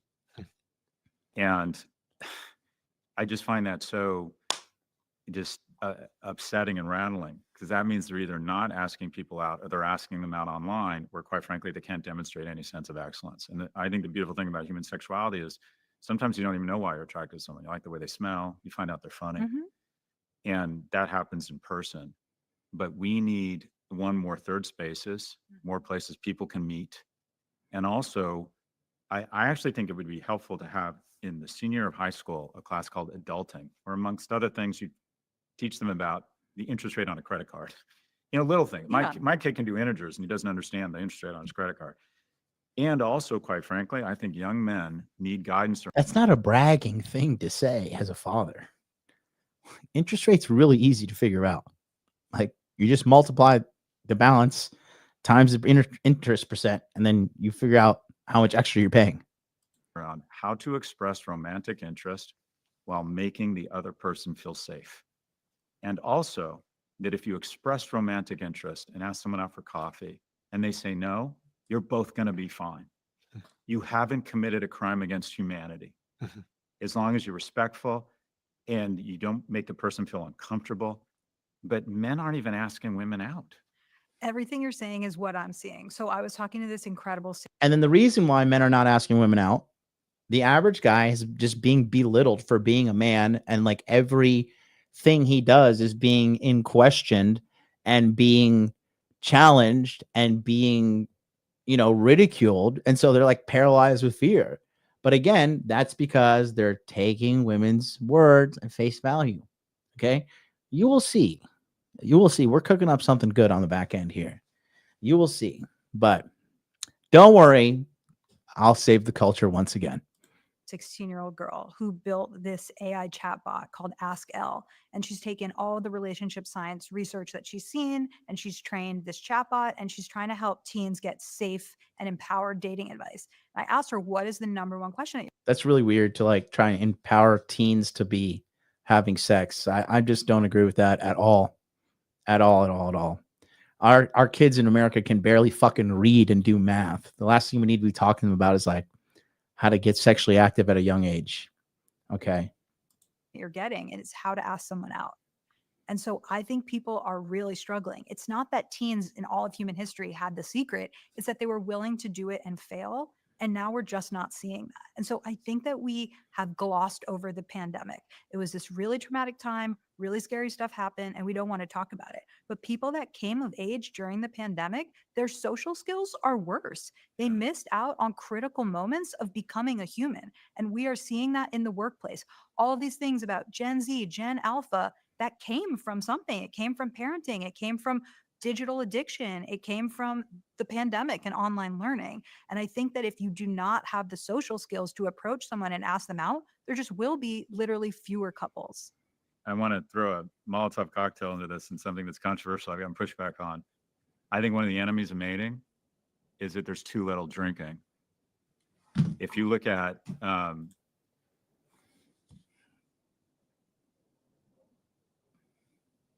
this motherfucker, bro.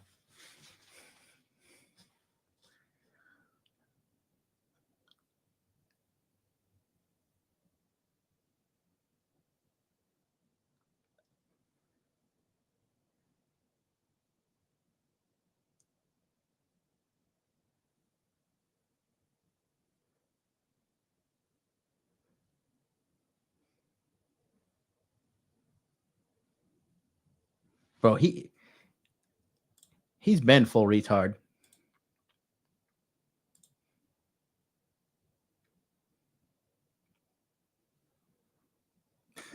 Who let flea infested old Yeller back? Who let flea infested old Yeller back in the house? Oh my gosh, bro. No, you do not no. Leaning on substances to have dating success. Like, if you're going to go have a social drink, that's one thing. But like advising young, so this was advice. If you're a man, you can use porn occasionally, but definitely use a lot of alcohol when you're out here drinking. Yeah, John, exactly. Let's get these teens drinking, having sex. millennials, they spent $30 billion on alcohol. Gen Z, it's crashed to $2 billion. Peter Attia and Andrew Huberman have declared war on drinking. I think young people need to drink more, go out and make a series of bad decisions that might pay off. Is this guy like a plant?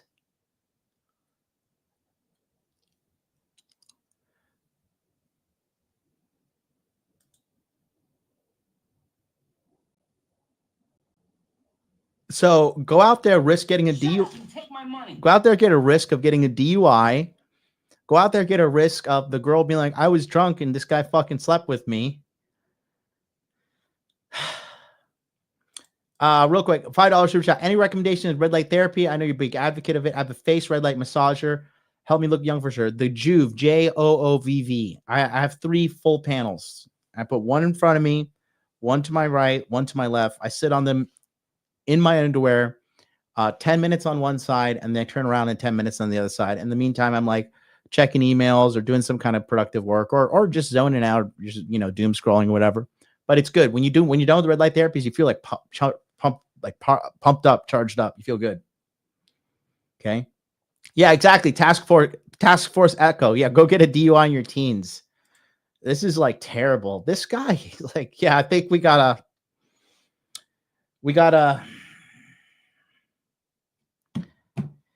take old Yeller out back, boys. We got to go take old Yeller out back and be like, listen, you had a good run, buddy, but you're pissing all over the house. You bit one of the kids. You shit in the kitchen every day.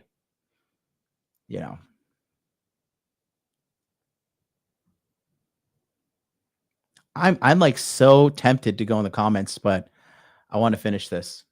I don't see drunkenness. I see togetherness.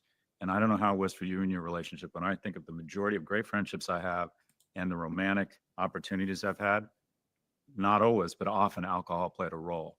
And I worry. And now you're a fucking bitter 60-year-old man that's divorced. Like, no, asshole. We're not going to take your advice. Like, again, he's just so like, look at this guy. Like, fucking look at this. Like covered in dandruff, tattered shirt. Like, I just don't, this is how hard up we are for like masculine self-development advice. Like every time I go on any kind of podcast, I wear a full suit. Because it is an excellence of presentation that you should be mastering when you're going to go and represent yourself in another person's platform. Where have you ever seen me go viral and I'm not wearing a suit? I think maybe one time I was wearing a Versace shirt when I was just having a good time with the boys on Fresh and Fit. When I was with Lucario and Lucario's business partner, I forgot, Miles. That was pretty much it. But every time I'm going viral, I'm wearing a suit. Okay. Joker suit was dope. Run a pod. Love you, baby. Thank you so much. That was very nice of you. I'm going to the HOEMATH event next week, right? I plan to wear a full suit each day. Full suit in the middle of that Vegas desert. Okay. I'm going to go get a haircut. I'm going to get really looking nice and good and clean and sexy. I'm going to be smelling like some kind of good, cologne. I bust out. I latched on the fucking Cartier bracelet. I'm getting ready to go out there and look good because I don't want to meet some fucking 7-figure, 8-figure entrepreneur like looking like this. Get the hell out of here. With a lack of going out, being out of the house, and also a lack of drinking, that we've taken away a social lubricant that breaks down some of the walls and some of the initial awkwardness and entry into a potential romantic relationship. I think some of the increase in being sober curious comes from interest in being healthy. So we hear from Gen Z, I don't want to have anxiety the next day. They are much less and it's likely. Expensive. Yeah, they are much less likely to millennials to feel like there's a 2-drink minimum for dates. But in general, we're seeing less risk-taking behavior from Gen Z. They are getting their licenses far later, if at all. They are losing their virginity much later, if at all. And so I feel like there's this rise of, or there's this decrease in risk-taking behavior, which in some ways is great. Fewer kids dying in car crashes and people being responsible. But I just feel like people are missing out on the experience to make mistakes as a young person. And I think when I think back to my college experience, if there had been cameras that have high quality video on them at all times, I would have lived a very different college experience. I am so grateful that Instagram was not there when I was in college. And so if you live in a surveillance culture where at any moment somebody is snapping the room and they could see what you're doing, you're going to take fewer risks. And I just feel like there's this entire culture of people being very safe. And part of dating, part of mating is making mistakes, taking risks, and failing. So what do we do about it, Logan? Scott gave a really good Yeah. sort of advice for the young man or the young person who's trying to increase their mating value, their dating value. If I'm what advice would you give to a young man about how to be attractive? Because Oh, this will be great. Just be yourself. there's going to be a lot of young men listening Yeah. right now. I imagine from the stats. First of all, about I love what 70%. Scott said in terms of his advice. And I feel like it's one of those things where the secret to happiness or the secret to success is simple but hard. So it's not like there's infinite things you need to do. It's actually quite a simple plan, but it's quite hard to execute on it. A few things that I would add. So one is I have this friend, Sam Parr. He started The Hustle. He started the podcast My First Million.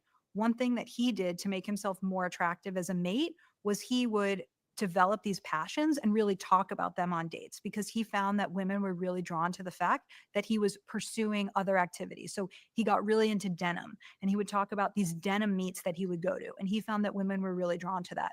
He's very into the growth mindset and working on himself. He felt like that was something that women were so drawn to, how he was growing. Because if you think about the projections, well, when he met my friend Sarah, he wasn't making any money. She was making a lot more than him. Look at his like resting face. This is this guy is just so, look at that resting face. Like what is like, can we zoom in on, oh, we can't zoom in on the video, but like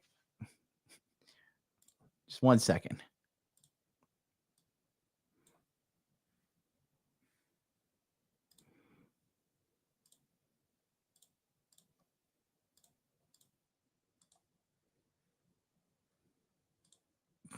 Can we just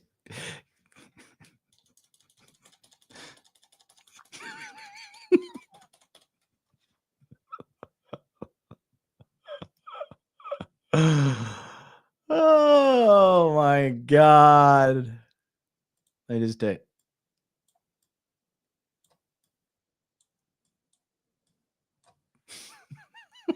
Just oh my God, this is fucking hilarious. He just looks like he's just like a miserable.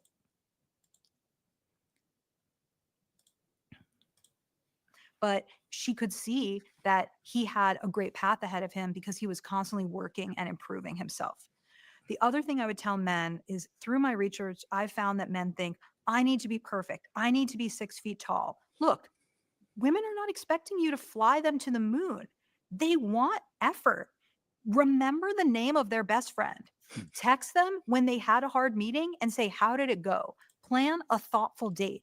And so I think that you have men over here saying, if I'm not 6 feet tall, I don't have a chance. So why participate anyway? And then you have women saying, in some ways, I just want you to be an effortful, nice person. And I'm not even getting that. And so I think that for men, they can actually get much farther than they think and be better than 90% of men by doing some of these bare minimum things that other men aren't doing. So I have this question that I ask in my book, which is when you're deciding if you should break up with someone. If your partner were a piece of clothing in your closet, what would they be? Is it my clothes or her Yeah. clothes? My Your clothes. clothes. Oh, okay. And it really has to be gut reaction. This motherfucker is so zesty. So Scott, if you thought of one, I want to hear it. I thought of like a black silk shirt, and that's probably because that's where we spend quality time together, is when I'm wearing a black silk shirt. Special occasions, date night, restaurant, make an effort. Do you feel good in it? Yeah, of course, I feel my best in it.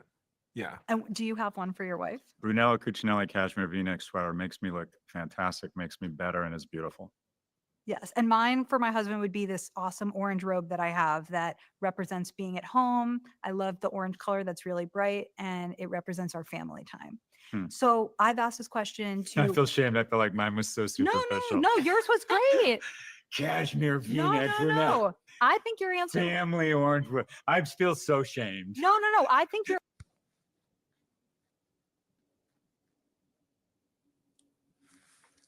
I'm getting like secondhand embarrassment for this guy, bro.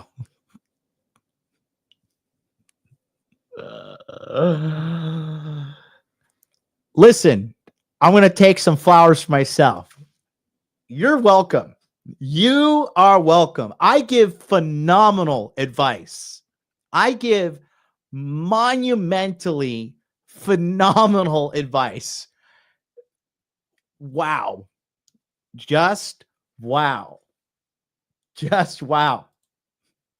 Your answer is wonderful. And I actually, in general, find that outerwear answers are very strong because it means that you feel warm around them. It's you at your best. I This just is your feel favorite. fucking fabulous. I don't know if I feel warm. That's all that matters. Your answer was great. The answers that worry me are something like a wool sweater that feels good, but then it's itchy, so I take it off. The ratty shirt that I wear to the gym. These are real answers I've gotten. Mine is a burqa, okay? Point is, for years I've been asking people this question. Well, now I want to ask people the question of, if you were a piece of clothing in your closet, what would you be? And I feel like we spend so much time saying, I'm looking for this in a partner. This is the checklist. Well, look in the mirror. Do you have those traits? And so for somebody who says, I'm a ratty sweatshirt and it's not the thing that I would choose to wear, well, then work on yourself. And so I feel like there's a lot of feelings of, I'm going to relation shop. I'm going to look for a partner the way I look for Bluetooth headphones. Well, a lot of that is about breaking people down into these parts. And I feel like we should spend less time thinking about the checklist for a partner and more time thinking about, who am I? And am I somebody who would be chosen? We've talked a lot about how young men are struggling. Which demographic of women do you find struggle the most White as women. it relates to dating? White So I women. work with a lot of very successful women, and that's also because I'm expensive to work with, and that's who my clients are. But I have a newsletter where I hear from 85,000 people. And so what I'm hearing is that a lot of women are saying men are intimidated by the amount of money that I make. They say that they're not going to be, but the more successful I become, the more threatened they are. I'm just talking to tons of women, personal friends. I feel like at my house on one side of me and then two sides over are women who are having babies, they call it like single mother by choice, where they literally were just like, I can't find a man and I want to become a mom, so I'm going to do it by myself. Yeah. And so I feel like there are just all these great women who are saying, Logan, I'm following your advice, I'm putting myself out there, I do all these things, but they're just not finding partners. Do you find that the more successful a woman becomes, the more difficult it becomes for her to find a man that will not feel emasculated by her success? I don't think that there's an exact correlation because it really depends who the guy is. There are guys out there who are like, let's be a power couple. But I feel like there are women who just feel like there's not enough good guys for them. And I'm curious what you think about this, but I live in the Bay Area. I'm seeing so much That's all I need to hear. I live in the Bay Area. All right. Well, Haram! polyamory. And I think polyamory is interesting. I'm pro polyamory. I like the fact that people are thinking about relationship structures in a new way. 50% of marriages end in divorce. Obviously, our one size fits all approach to marriage isn't working. But I'm also wondering, well, let me tell you the story. I went to this dating event, and the dating event had 5. hold on. I need to figure out what polyamory means. Just 1 second.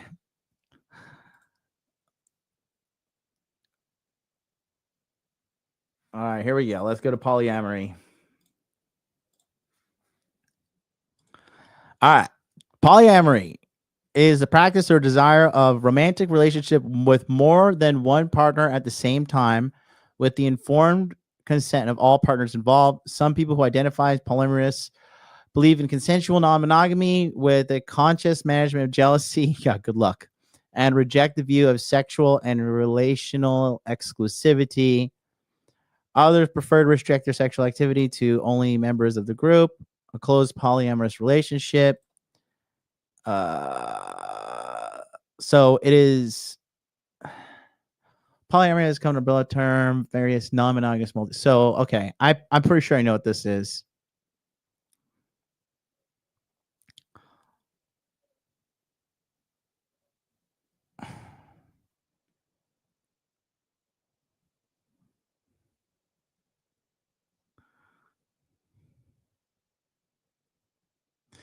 All right. I'll break it down for you. This is what she means by polyamory, okay? Polyamory means one person or other people are dating multiple people. This is how it works. I'm pretty sure this is what this means.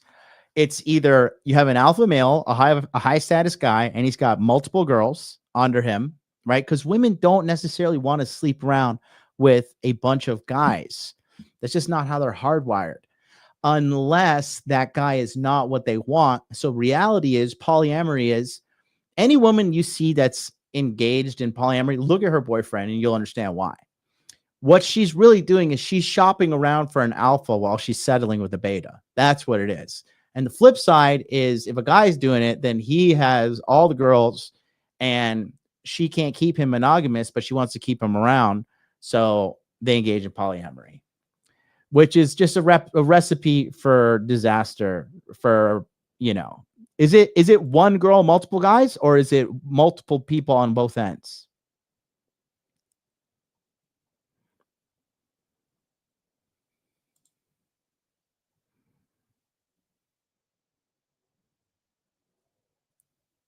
All right, let me ask Grok real quick.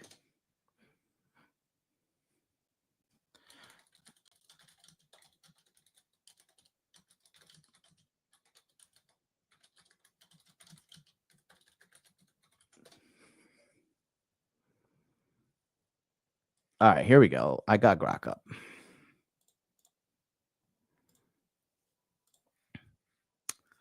And it says polyamory is the practice of engaging in multiple romantic relationships simultaneously with the consent and knowledge of all parties involved. It differs from monogamy, emphasizing emotional connections with more than one partner rather than exclusivity. People identify as polyamorous often value open communication, honesty, and mutual agreement in the relationships. Right. So it's what I said. That's the truth about it all. So no, if you're a man, do not agree to be in a polyamorous relationship. You do not want somebody dicking down your wife or girlfriend or anybody. Trust me. Okay. Single women who were great and their friends were hyping them up. And then there was two guys and they were both polyamorous. And so I wonder if you're a guy who feels like there's not that many good guys, why should I have to choose?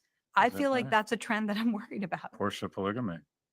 If it's never been better to be a very attractive male, but you have so much opportunity, it does not incent good behavior or long-term relationships. And I work with these guys, and you might think that they're the happiest people in the world. They are having sex. They are getting a lot of attention, but they're suffering from decision paralysis. And these are some of the guys that hit 40, 42, and they haven't gotten married. They don't have kids. And they sort of are like, why would I ever settle down if I don't have to, or I'm going to wait as long as possible? But they don't understand the opportunity cost, which is building a life with someone, having kids. Every year that you wait to have kids is a year that your kids will be alive without you. And so I really feel like these people in the top percentage, yes, they're having a much easier time, but they also have problems because they're having decision paralysis and they're not settling down. But I would just say, I think the reality though on the ground is that if you're a high status male, you think age is on your side.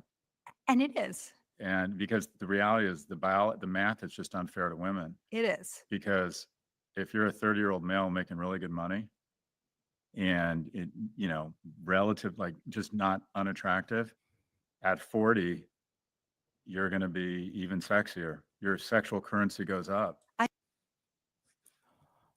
No.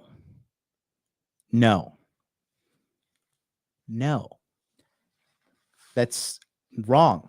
This whole like men can be Chads forever. No, it's not. Listen, guys. All right. You're not the same at 40 like you are at 30. Like men have a wall too. That's a really bad way of looking at things. Like if you take a credible amount of success in self-care and you really, really work on yourself, sure. But if you were to have a cohort of women and you're like, okay, we have guy A and we have guy B, both have the same amount of money, both have everything's the same, but one guy's 30, one guy's 40. The women are going to take the 30-year-old every single fucking time. The majority of them. This is terrible advice, which just seems to be a theme on this podcast. I do think that there's a point where it starts to go down. And I've seen that with my coaching clients. And part of that is just how the dating apps work. That if you are an attractive woman and you set your age maximum at 40, I do see that those men see diminishing returns after that age. Well, especially if they haven't ever been in a long-term Right. relationship. Then I that think is that's seen probably as a red flag. clear red flag. If you're looking to take the next step in your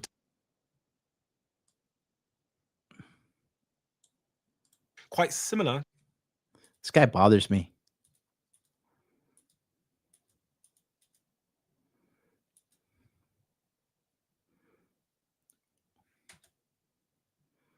How's everybody doing, chat? Wellness check on the chat. How's everybody doing? Let me catch this up real quick. Let's Slurm as he pitching to you next.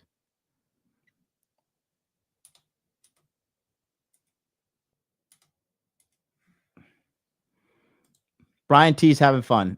All right. Everybody else okay? Wellness check in the chat. Hit the like button, by the way. Shout out to everybody in Rumble. We've got so many people watching us across the board. We got 200 people watching us plus. Yeah, let's see. Aaron is still here. Was good. Ralph, you good? Everybody okay? All right, let's keep going. Fox Zuru-san, he's in the house. What's up?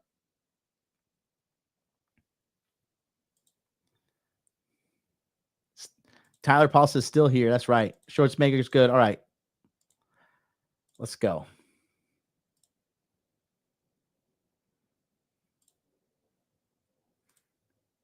Even 40. What role does feminism and the rise of feminism play in all of this? Because I've had people on my podcast. Yeah. I think actually our last episode we published was a lady who's a child psychologist. She's been that way for 3 decades.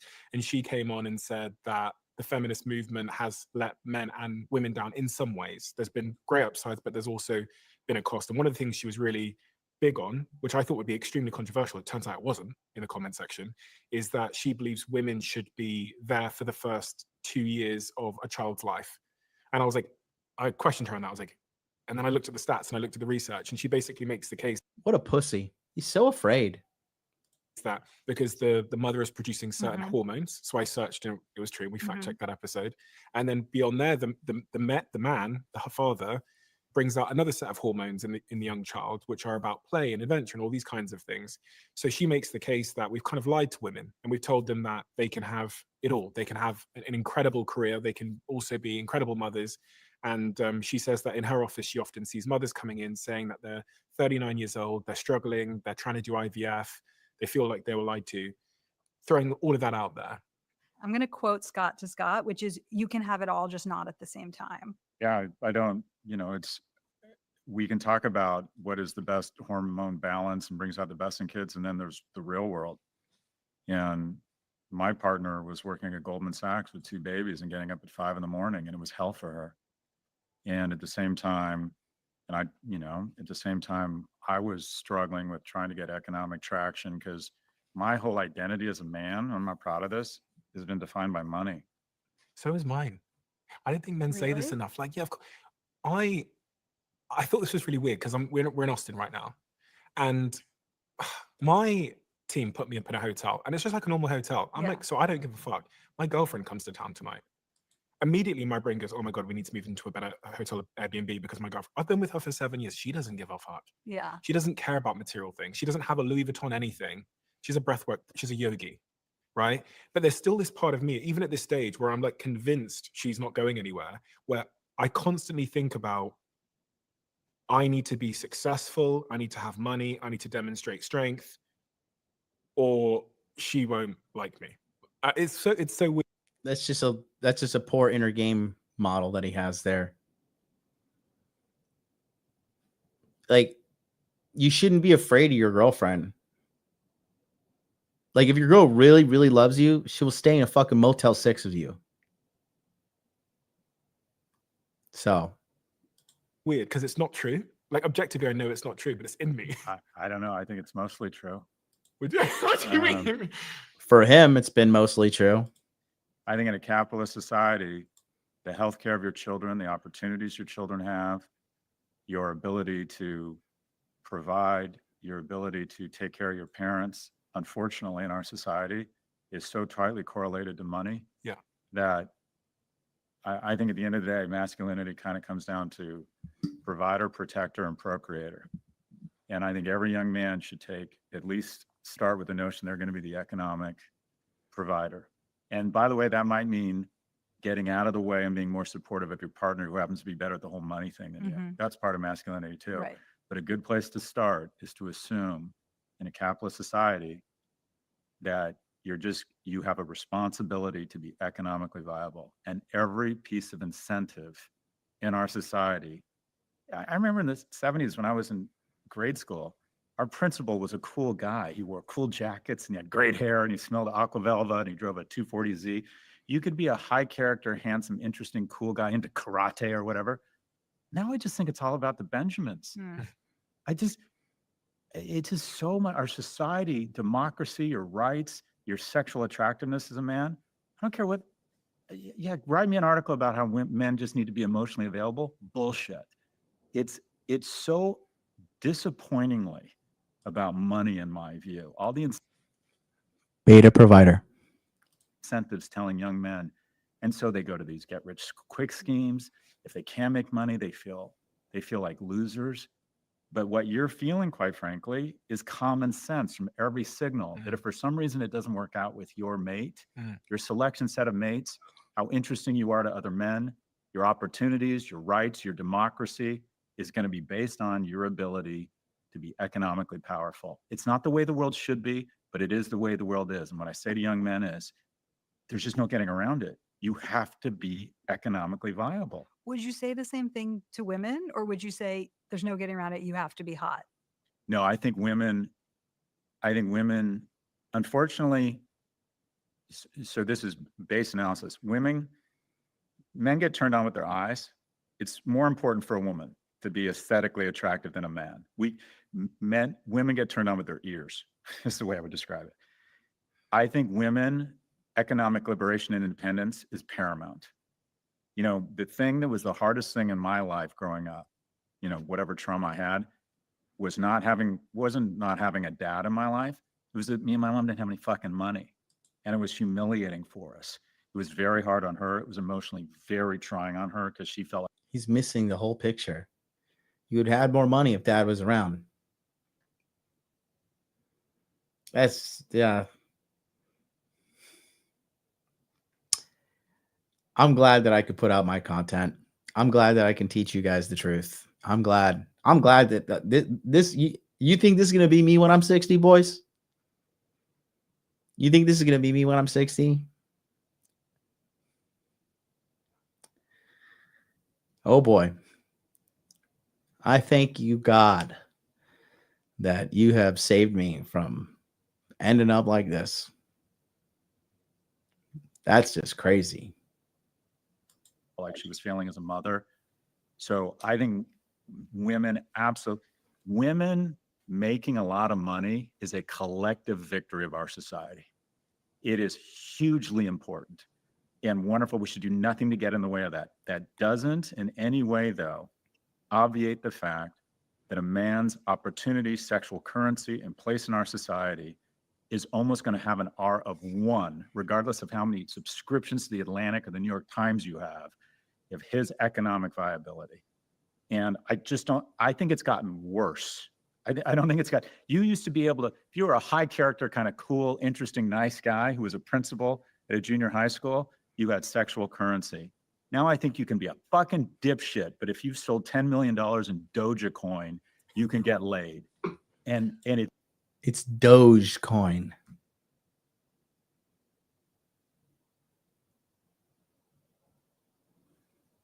Kamala campaigned as a, is he really, he campaigned for Kamala? It's all making sense now. It's just getting worse because our capitalist economy is providing so many advantages solely based on money, and it sends the wrong signal. But I just tell dudes, you have to be economically viable, and some of that is just having discipline around saving money and showing that you have your act together. Maybe you don't make a lot of money, but I'm responsible. I'll be a good mate.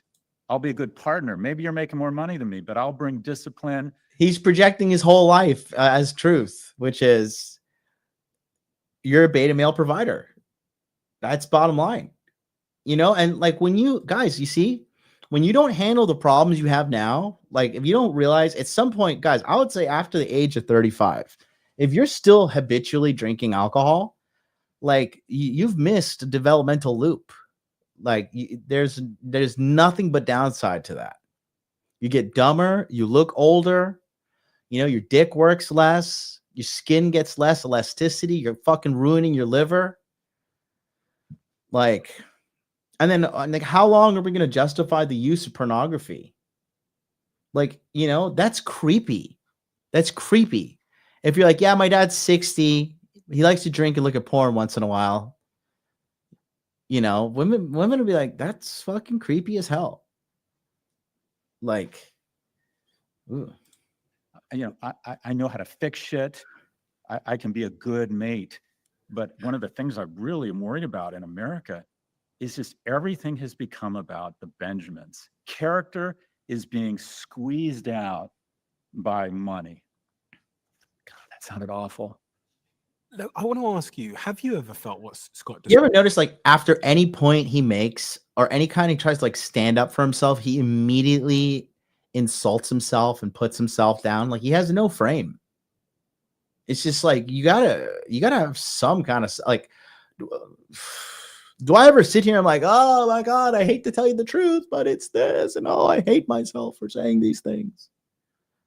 No. Gripes, have you ever felt that your sort of sense of self-worth equates to how much money you have? Because I felt that. I don't think I as much have money equals identity and self-worth, but Because I she's a do woman. think for many people, there's a sense that money equals security. And so we're all chasing that dollar, which is security. But, like, but I think for men, it's much stronger. I Yeah. don't relate to what you're talking about. Yeah. So this is, I've never actually asked a Yeah. woman this before, but it's the number one topic of conversation in my group chat Yeah. with my boys is how much are we working Saturday and Sunday to make more money, make ourselves more successful? And then one of my friends, who's not in my group chat, but one of my extended friends went through financial hardship. And he's in the lead up to starting a family, etc. And he went through a moment where he was going to be declared bankrupt. And he was inconsolably depressed. His partner was fine. She was kind of like, you know, we'll get through this. But he actually said to me, he goes, I've never felt more worthless. And that's something that I've heard echoed by many men who go through sort of economic, financial roller coasters. And that was actually one of the stats in that report, the Lost Boys report. Or Richard Reeves talks about this. I think that's actually where it comes from. So Richard Reeves says that the number one cause of death for young men under 15 is suicide, and that men in general, the things that they describe in their notes when they commit suicide are these words: worthless and useless. And so if men feel like their identity and their value and their worth comes from money, when they don't have money or they can't be a provider and they're sort of on the edge of society, then they're literally opting out, sometimes with their lives. Okay, I want to take the metaphorical iPad and ask you guys some questions, because I feel like I've kind of said what I want to say about this topic, but I'm sure there are just millions of people that look up to both of you as symbols of masculinity. Scott, this I have a feeling like her questions are going to be like leading to like Hinge is good or something. It's my intuition. Let's see. is true, right? Moms talk to you all the time and say, how can I help my son? And so like there's things that I want to know, because this topic is the thing I'm most passionate about. I want to spend the next 5 years really helping with this supply problem and the mating gap. But I don't know that men will listen to me, but they will listen to you. So I want to learn from you. So if you could teach a dating boot camp to all guys and even talk about what you would have them unlearn, what are some of those messages? This will be rich coming from these two betas. Let's see. Would a dating boot camp? Yeah. Or being a human boot camp. Let's just We extend would have module 1, comedy. Ooh. Because the only thing like that got that. me laid when I was broke was I was like slightly funny sometimes. Yeah, So, like, great. I could be 100%. broken funny Okay, and this I'd could have be like some improv. sex, This could yeah. be just this. Yeah, keep going. Something around confidence, which is just standing. I noticed that posture correlates to dating success. So I'd have men learn to stand up straight and to control their posture and take up more space. And I mean that in the nicest possible way, which is don't be shriveled. So like standing up straight, which is obviously one of the things that going to the gym does. It kind of pulls you out a little bit as well. Typical, but going out of fashion male manners. Open up the door. I still open up the door for my girlfriend every single day, even though apparently they went through a phase where that was seen as like not okay to do. But I've always taken great pride in it. And funnily enough, opening up the door for my partner makes me feel good. I'm like doing it for selfish reasons. It makes me feel like a man. It makes me feel strong. Also, like when a bus comes, I love the fact that I put my hand across my girlfriend. That for me makes me feel like a man. I love that when we cross the road, I'm the one that's looking out. I love that I stand on the roadside of the pavement, etc. So I teach men these kind of behaviors, and definitely going to the gym. And then, as Scott said, like entrepreneurship or making some money, that would be central to my boot camp. I'll give you one more. It would be conflict resolution. And this goes to like, This motherfucker's so zesty. This guy is Shut up and take my money. Zesty McZesterson. Terlonius, $5 super chat. What up, bro? Thank you so much. Peace to you. I'm making all these big bucks over here on YouTube. I've been live streaming now for 4.5 hours. Okay. You know how much money I've made? $16.99. Thank you to your $5 super chat. I am being crushed by the financial success that you guys are giving me. Thank you, brother. Appreciate you. Terlonius, you're a cool guy. Appreciate you. like the emotional empathy point. One thing that I struggle with, or at least I struggled with until my girlfriend coached me, and I did this podcast so many times that I learned some lessons, is just how to deal with conflict when the sparring partner is a woman. Because men in conflict, we have a certain way typically, but learning the skill of hearing and understanding your partner, and which is very difficult. And like, listen, this might just be me. I find it incredibly difficult to sit and to listen to my partner for 90 minutes when she tells me indirectly all the things I did wrong. I've had to learn the skill of doing that.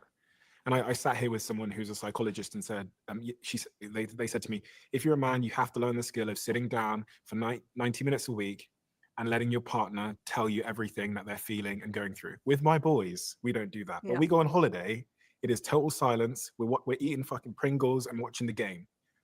But when I'm with my partner, and I'm sure when she's with her friends, it's talking.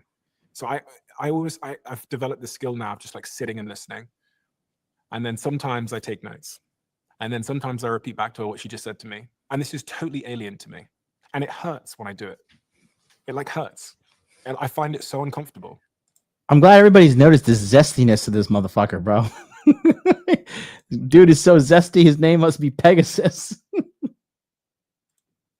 Like I find it really, really uncomfortable to do that. Even though this is something you spend hours. Shorts maker, no. Bad shorts maker. No, we are not doomed. No. Bad dog. We're not doomed. I told you. You got to laugh at this. You got to look at this from an entertainment value, because that's what this is. And I'm here deciphering and decoding everything and giving you the morsels of truth. How could you be doomed? How could you be doomed? Yeah, 90 minutes is crazy. That is pretty crazy. I don't have an hour and a half to sit down and like, okay, can you whip the dog, honey? Can you whip the dog? Like, no. Okay. Shut up and take my money. He's saying partner too much. Isn't she your girlfriend? Yeah, because this whole politically correct thing is so stupid. Only Tyra Paul, $10 super chat. What's up? Get money. So rich now. Thank you so much. Here's some lunch money. Thank you. Appreciate you, my dude. I'll leave that up here. $10. Big money. I'm the richest man alive now. You know why I'm rich? Because I have all you wonderful people here watching me. Thank you, guys. Truly, thank you. I'm so glad. You know, I didn't even know about this podcast, but a couple people brought this to my attention and like, you definitely have to do a breakdown. You definitely have to do a breakdown. You have to do a breakdown. And here we are, 4.5 hours later. You know, it's 4:30 in the afternoon here in Tokyo. I've been going live since like 11:30, right? Oh, I started a little late, 12. But yeah, let's go, baby. Yeah, a week doing for your 100%. job. It's so unnatural to me. But you've worked on it. I've worked on it. Yeah, I did it like 3 days ago. My girlfriend said I was traveling around the world. Yeah. We were in, I don't even know what country we were in. She goes, I've got some things I want to talk about. Can we put some time in the calendar? Mhm. Do you have 60 minutes? I've got off stage in Sweden. I put in 60 minutes into my calendar. She video calls me and she talks to me for about 45 minutes. I don't have anything to say. I'm so tired. And I just sit there and listen. And in between the lines, it's like things I could do better. She's not blaming me or anything, but it's hard for me. My boys would never do that. Our friendship isn't contingent on those things. So that's what I would say. I love that. Like, I don't know if that you relate to that, but I think about this a lot with my boys, and I think Shout out Terlonius, another $5 super chat. Boom, baby. Thank you so much. I love you. I love you all. You know, I love you guys so much. Appreciate you. I'm blessed to be able here to be helping and serving you guys. Thank you so much. Okay. Appreciate you guys. You're amazing. All of you. Thank you. kind of the three legs of the stool are provider. I'm probably over focused on the economics. That doesn't necessarily mean making a lot of money, but at least being disciplined and responsible about it. Developing skills, certification, having a plan, right? Don't be the guy ordering a bottle of Grey Goose at 2 a.m. Like, I'm going home because I got to get up. You know, I have a plan, and I have a vision for how I'm going to be a good provider, a protector, good manners. Your default system is protection. You constantly speak well of people behind their backs. You hear someone being critical of someone else, your inclination is to defend them. You don't demonize special interest groups. Your default setting, if somebody needs help anywhere or is being threatened, this guy can't stop being like a bleeding heart liberal. Like, yeah, as your key components as a masculine man is you can't belittle special interest groups. Like, what are you even talking about? The average person is trying to keep the fucking lights on. What do you? Ugh. It's so heartbreaking to me that women feel unsafe when they see men, when they see a group of men coming down the street. Surveys show. And that's because, society has been, telling them men are bad, men are bad, men are bad, men are bad. Their moms divorced the husband. Men are bad, men are bad, men are bad. You go government. Men are bad, men are bad, men are bad. Education. Men are bad, men are bad, men are bad. Movies. Oh, men are bad. Men ain't shit. Men ain't shit. Men are trash. Men are trash. Like, who's greenlighting these projects? It's a bunch of men. Women are inclined to cross the street. And it just feels like from an early age, men need to be taught. Anyone smaller, anyone more vulnerable than you, anyone in a special interest group, your default is protection. That's what men do. Think about masculinity, a soldier, a cop, a fireman. What do? At the end of the day, they protect. That is your default operating system as a move to protection. And then procreator. I think you should want to have sex. I think you should be willing to take risks. I tell my boys, I did this for a while, they can't get back in the house unless they talk to a stranger. And my oldest, no problem. Hey, what's going on? My youngest, not as easy. Just go up and pet their dog. I think there's so many men out there that have no willingness or ability to open, to just say hi, where are you from? To just open and to want a romantic relationship is a wonderful thing. There's nothing wrong with that. Modulate your porn. Decide, ask yourself, would you want to have sex with you? Get strong, get fit, get your act together, smell nice, groom. If you can't dress well, find someone who can dress you, and initiate contact and want to have a relationship with someone. That's a wonderful thing. That mojo is the most purposeful, wonderful thing in my life, is that I'm raising two patriotic, decent men. And it started with me really wanting to have sex with this woman I saw at the pool at the Raleigh Hotel, right? And I know that sounds crass. It's like, I looked at her and thought, I am really attracted to this woman, so I'm going to take a risk. In the middle of the day, without the benefit of alcohol, I'm going to walk up and introduce myself to her. The benefit of alcohol, modulate your porn use. Oh my Lord, Jesus, deliver us, Father. Deliver us. and another guy and a woman she was with. Hey, where are you guys from? And then 18 months later, our first son was born, middle name Raleigh, after the hotel. Take risks. Want to have mating opportunities. You're a provider.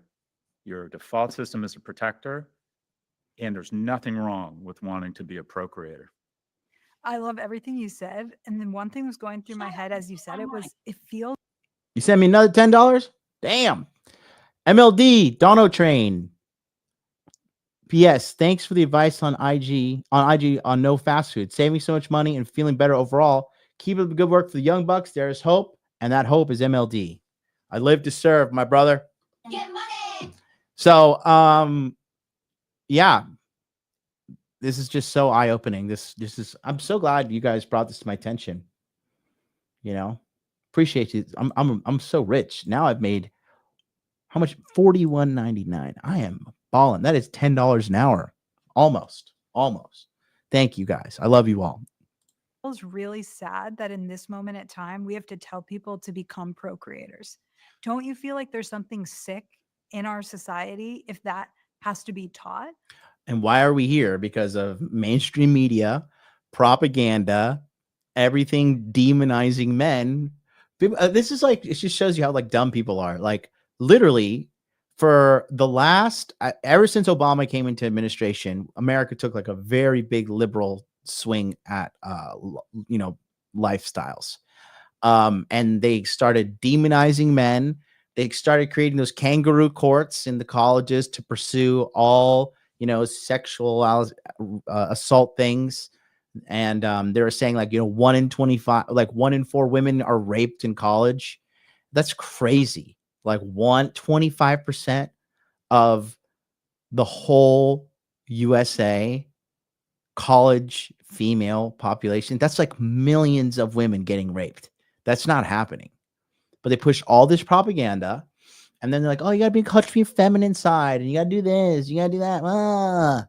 And then like, oh, where have all the good men gone? I don't understand. We've been put out propaganda for 15, 20 years now, demonizing men. And now the men have become exactly what we told them that we wanted them to become. And now we are unhappy with the men. It's just like, okay, well, shut the fuck up. Shut up. Shut the fuck up.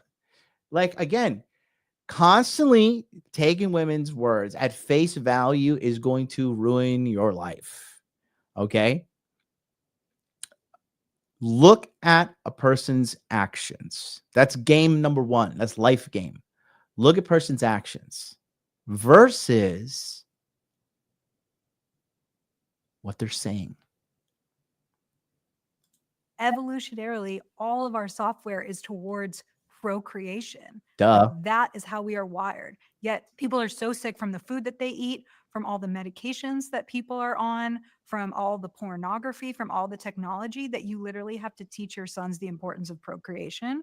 And that's why I'm here. And that's why I'm really freaked out by all of this stuff, because we are at a point in society where in South Korea, of 100 people of childbearing age, they are going to produce 12 grandchildren based on a 0.7 birth rate. And the fact that you talk about the P of procreation, like, I'm so worried about our society. It's 60% of 30-year-olds 40 years ago used to have a kid. Now it's 27%. So when I was on the plane on the way here, I told this woman who was sitting next to me what I was going to be talking about. And her gut reaction was, oh, why do we have to worry about that? Women are doing better than men. Like, great, let us do that for the first time in history. Like, her gut reaction was, why is this a problem? Then I started telling her these stats around lowest marriage rate. We're approaching the lowest marriage rate in US history. The birth rate has gone down 20% in 20 years. And she didn't know these numbers. And I feel like people are afraid to talk about this topic because they think it's a zero-sum game where when men lose, women win, and vice versa. Yeah. But right now we're all losing.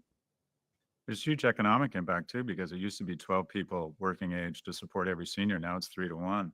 If we don't have kids, we're going to go into economic decline. Yeah, South Korea is replacing its nursery schools with its nursing homes. Like, they are the anti-example for us. And I think people need to be paying attention. By 2050, about 40% of the population will be senior citizens. The reason that's happening in South Korea is, one, they have a massive and the largest feminist presence in Asia, and two, they work the craziest, longest hours. They study the longest. It's like there's the toxic work culture in Asia is insane, and like they're not really working; they're just staying in the office, like poking around, pretending to work, because everybody really low key hates their job because the wages are crap, society is crap, and you know. Not to mention, everybody's drinking booze in South Korea. You ever go to South Korea and drink in the streets, man? They are boozing out there. So over here, Professor Booze is wrong about the alcohol. In the labor force could have halved within the next 40 years. The Bank of Korea warns that if current trends persist, Yeah, and then of course they're not going to talk about the women doing the whole 4B movement, which is like no babies, no dating, no relationships. Okay, cool.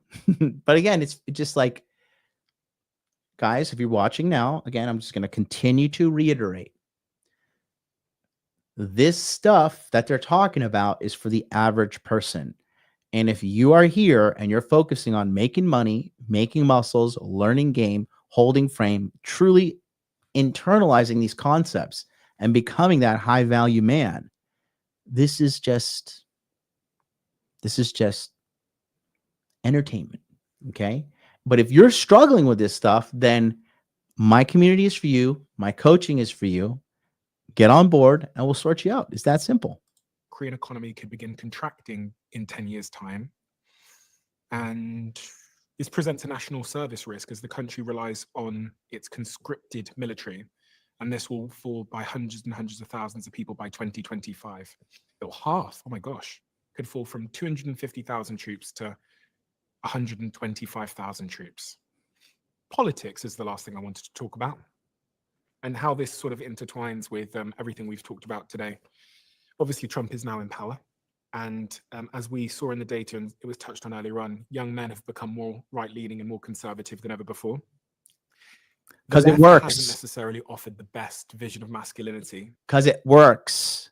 Because it works. It doesn't offer a vision of masculinity to you because you're not a masculine guy. You're lost. You don't get it. You're afraid of your fucking girlfriend. Like, duh.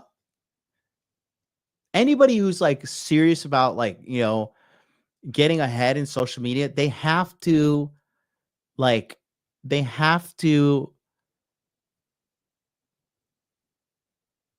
neuter their message in order to get pushed in the algorithm. So they sacrifice the truth for visibility, but then you have a giant psyop of people getting a bunch of bad information. I am dying to get into the comment section here. We're going to check that here in a second. The young men is something Scott's talked about previously. I was wondering, I think this morning in the hotel, I was like, how is the left going to get men back? They're not. The pendulum is swinging backwards. These women for the left, not to get too political, but the women from the left are out here aborting babies and wanting something that doesn't exist. You know how many of these girls are like, I hate Trump, blah, blah, blah, blah, blah, blah. And I've had sex with them. Dude, endless. Okay. They are like, if you want to talk about the group of people that's been psyop the greatest in human history, that's modern women right now. It's pretty funny. But once they meet a masculine man, they throw all that shit right out the window. Is that possible? No. Because the vision of masculinity, this is something Scott's talked about, that the left portrays is not... It's not masculinity. It's not masculinity. It's fucking gay light. That's what it is. Like this guy on the right, this is modern masculinity. This zesty ass guy and this alcoholic, porn looking weird old man. Look how he's sitting. Look at his posture. Just like a defeated old man. You know? Seem to be in line with all the things we've just described that we feel intuitively as men. The things we think are important, like economic viability, being strong, you know. I'll let Scott go first. Well, on the right, they've conflated masculinity with coarseness and cruelty. No. The two kind of role models. No. You know, President Trump, who in my opinion demonstrates a lack of grace and a lack of empathy and a lack of kindness. And Elon Musk is currently being sued by two women for sole custody of their kid because he hasn't seen the kid. I mean, is that those are They're the being he's being sued because they want more money. You don't sue somebody because they're not visiting your kid. It's very evident and clear that they want more money. So again, disingenuous on him to even utter anything other than the truth. But I mean, if you've been here with me the whole time, I mean, come on, are we really surprised? role models we want for young men? And on the left, their vision of masculinity is act more like a woman. I don't think that's helpful either. I went to the Democratic National Convention, and there was a parade of special interest groups. Everyone was represented, except for the group that needs the most representation right now, in my view, and that is young men. If you go to the DNC website, they list 16 special interest groups, and they say who we serve. They call it out, who we serve. Asian Pacific Islanders, seniors, the disabled, immigrants, Black Americans. And I added it up. It's 74% of the US population. And when you say you're actively advocating for 74%, you're not advocating for the 74%, you're discriminating against the 26%. And who are the 26%? Young men. Is this a consequence of DEI?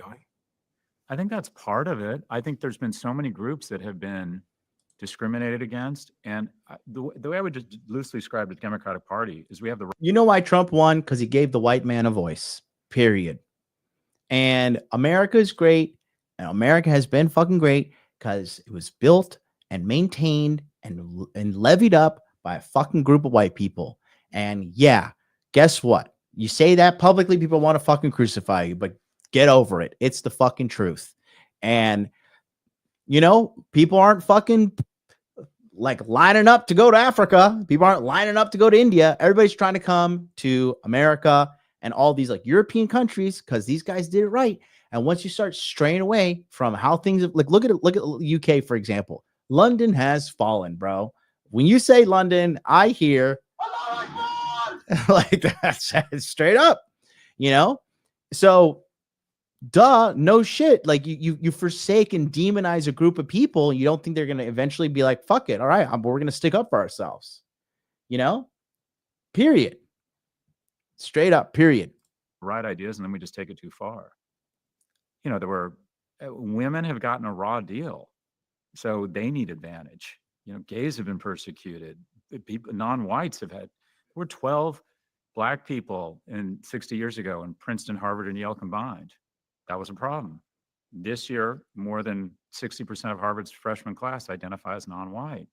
So I think we got to get out of identity politics. But the notion, this. I'll just tell you this right now: they have no solution because their movement is an empty one, and that's why it's dying. The Democratic Party now is saying like Stephen A. Smith is the best candidate for the fucking next president. You're talking so now it's a sports commentator for ESPN who's going to lead the free world. Okay. Great. It largely came from the left, this notion of toxic masculinity. There's no such thing because there's violence, there's people who are criminals, there's people who are unkind. That means they're not masculine. Masculinity is being a protector, a provider, a procreator. And the Democratic Party seems to believe that leaning into anything around your advantage of being male in terms of your strength, your kindness, you're wanting to procreate, you're initiating sexual contact or sexual romantic interest is somehow a threat and somehow toxic. I just think they've sent absolutely the wrong signal. And into that void has stepped basically thinly veiled misogyny that is just so ugly. You know, Trump flew right into it. The reason Trump won this election, in my view, is the groups that pivoted hardest from blue to red, 2020 to 2024, were Latinos who were sick of being categorized by their identity. But numbers 2 and 3 were people under the age of 30, especially males, who are not doing very well and feel like Donald Trump feels their pain, and women age 45 to 64. And my thesis is that's their mothers. Because if your son isn't doing well, you don't care about territorial sovereignty in Ukraine or transgender rights. You just want to change.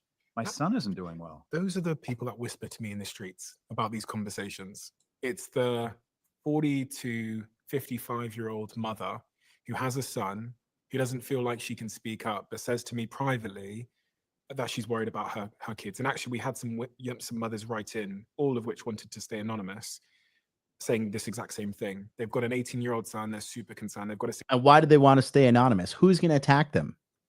Which side is going to attack them? Is it going to be a bunch of like traditionally conservative masculine men and traditionally conservative women?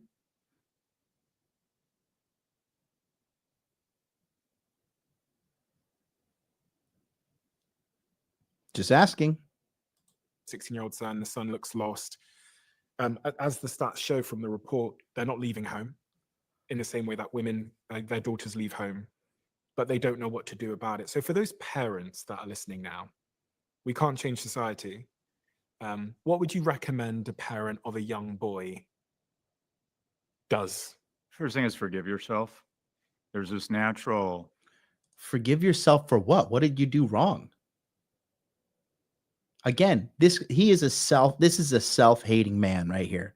This guy hates himself for being a man, and I think it's because he hates, subconsciously speaking, he hates the fact that his father abandoned him.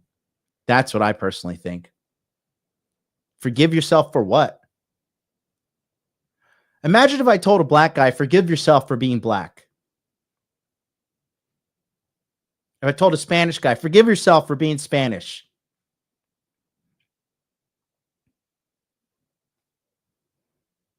Hey, bro, I know you're a Spanish person, and, you know, you just got to forgive yourself for making some bomb-ass fucking rice and beans. Forgive yourself. Forgive yourself for being able to be a great salsa dancer. Forgive yourself for, you know, I fucking love Spanish guys. They're so fun and cool to hang out with. You know, they're just fucking, I don't know. I got to say, out of all the people I like to hang out with, man, Spanish guys are pretty fucking fun. They're funny. They're cool. They're down to, you know, holler at girls. They can scrap if they need to. I'm like my white brethren too. But like, this is just asinine. These people don't fucking have the answers at all. I have the answers. Part of a separation where, and I think this is true of girls, but especially boys, where to make the separation easier, we don't get along Dale, maricón. with our parents in our senior year in high school. And that doesn't mean your son doesn't love you. That doesn't mean your son's not going to figure it out. But to forgive yourself, but going back to more actionable things, Forgive yourself. try and get men involved in his life. And then, you know, dumb stuff like my mom made sure. Oh, is this forgive yourself to the mothers? Forgive yourself for voting that way? I mean, I guess. I don't know. I guess I don't know. What were the forgive yourself? I guess it was to the parents, but to the mothers, why like forgive yourself? I'm trying to internalize this. Forgive yourself for what? Having a boy? I guess voting retarded could be one thing they could forgive themselves for. Yeah, that's a really good analysis, Tyler. He says his face screams regret. I agree. I was in Boy Scouts. My mom, when I got cut from the high school basketball and football team, she enrolled me in city leagues so I could continue to play sports. But it was mostly, she was ensured that I had men in my life. And I think that was really, really important for me. But, I would just say that I feel like I need to coach men more. What I say to boys, one of the first things I say to boys, I had lunch with, and it happens I had lunch with someone who's a fairly famous news anchor and her son. And I asked the mom to excuse, they started going at it. And I asked the mom to excuse herself. And I said to the mom, I'm like, you realize this is the only person in your life ever that wants you to be more successful than you. You just got to cut this shit out. This woman is not your enemy. And I heard that, and I was a bit ashamed because I remember like being such an asshole to my mother, you know? So I wonder if she's divorced. I wonder, because a lot of guys, men are not stupid, and children are not stupid. They can see who is really the agitator in relationships. You know, again, I'm going to go back to the Joker movie, right? Which, you know, I watched part 2. I tried to watch part 2 when I flew to Hawaii, and where they just like intentionally completely humiliated and broke down the character, because the Joker 1 was like an incel championed movie, they say.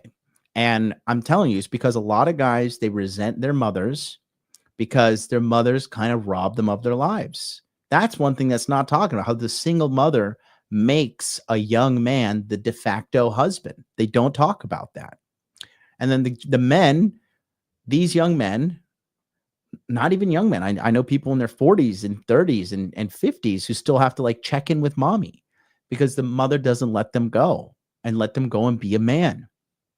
They use them. This is their little gay errand boy, you know? And, you know, it was just like the reason the movie was so championed because at one point spoiler alert, you know, but the Joker, his mother's sick in the hospital and she's been manipulating him and controlling him his whole life. And he just kills her. He suffocates her to death. And then he goes and he becomes the Joker and he goes and kills everybody. Right. You have to understand, why was that movie successful? Why was that movie? And again, it's, you know, average people are just going to be average. Right. But you have to read the writing on the wall. You gotta be able to be perceptive in life. And, you know, that's why they put out all this movie money to like make Joker 2. And then, you know, at the end of the movie, he like gets gang raped, you know, like they made it a musical, which is like very not masculine at all. And then he gets like gang raped at the end of the movie and betrayed by the chick, you know? And so what's more humiliating for a guy than to get fucking gang raped, right? The very thing they talk about here, the guys who get sexually molested, is a very painful thing for them to go through, right? And so here we are, you know, they've created their own hell, and they're like, why are we in hell? But again, I said all this to say this.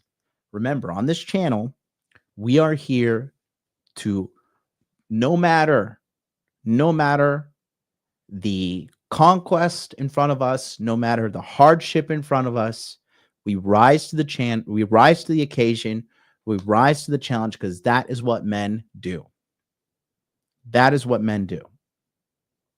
Average people are always going to be kind of caught in the victim perspective of things. But if you're willing to be above average, do the work, money, muscles, game, frame, have a mentorship, have a leader you respect, a community of other like-minded men, you cannot lose. You cannot lose, because we are on the side of truth. You cannot beat truth. Everybody has been trying to deny truth for the longest time. Remember, like the transgender children thing, okay? There's no such thing as a transgender child. There is a fucking child that is a victim of some sick adult in their life, manipulating that pure child's essence into something sick and perverted. That's the fucking truth. But I think I could say that to him, because I could look him in the eyes and say, what the fuck are you doing? Mm-hmm.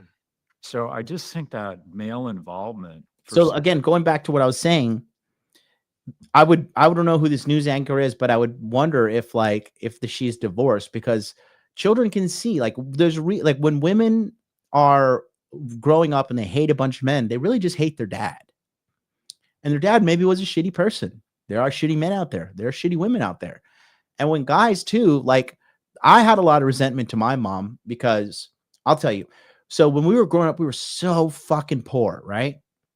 And then my mom would take the last little bit of money that we had always and be like, I need to go, God told me I need to give money to Pastor this one or Rod Parsley. And we had to go and, you know, give money to all these fucking pastors. I'm like, why? Like, dude, we don't have orange juice. That was like I love orange juice, guys. That was the biggest thing for me. If we had orange juice in the fridge, if there was a full gallon of orange juice, I would crush that in like a day, because we just had no food. We had no resources. We had cockroaches. We had fucking rats. Our carpets were stained.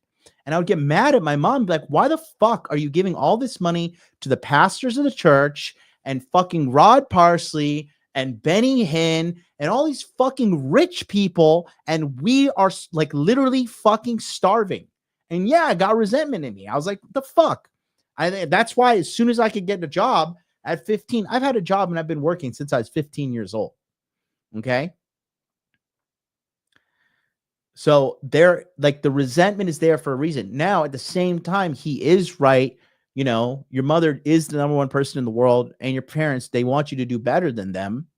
But, you know, you got to, like, this whole, like, men are bad and women are right. And, like, this is a flawed perspective of this man. And, like, you can't look at somebody like him who is not like, this is I'm very weird. I found this is very weird that this guy's like advocating pornography, and even he is saying he uses pornography. Guys, the last time I used pornography was when I was seeing a girl and she like liked to do that. She like wanted to turn it on. Like she wanted to, you know, just gonna be very open. She wanted to like, she got turned on by it and like wanted to like suck my dick with pornography on. I was like, oh, all right, whatever. Like, sure. I was like, and then I didn't understand. Like one time there was a joke and I didn't get it, but I have never really used Pornhub. But like at Pornhub, they have like the drum, like the dum, right? And I remember seeing a clip a couple years ago, and then there was like a kid at like a pep rally, and he did like the Pornhub, like and everybody started clapping. I was like, I didn't get it. I was like, why is everybody? I don't know, like, why is everybody clapping? Like, what's so like? Was this kid like a star? Is he like he's like the alpha of the school? And like, is that like a cool thing to do at this high school? I didn't get it, and I had to have it explained to me. You know. So, yeah. Oh, those flying cockroaches are the worst, dude. They really are, bro. They really are. You know. I don't know. I don't know. Like for me, I can't even get like, I've had so much real sex. Like you guys, the average guy has the wrong problem, which is like real sex doesn't turn them on because they're so turned on by porn. Like for me to watch porn, I'm like I look at him like, I wonder what happened to this woman. Like, why is she in pornography? That's what I like when I see it, I'm like, why does she? Like, what happened to this girl? Where is her father? Like, what led her down this terrible path? You know? Single mothers. And I think men are really willing to get involved, whether it's someone down the street, a coach, a sibling, your brother, whatever it is. But I do think, again, the research shows that the point of failure is when a boy loses a male role model. His father. And also to forgive yourself. Being a single parent with a son, I think that's hard. I just think it's hard. And you've got some questions I can see. Oh yeah, I do have some questions for Scott, but I would love for you to answer them too. And I just love how both of these guys, both the men, have like dandruff flakes on their shirt. Like, do you not realize you have a podcast with 10 million people subscribed? Like, did your staff, is everybody just retarded? Why do you guys both have like dirty fucking dandruff flakes on yourselves? No one has a lint roller. Quick, hey, real quick, Steven, real quick there. Scott, can we lint roll that fucking dandruff shit off of you? I don't know. Am I crazy for the dandruff stuff bothering me? I just couldn't think in a million years to like go on. Like, if you ever see me on a podcast, you know what I'm always doing? Take a look when I'm wearing a suit. I'm always adjusting the pocket square. I'm always like trying to like make it look as like nice and neat as possible and be like as presentable as possible. You know? I don't know. It's weird. So one of them is, what is something about being a man that you learned growing up that you have had to unlearn? And I'm wondering specifically in how you're raising your sons to avoid some of those things. I think a great proxy for this is going to be rich. Let's see. I wish I told my sons to get a girlfriend to tell them what to do. Masculinity and manhood is, and Richard Reeves introduced me to this. I think it's so powerful, and that is surplus value. It's not about a religious ceremony. It's not about having sex. It's not about an age. It's about getting to the point of surplus value. You create more tax revenue than you absorb. I say to my boys, you're negative value. Look at all the resources going into you. Look at all the love. We love you so much more than you love us. Your teachers are spending all this time and energy, and you aren't giving anything back. Dude, if your kids don't love you, like you're fucking up as a parent.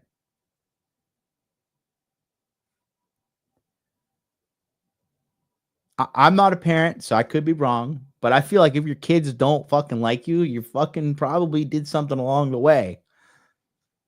Like your kids should love you and adore you. I don't know. I am personally speaking from ignorance because I don't have kids, none that I know of. But yeah, it just doesn't. I don't. Any parents in the house? Do your kids hate you? Anybody in here? I feel like that's on you. Like you raised that fucker, you know? At some point that needs to pivot.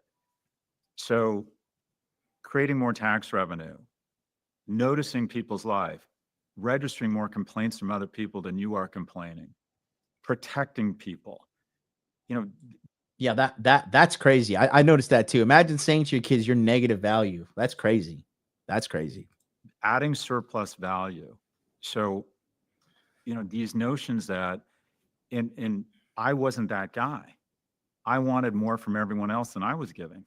I was the guy that's, when someone honked at me, I was the guy that sped up and honked back to restore the universe to its place. If a Delta, if a ticket counter agent at the airline counter was rude to me, I needed to get back in their face to restore harmony to the universe because I'm a fucking baller. And what you realize is being a man is occasionally taking a hit, right? It's having surplus value. It's noticing people's lives. It's listening to complaints. It's occasionally thinking, well, maybe this person who cut me off in traffic, I don't know what's going on with them. Maybe they're. See, Tony, thank you. Is there any more parents in the chat? Can you chime in? Tony Pinesa, he says, that's on us. I have one daughter. She loves me. If she did not, that would be on me. That's what I would think personally. Like my all three of like the closest semblance I have to children are my two nephews and my niece, and they fucking love me. I'm the fun uncle. They're like, Uncle John's coming to town and he's going to fucking buy us whatever we want. Like, you know, that they love me. Fucking the little girl loves me so much. She always wants to talk to me on FaceTime, and she always just like brings me stuff around the house. She like brought me her Elsa. She like brought me her iPad game with Elsa on it, and she was dressed like Elsa. You know, it was very adorable.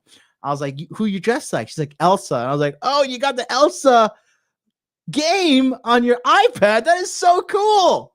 Man, I like this. I was like, go show me your Elsa dance. She was like dancing around and stuff, you know? You got to be a really shitty person for your kids to fucking hate you. Like, I don't understand, you know? Well, then there you go. My father heavily abused me. I maybe talked to him once every 3 months. There you go. Any other parents in the house? I just want to know, because we got a lot of people watching. We have like, you know, across everything, we have like 187 people watching now. I'm very curious. And if you're watching on the replay, God bless you, because you're 5 hours in. But really, what's going on? Right? Yeah, one of my good friends in the chat, he's still here. William, you know, his parents are married. He loves his parents, and he's a great guy. You know? Daddy, why are you drinking and regulating your porn use? God, Lord have mercy, save us. Kid has diabetes. Maybe they're going through a divorce.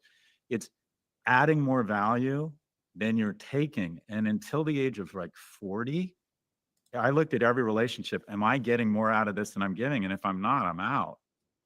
And what you realize is good business partnerships, you add as much or more value than your partners. Good relationships, you witness the person's life. You make them feel fucking awesome. If you leave this world a little bit in debt, that's the whole point. That's the whole point. Or a little bit, the world's in debt to you. That's the win. And I used to think as a young man, that meant I needed to exit the relationship. I'm not getting more money or services than I'm giving. I'm not getting more kindness than I'm not giving. I'm not getting more hot experiences with this romantic partner than they're giving me. I'm out. No, it's the other way around. Being a man is surplus value. Yeah, I've never thought about that before, but it's so true that, like, as a man, you should aspire to be considered generous. And actually, the first time someone called me generous was like such an unbelievably wonderful compliment to me, because it means that people see you as someone that's giving things. But to answer your question, for me, it was just a willingness to express my emotions when I'm struggling. That's always been the difficult thing for me, especially because of everything I've said earlier about wanting to be strong, wanting to be a provider. There are going to be moments where, regardless of how well you play the game of life, you're going to struggle. And I did not have the tools. I still really don't have great tools for this, but to turn to someone and say, I'm really struggling with this, and not to feel emasculated.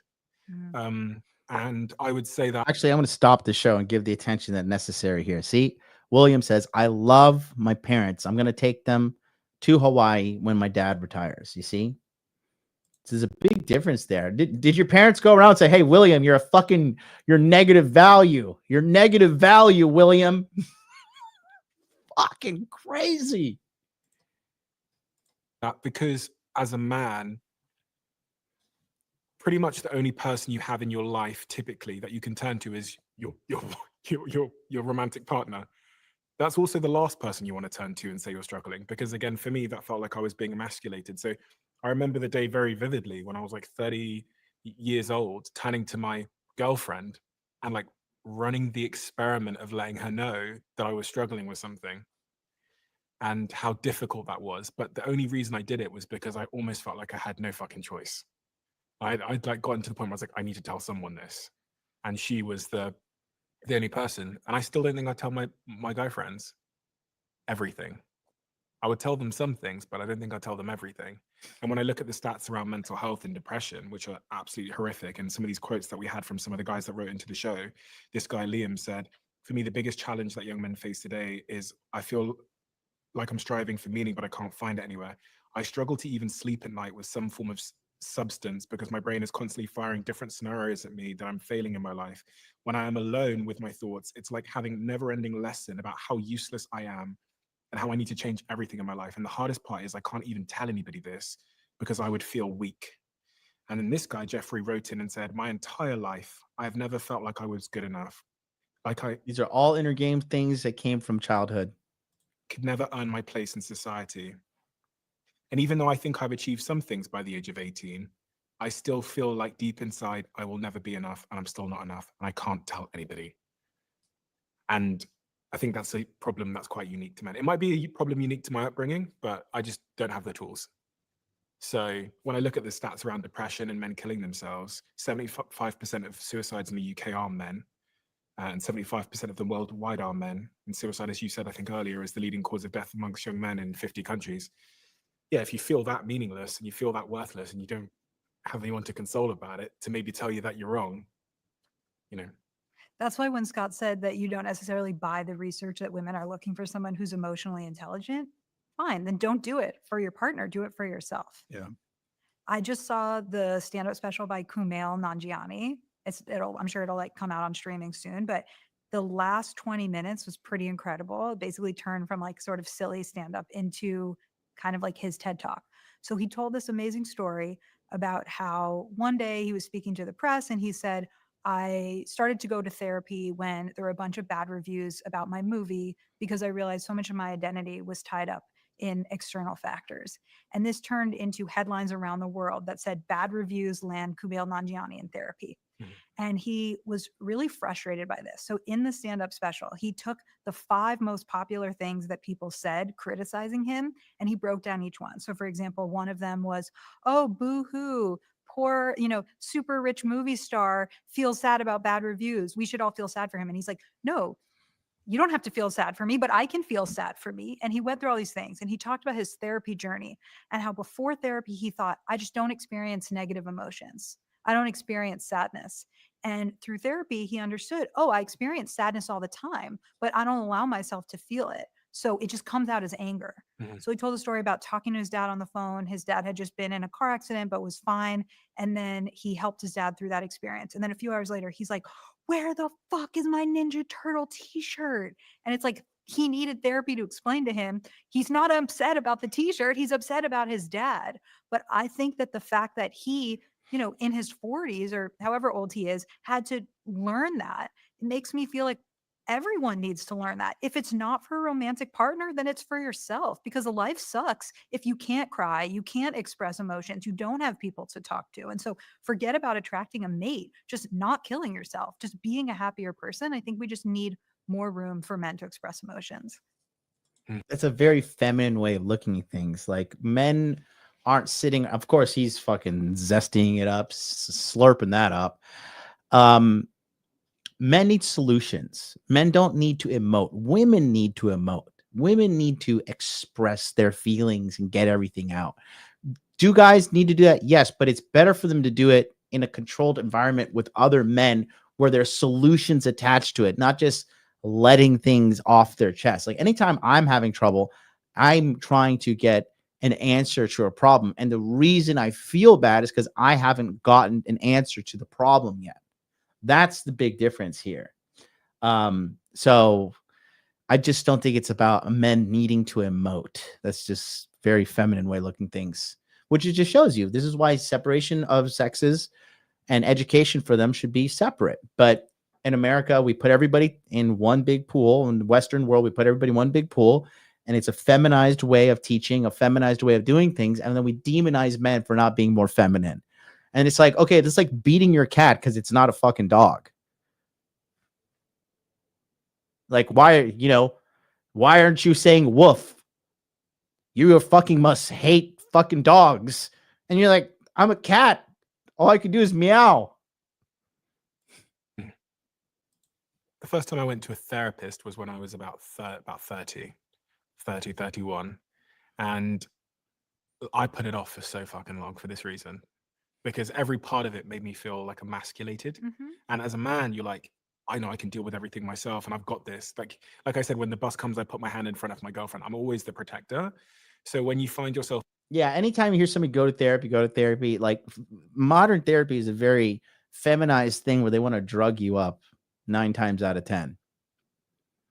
In a position like these men who've written into the show, where you feel meaningless or you feel hopeless or there's some other challenge in your life, you think it's your job to fix. Well, I thought it was like my job to fix. And also, like, maybe because I've been a CEO since the age of 18, I'm always like holding fort for everybody.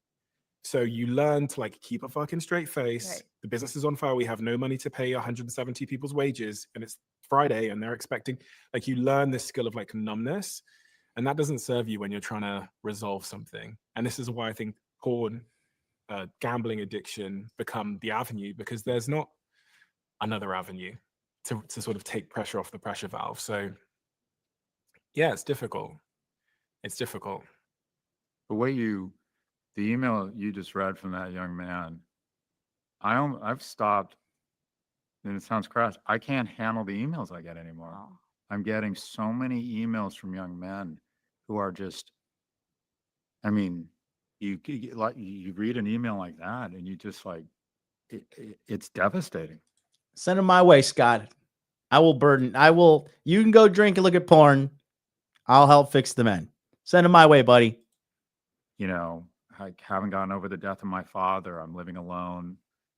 I've become addicted to opium. I mean, you just hear this shit. Like, I know I have value to add. I just can't figure it out. Or, I mean, there's just so many of these men out there. And I think a lot of it is, I always look to economics. I'm like, we've got to figure out vocational programming. I think we should have national service so people feel a sense of identity and connection and purpose. Some of the lowest levels of young adult depression are in Israel, despite all the existential threats, because they all serve in the IDF for 2 to 3 years. I think we need more freshman seats at colleges. I think we need more third places where people, I think a lot of it comes down to economics and policy programs. I think there's a lot we can do to help young men, but in the US, it's now 77% moving to 80% suicides. It's 4 to 1. If there was any special interest group, you go into a morgue in America and 5 people die by suicide, 4 are men. If that was any other special interest group versus the control group, they'd weigh in with programs. But because of the enormous advantage I registered, and let's be honest, it was enormous. Basically, all prosperity in America, which was unprecedented, was crammed into 30% of the population, basically white males. So we just had staggering advantage. And now 19-year-old males are paying the price for my advantage.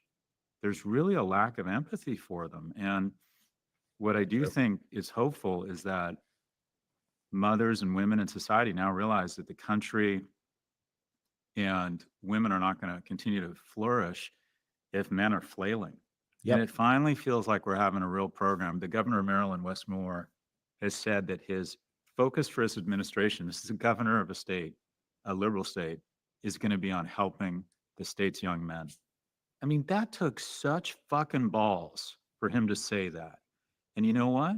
The populace received it well, because on the ground, people are feeling it.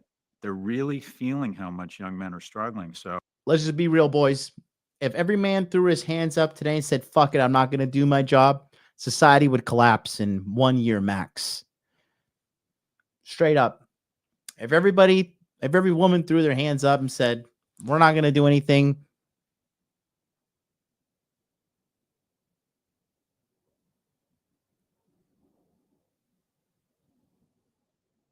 kitchens would be empty.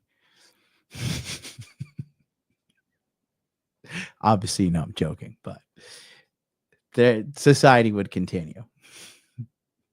So I'm actually quite hopeful that we've turned a corner in terms of the dialogue. Because when I started talking about this 4 or 5 years ago, right away, oh, you're misogynist. Your hair wasn't on fire when women were, I mean, just, oh, there was such a gag reflex. It has changed so dramatically in the last 4 or 5 years. Where do we send these guys? That's a great question. And I wish I had a list of resources. I'm trying to assemble it around, all right. I mean, I'm involved with it because it's difficult to discern between ordinary young adult or adolescent problems and when a kid's suicidal. I wish I had some sort of AI filter that would go, this kid needs help right away. Mm-hmm. Like, here are some resources. Here are some men's groups. You know, and I do a shitty job. I can't talk to all of them. A couple of them, I take the lazy way. I say, here's $500, do BetterHelp online therapy. I'll pay for your first 4 sessions. Yeah. But I gotta be honest, I don't know. I mean, I think we should put together this list of resources. And I feel like there are good guys out there. I put Chris Williamson in this group. I put both of you out there. Podcasts are how a lot of modern wisdom is being expressed right now, right? You don't go to church, you get your sermon through your AirPods. So like, who are the guys that are saying healthy things? And I feel like if we can fill their ears with the healthy messages of masculinity, we are taking away the space and the attention from the people that are really profiting from these negative messages. Like Scott Galloway. I can't believe she sat there with a straight face. Is like, yeah, okay, modulate porn use, and it's okay to get drunk and factoring alcohol as some kind of. Young people, they use alcohol to mask their anxiety, not to like approach girls and you know, find a wife. I think you need a place to send the people who email Yeah. you. And I appreciate the offer, and we should do this, but we should have a list that says, all right, what are you struggling with? And here's some resources or things you should think about. But even what you both said to my answer or to my question around like, what's the boot camp or what would you tell guys? Like, that's not a crazy list. I think it's like for a lot of these guys to have you as sort of a male role model of like, go to the gym, make money, be kind, look out for others. Like, I just feel like that can be condensed into, and maybe that's what your new book is, but like truly, I think people are looking for a script with.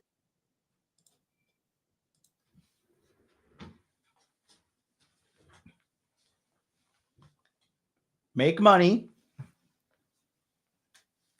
make muscles, learn game, hold frame. You're welcome. The lack of religion, lack of institution, we've lost a lot of these guys to have you as sort of a male role model of like, go to the gym, make money, be kind, look out for others. Like, I just feel like that can be condensed into, and maybe that's what your new book is, but like truly, I think people are looking for a script with the lack of religion, lack of institution. We've lost all these scripts that tell people what to do. let's write a new script. It's on you, brother. You're younger and you got more tread on you. You've got look at all these cameras. I mean, somebody's gonna watch. See, it's so, you know what pisses, you know, I'm just gonna bitch about myself. Not really bitch, but you see, I want this. I want to help as many people as possible. But social media, I'm not trying to be a victim, but social media throttles my message and throttles people with actual messages that can help, because even the people in control of social media don't know what the fuck they're doing. You know, this is my cross to bear. I got to figure this shit out, right? If you told me, if there's 300 people that hit me up right now, like, we got to fucking change our lives, it would be, all right, let's go. We're going to start getting on Zoom meetings. I have a team ready. That's everything I've been consistently doing with the Masculine Empowerment Network since 2019. You know, I'm ready. I'm ready and willing to do this. This is a tired old man. You know, he's reluctantly doing this, and he's doing a bad job. He's like, I coach 2 to 3 people. Like, I coach 2 to 3 men a year or something. Like, okay, so we have time to fucking whip out your 60-year-old wee-wee and jerk to pornography and booze up and get drunk and call your children negative value. You know, that's what pisses me off, man. That's what pisses me off personally. I'm just mad because I don't have more people to fucking help. This is what I'm here to do. And, you know, my biggest fear in life is like that I just get like fucking shadow banned to hell and my message gets stifled out, you know, because I consistently turn men's lives around for the better consistently. And I'm getting better. I'm doing it faster. Okay. That's the one thing that's kind of fucking makes me want to break a table. This and pull it together into all of your advice. But I'm just saying, I like the idea of a collective. It needs to get out there, because if you don't fill the space, somebody else will, and they already are. And it's not the messages that you want to have the next population, the next generation having. I agree. We'll talk about this off camera. 1, 2, 3.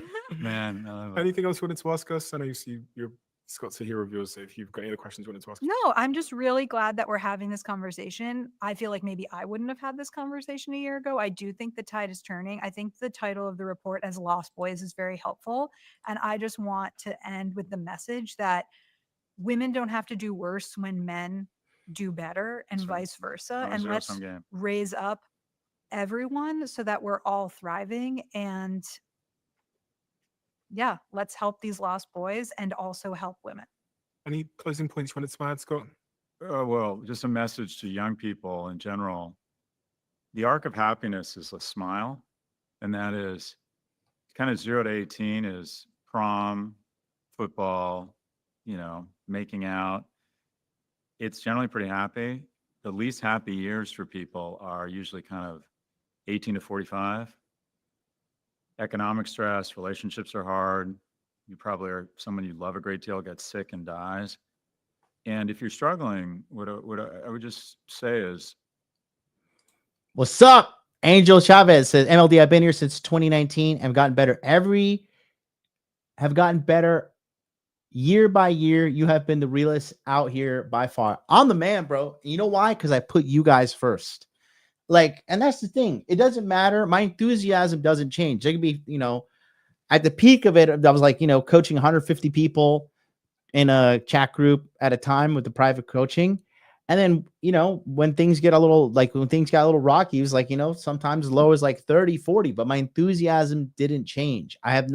My life since 2019 has been nothing but wake up, help men, wake up, help men, wake up, help men every single fucking day, every single fucking day. And, you know, I just know what I'm doing because I did it. That's the most important thing. I did it from the ground up. I was a fucking abused, beaten little scrub, bottom of the barrel. Nobody cared about me in society. I never set out to be Mr. Popular, clout and shit. That happened like fucking as an act of God, quite frankly. You know, so like, it just pisses me off that I can't reach, my outreach is throttled by social media because the shadow ban and all that shit. It just, you know, That's just number one thing that really fucking pisses me off. But it is what it is. But yeah, you know, yeah, yeah, actually I found you through Donovan. There you go. Donovan, listen, he did his part. He's doing a good jobs too, you know. But like I said, I'm working around. Guys, I paid $5,000 to go and meet Alex and Layla Hermosi next week. I paid $1,000+ for my ticket. I paid, God knows how much I paid for my fucking Airbnb. And I'm flying all the way to Las Vegas to try to figure out how to exponentially ramp up my reach and get the message out there, because people need it. People need it. And I know my day in the sun is coming. I don't want clout. Okay. A lot of people want clout. I don't want clout. I want to reach more people. That's the difference. I do not want clout.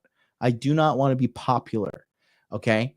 It's like a reluctant thing that I'm like, I'll have to get clout in order to get more reach out there. But I know the pain of feeling like you're an insignificant man. I know the pain of feeling bad. I know the pain of like the rejection. I know the pain of falling in love with some fucking hoe and then getting your heart broken. I know the pain of being broke. I know the pain of, you know, of like trying to build yourself in the gym. Your body starts, you know, you get injured. All these things happen. I know the pain. I know these things. And like the thing that pisses me off is like the guys who are supposedly like, you know, the big names or whatever, they're all in it for the money. They're all in it for the clout and shit. And I just like, you know, nah, I'm not empty inside. I don't need clout. You know, I'm not, I don't need it. I just like ask the guys, you know, when we did the Hawaii trip, like one of the guys, me and one of the guys, we split the room. We shared a room together. Like, I'm not like, oh, I'm not going to stay with you. You know, he wanted to get a good deal. And I was like, yeah, just stay at the place, you know? And he stayed on, there's a sofa bed. He slept in the sofa bed. And when he brought a girl over and he needed a place to smash, you think I was like, oh, no way, man. You smashed in my fucking bed. You know, I'm a team player.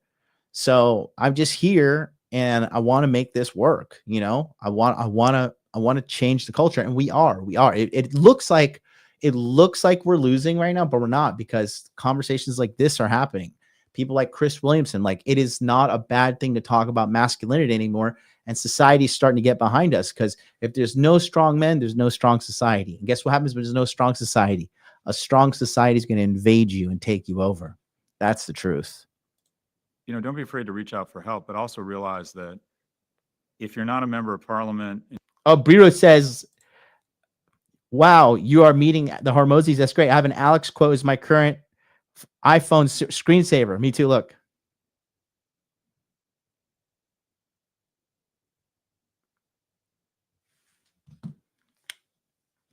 You're my brother. You're my Hormozi brother. And you don't have a fragrance named after you, it doesn't mean you're failing. And to forgive yourself. And 10 years, brother. I've been doing this on YouTube for 10 years. 10 years. 10 years. 10 motherfucking years, boys. And to recognize that those are tough years. You know, when my first kid was born, I tell this story a lot. It's supposed to be angels singing and bright lights. I felt nothing but shame. I was 42 and I was broke. I had put everything into my tech company. Great financial recession came along. I think my accountant called me and said, you're worth a negative $2 million. If we look at your debts, you're worth negative $2 million. And about that time, my oldest son had the poor judgment to come rotating out of my girlfriend. And all I felt with this kid was shame. What a fucking just shitty person, dude. Like, my son came rotating out of my girlfriend and blah, blah, blah. What a just shitty individual this guy is. God in heaven, to get on a public platform Shut up and take my money. and just badmouth your fucking child. Like, God, Lord, this is not the hero we need. Terlonius, I love that name. $5 super. Hey, John, what's a great everyday cologne that you recommend? Dior Sauvage is good, in my opinion. But if you want to keep it budget, Very Sexy by Victoria's Secret for men. Honestly, that's like $40. You can drench yourself in that. I get so many compliments on that. Nautica Voyage is a good one. Curve is a good one too. Curve is a really good one. Liz Claiborne's Curve. You know, those are cheap too. Curve, bro, I got so much pussy from Curve. Curve is good. Nautica Voyage is good. Dior Sauvage is good. Aqua de Gio is like the go-to by every Puerto Rican man out there. That's a great one. What else is out there? I mean, if you got money, Meteor by Louis Vuitton is good. That's my favorite one, quite frankly. I have so many colognes in my friggin' bathroom. But yeah, that's what I would say right off the top of my head. Yeah, threw his son under the bus for content. Yeah, it's just crazy. This is I don't trust this guy. This guy's like, I don't know, bro. That's wild. I have failed. I've failed myself. And now I've failed on an entirely new dimension as a provider and a father. That was the first thing I felt when my son was born. And I wrote about it. And I can't tell you how many men I heard from that all I felt when I had my first kid or kids was a sense of embarrassment and that I was already failing. That energy that you felt at that moment, did you channel it into something, or were you tempted? Nausea.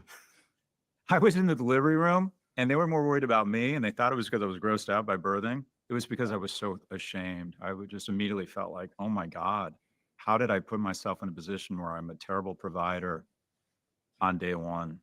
I just felt a tremendous amount of shame. Thank you, Red Nebula, for joining us. Guys, by the way, if you want to go ahead and join us, appreciate you supporting us here on the Modern Life Dating channel. That helps me in the algorithm. The more memberships I have, we're trying to get out of this amalgamous fucking YouTube algorithm. We're trying to figure it out, guys. We're going on 4 years. We're going to figure it out one day, I promise. And I think most people, when you talk to them at some point, have felt really down and really like embarrassed. And I just don't think that's anything unusual. And you want to forgive yourself. You want to say to yourself, I can add value to a company. I can make someone very happy, you know, and try and surround yourself with people that make you feel good about yourself. And every day, just little baby steps, write some things down, trying to exercise, trying to eat well. I can tell when I'm getting depressed, and I have this method of getting out of it. I call it SCAFA, S-C-A-F-A, sweat. It's like resets my operating system, clean, try and eat really well at home, abstinence. And when I say abstinence from pot and alcohol, both of which I love, and I'm really good at them. They add value to my life, but when I'm not feeling good, I take them out of my life because whatever's going on with my sensors, I just don't want to mess with them. F is family. I find being around my boys is really important. And then A is affection. I find affection being around, even if it's my dog's laying on me or my boys. I'll say to my boys, let's watch TV, and my boys instinctively throw their legs on mine. Not necessarily sex, but affection with my partner. Those are the things that get me out of a dark place. So try and figure out, if you can, what things help you get out of a dark place. But recognize everyone struggles. And I'm not saying that you shouldn't reach out and find help, but everything online is telling you should be in a Gulf Stream and partying in St. Bart's. No, that's not the real world. And try and build a support system, and also forgive yourself. Happiness is a smile. Kind of 20 to 45 is usually, it's full of a lot of joy, but it's also full of a lot of, oftentimes a lot of anxiety. Do you go to therapy? No. Have you ever been? I did. My first marriage, we went to marriage counseling, and after the first session, we decided to get divorced. So I'm a little traumatized by therapy. Yeah. He got right to it. Saved me real money. Yeah. Oh, Stephen, I wanted to add one more thing. I think an underappreciated resource for men for building empathy is reading fiction books. So I'm in a book club. I read fiction all the time. Fiction builds a lot of empathy because you are truly inside the mind of somebody else for 200 or 300 pages. When I talk to guys, they so rarely read fiction. Do you read any fiction? None at all. A lot of guys that I talk to, they say, oh, I read nonfiction. And there's so many lists online of like the 100 nonfiction books to get your MBA. And it's like, we're all reading so much nonfiction on our phone at all times. Read a book of fiction get inside the head of somebody else, get inside the head of a woman, I think that for $0 at the local library, you can actually become a better person. Do you know what's interesting though? There's a reason why men read books about how to make money. Yeah. Because it goes back to everything we've said. If I said to my boys, I feel like that's just bad advice. If I'm going to read Lord of the Rings, how does that make me have more empathy?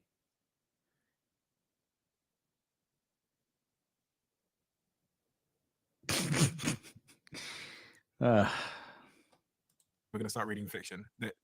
My friends read stuff that's going to help them build a business, make money, or gain muscle mass. Yeah, but can I convince? What if you're Muscle single mass, and I I'm love going to that. say read this fiction and you're going to get laid? Like, why can't we just reframe? That's terrible. This is terrible advice. This is terrible advice. Read fiction and you're going to get laid. No, you're not. No, you're not. And change the narrative think on you're right. fiction. Yeah, if we It's, Yeah, I you're mean, right. I just feel like there's so many examples of times that I haven't really known what's going on with the group. And then I read a book about that group and I'm not an expert in them, but I can think about them more. And I just feel like, look, if you are not having success with women and you don't have any women in your life, read a fucking book by a woman. Just a quick anecdote. When I was a senior in high school and a freshman in college, I remember thinking, I'm strange. I remember feeling very insecure about my own psychological makeup, and that didn't help. And then I read a bunch of John Irving novels, The World According to Garp, Cider House Rules, and the people in it were just so fucking strange. It made me feel better about myself. I'm like, oh, there's other weirdos out there. So what you say really resonates. It made me feel less self-conscious about how unusual I thought I was. So it just dawned on me that that was a big help for me. Well, TikTok is not going to give you the empathy that spending Right. 300 pages inside the mind of a person different from yourself will. thank you both for so many reasons. Scott, you're actually writing a book at the moment, which is going to be Yeah. published shortly. We've talked about it a few times. What is the title of that book and what is it about? Well, I've determined, I don't know how it is for you with books, but basically your publisher does nothing and then obsesses over the title. That's their value add. That is Um, very true. So I had it work. It was supposed to be originally about masculinity, and then I realized that I don't have the skills or the domain expertise to summarize masculinity. So I changed it to work in progress, notes on becoming a man. Mhm. And I just talk about stories that I've written about some of the things we talked about today, and trying to use masculinity as a code. I think everyone needs a code, whether it's the military, the religion, their family values. And I think masculinity can serve as a code if defined correctly for young men. But it's just a series of like stories about things I've gone through, some of my many ways I've failed and what I learned about trying to become a man, trying to be a good dad, trying to be a good partner. When is it published? When is it going to be published? It'll be out in the fall. Wonderful. Okay. And Logan, you have an incredible book, which is Okay, I'm done. I want to go to the comment section. Let's go. Million views telling people look at porn and drink booze occasionally. Got it. Get money. Just double checking there. Just double checking. We'll see. Please don't disappoint me. The worst kind of loneliness is when you're surrounded by people, yet you can't talk or share what's really on your mind and feeling. True. Male loneliness epidemic intensifies. Companies, how can we profit off their suffering while pretending like we care? Damn. That's that. Oh, hold on. Let me make this big for you guys. Sorry. Can you guys read that? You want me to here? Oh, fuck. Wrong one. Okay. Good. I used to think the worst thing in life, well, this is just a quote. To all my gentlemen out there who feel like they ain't nobody to talk to, you're not alone. We're all going through some sort of struggle together. Stay strong. I'm a 26-year-old commercial airline pilot, 5'10", no debt. I think I'm kind to people and have a good sense of humor. I don't think I'm a bad-looking guy. The fact that you go on Tinder and swipe through 200 matches, gets 1 coffee is so true. Cold approach. But I've come to realization that over probably the past 6 months that I want to go back to the old school way of meeting people in person. And I've been shocked at the success. Are you paying attention to what I've been saying on the fucking channel yet? I'm not saying the tables have been flipped, but I hadn't realized how cornered we were on dating apps. The real world exists and allows natural bonds to be formed we all want. The problem is with a more digital world, those places to meet people are also declining. But if someone is in my shoes, and I'm still learning, so take what you want from this, how to be confident enough, just be yourself with a stranger, strike up general conversation, you'd be surprised what could develop from that. There's so much pain under the surface of this current conversation. Everyone has ended up trapped in a world that works for only people at the top. The problem with these discussions is that they only concern men in their 20s. Men don't stop existing at 30. Men are just having trouble across the board. Okay. Love is not always a feeling, sometimes a decision. Quote from my mom, who just celebrated 60 years of my dad. Podcasts like these keep talking about horrendous statistics of struggling women, should actually bring on a struggling young man to hear him speak facts. I work with these struggling young men all the time, man. An important topic. We need to stop placing responsibility and blame on individual boys, men, and look at the systemic issues and cultural shifts just as we would with women's issues. Facts. We need to build each other up regardless of whatever group you identify with, and let humanity unite us instead of individuality dividing us. Okay. Why is women's empowerment all about liberation and choice, while men's empowerment is all about masculinity, duty, and sacrifice, which is actually the opposite of liberation and choice? How can what empowers one gender be opposite of what empowers the other? Very good. This guy runs the channel. He does that. Very interesting. Very interesting. Can I, this is too, that was an interesting undertone too. Can I not just be single and happy instead of it dangerous? Yeah, this whole like single men are dangerous. This is so stupid. It's demonizing, vilifying men, you know? Yeah, right here. See, there's nothing scarier than a single man. Imagine being a pleasant single man and you are tarred and feathered with this, you know? So terrible that they're saying this. These people are out of touch with reality. And that's why I don't like that woman, honestly. I think she's a corporate suit. And the fact that she used to peddle pornography, you know, that alone just, you know, that's a red flag to me as well. So, not sure what to take away from all that, but rejoice, my brothers, for you are here on the Masculine Empowerment Network, is where we're going to be funneling you all into and getting things going. Thank you guys all for being with me. This is a 5 hour, 50-minute podcast we've done here. This is a long one. Go ahead and hit the like button, guys. We need all the likes we can get. We need all the subscribes we can get. Share this. Send this to somebody important in your life. And yeah, it's now 6 p.m.